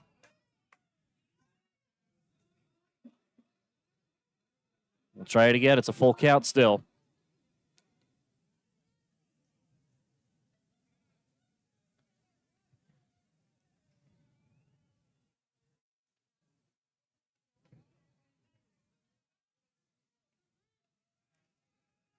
Three, 2. Here it comes. Chopper in front of the mound. McFarland, throw to first. In time. And that'll end the inning. Prospectors get 1. Go to the bottom half of inning number 10 on your West Coast scoreboard. It's NoCo 11 and the Pioneers 10. We'll take a break. Bottom half of inning number 10 coming your way next. You're watching on the Front Range League Network and listening to Pioneer Baseball on KNEB.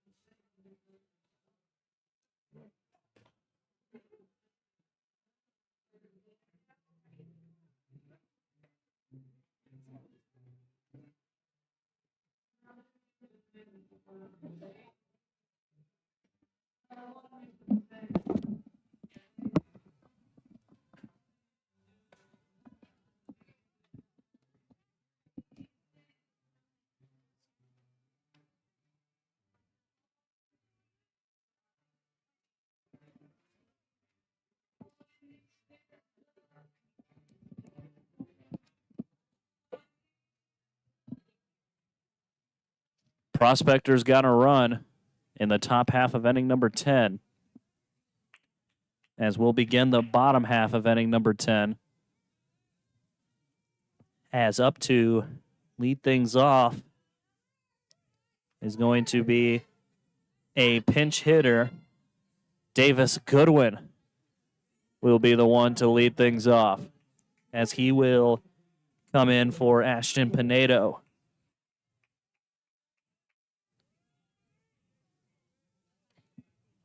Man on second will be Ben Kern here to start the bottom of the 10th. First pitch swinging is Goodwin as he knocks it up and knocks it foul. It's off the press box up here.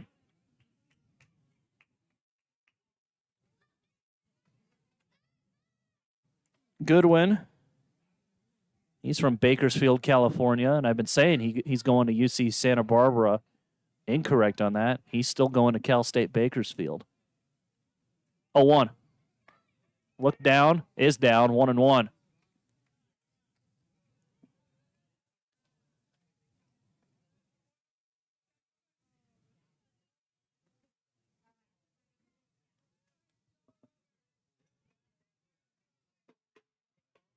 One ball, one strike. Glance back at the runner on second. Here it comes.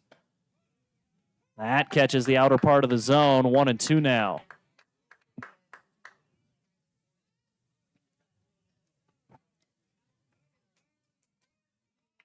Goodwin in a big spot here. He's come up in a couple of spots earlier in the season. Next pitch hit back foul. 1-2 still.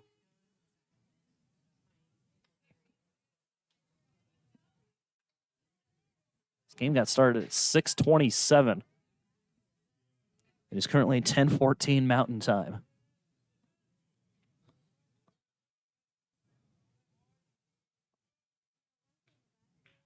One, two. Down and away. Not going to fool anyone with that one. 2-2 now.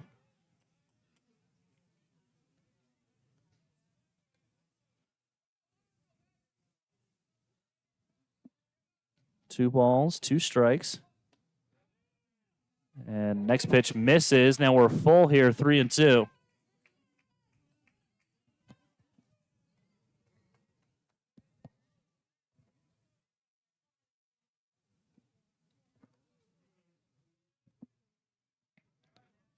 Three-two. Up the third base line. That's going to get past the third baseman. Goodwin rounding first, on his way to second, but he thinks better of it, and he'll head back to second. Kern will advance to third. Runners on the corners now, nobody out. Here comes Cooper Gorecki.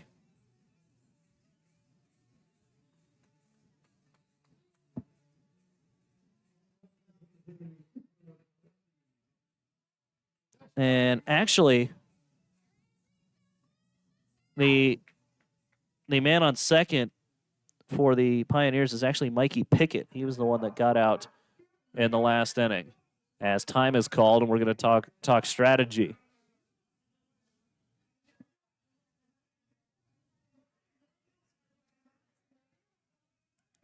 Gone over some final scores earlier.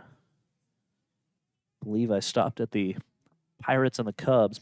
Look back at the MLB scoreboard. The Orioles took down the Angels by a score of 6-5. White Sox and the Rangers went to extra innings, with the Rangers winning in 11 innings, 5-4. Phillies took down the Blue Jays 3-2. Astros beat the Twins in Houston 3-2. A's beat the Royals 4-0. Cardinals beat the Braves 8-5. Beat the Brewers, excuse me. Got ahead of myself. The Braves beat the Rockies 4-1.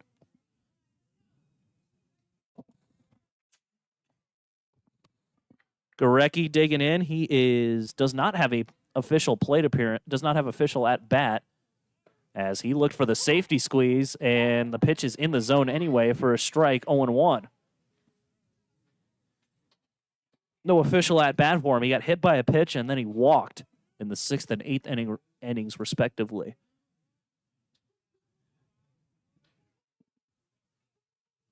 Oh, 1 to Gering. Runner breaks for second. Pitch is outside. The throw is going to be faked. And a head first slide by Goodwin.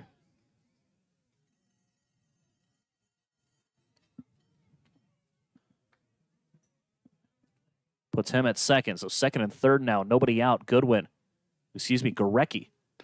has the pitch, miss outside. 2-1 the count now. Big spot here. Hitters count now for Gering.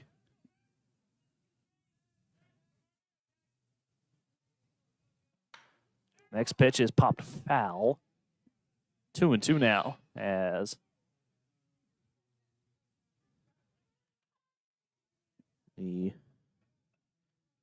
Villa jumps ahead here. 2-2.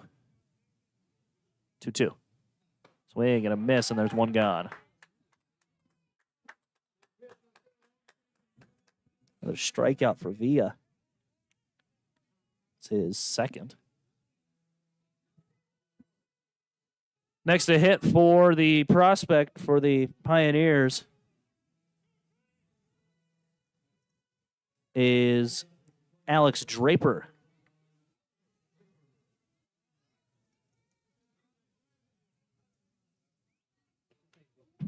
Draper swings at the first pitch he sees and knocks it foul. 0-1.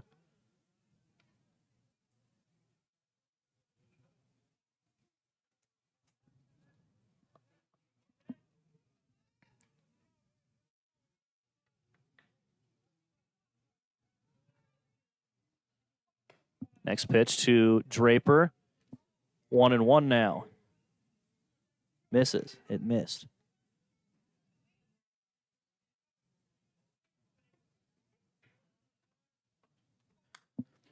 Draper swings on the next pitch he sees, knocks it foul. 1-2 now.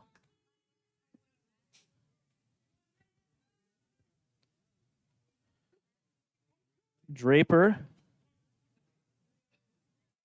is from Papillion, Nebraska.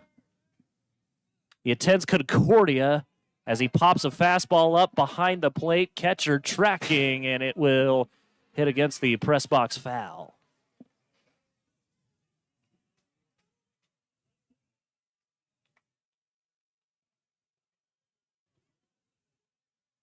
One and two the count.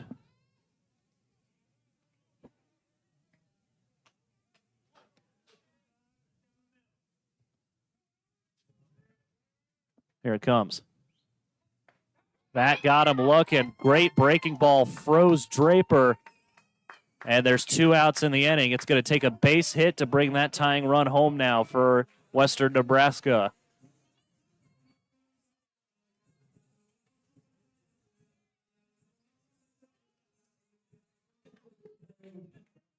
Next to hit will be Kevin Blanco.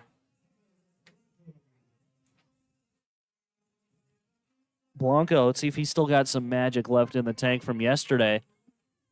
He went 4 for 5 yesterday with 4 singles.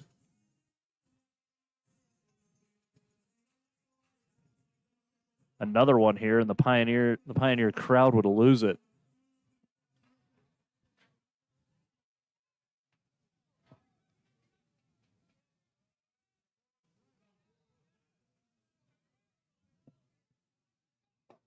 First pitch, right at the knees for a strike, and it's 0-1.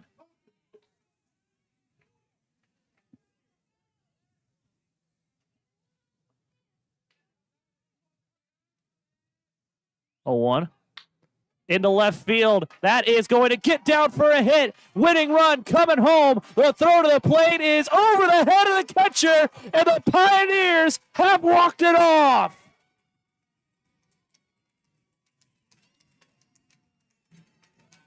Kevin Blanco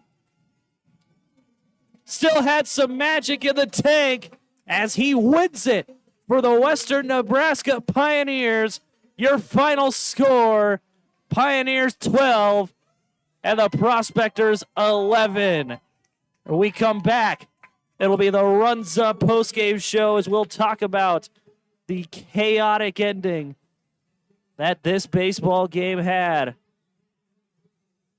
You're watching on the Front Range League Network and listening to Pioneer Baseball on KNEB. We'll be back. Runs Up postgame show coming your way next.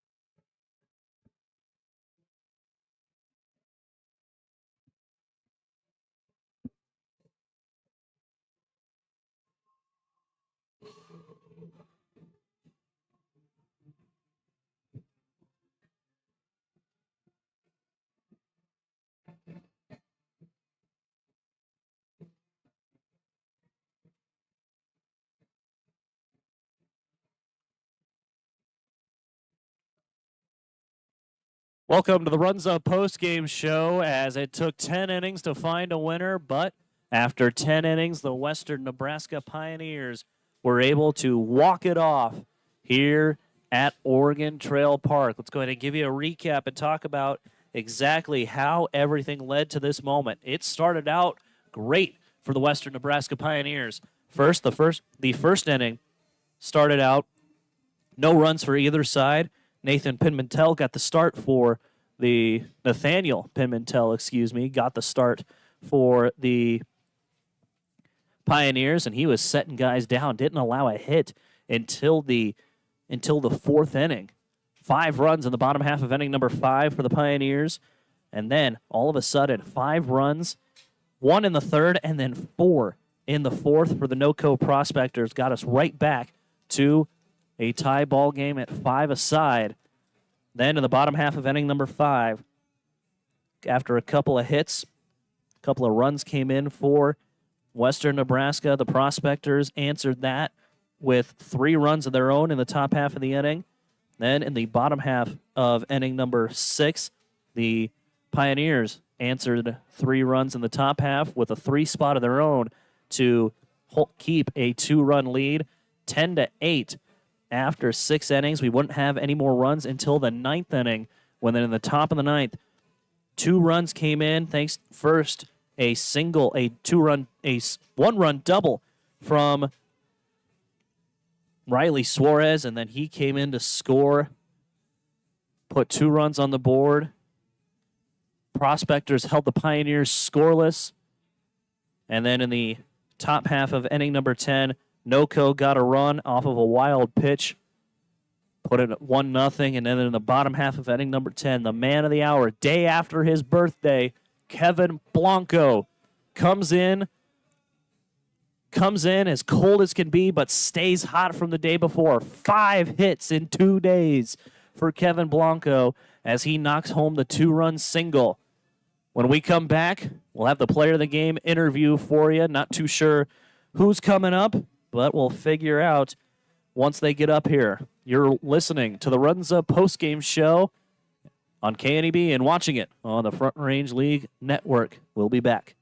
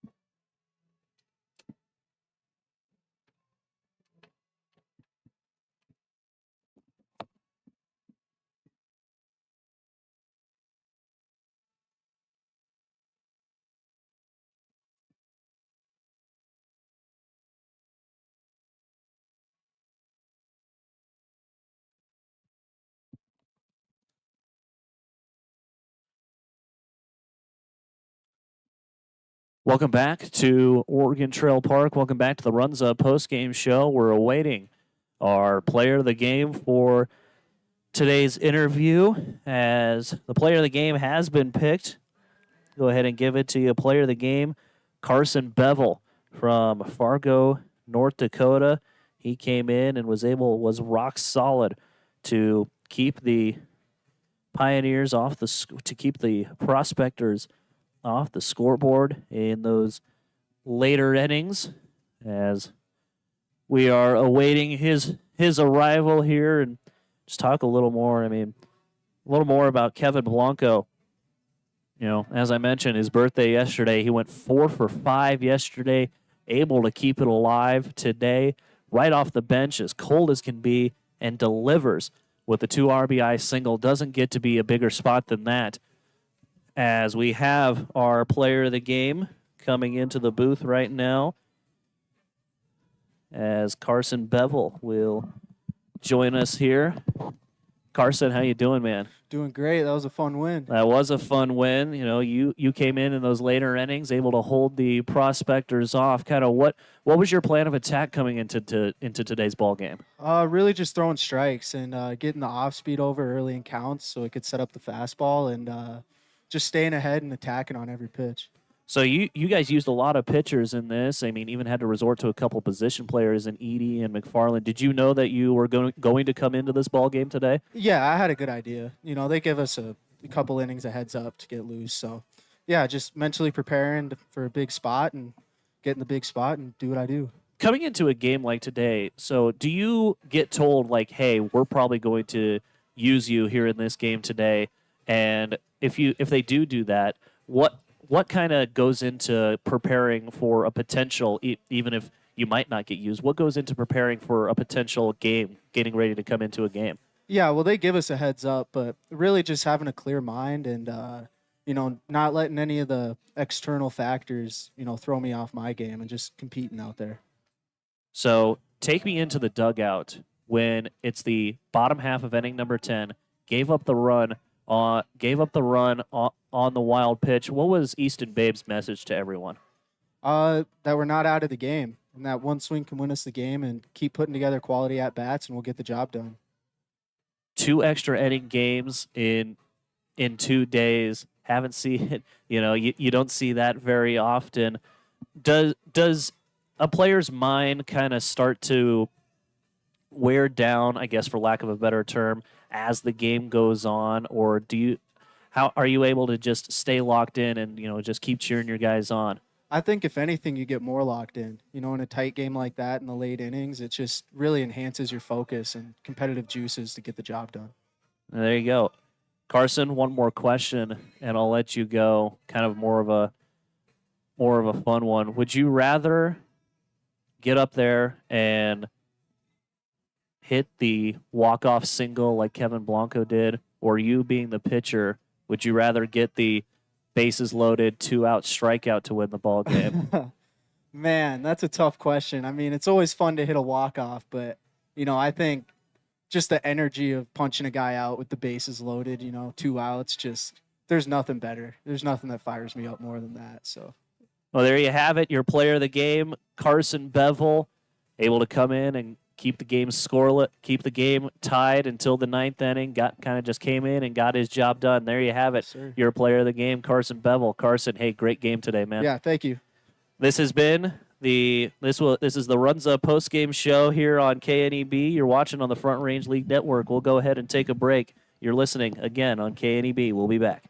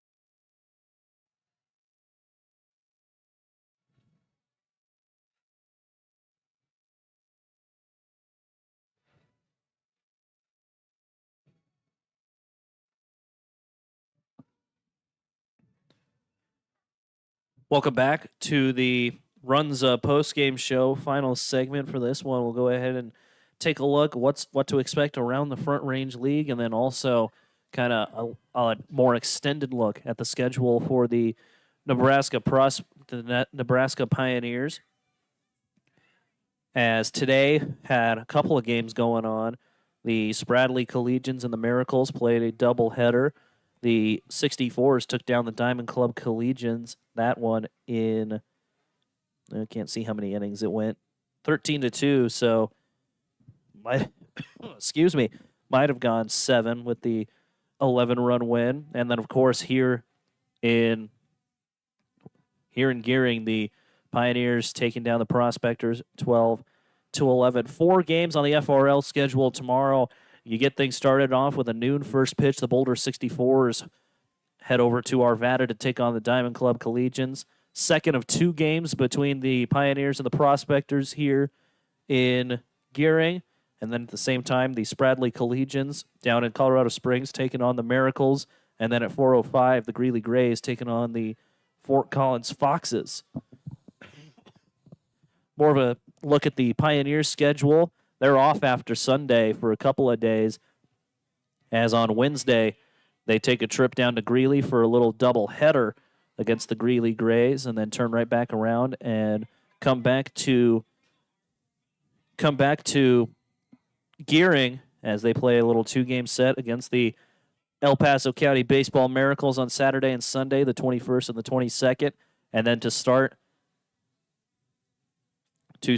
the next week, Tuesday, Wednesday, Thursday, 2 games on the 24th and 25th against the 64s, and then another one-off game down in Colorado Springs against the El Paso County Miracles. Well, that'll do it for us here at Oregon Trail Park. The Pioneers win it in walk-off fashion by a score of 12-11. The Pioneers improved to 7-8-5 on the year, and the Prospectors fall to 4-5.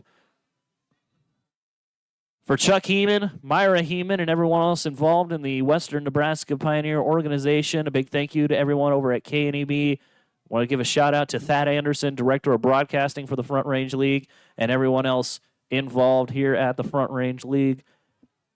Thank you all for watching over on the Front Range League Network, and thank you all for listening right here on KNEB. One last time, this has been Logan Hunter, and this has been Pioneer Baseball on the Front Range League Network and KNEB. Thank you all for listening. Thank you all for watching. We'll see you. We'll do it all over again tomorrow at 1:30. We'll see you. Thank you all.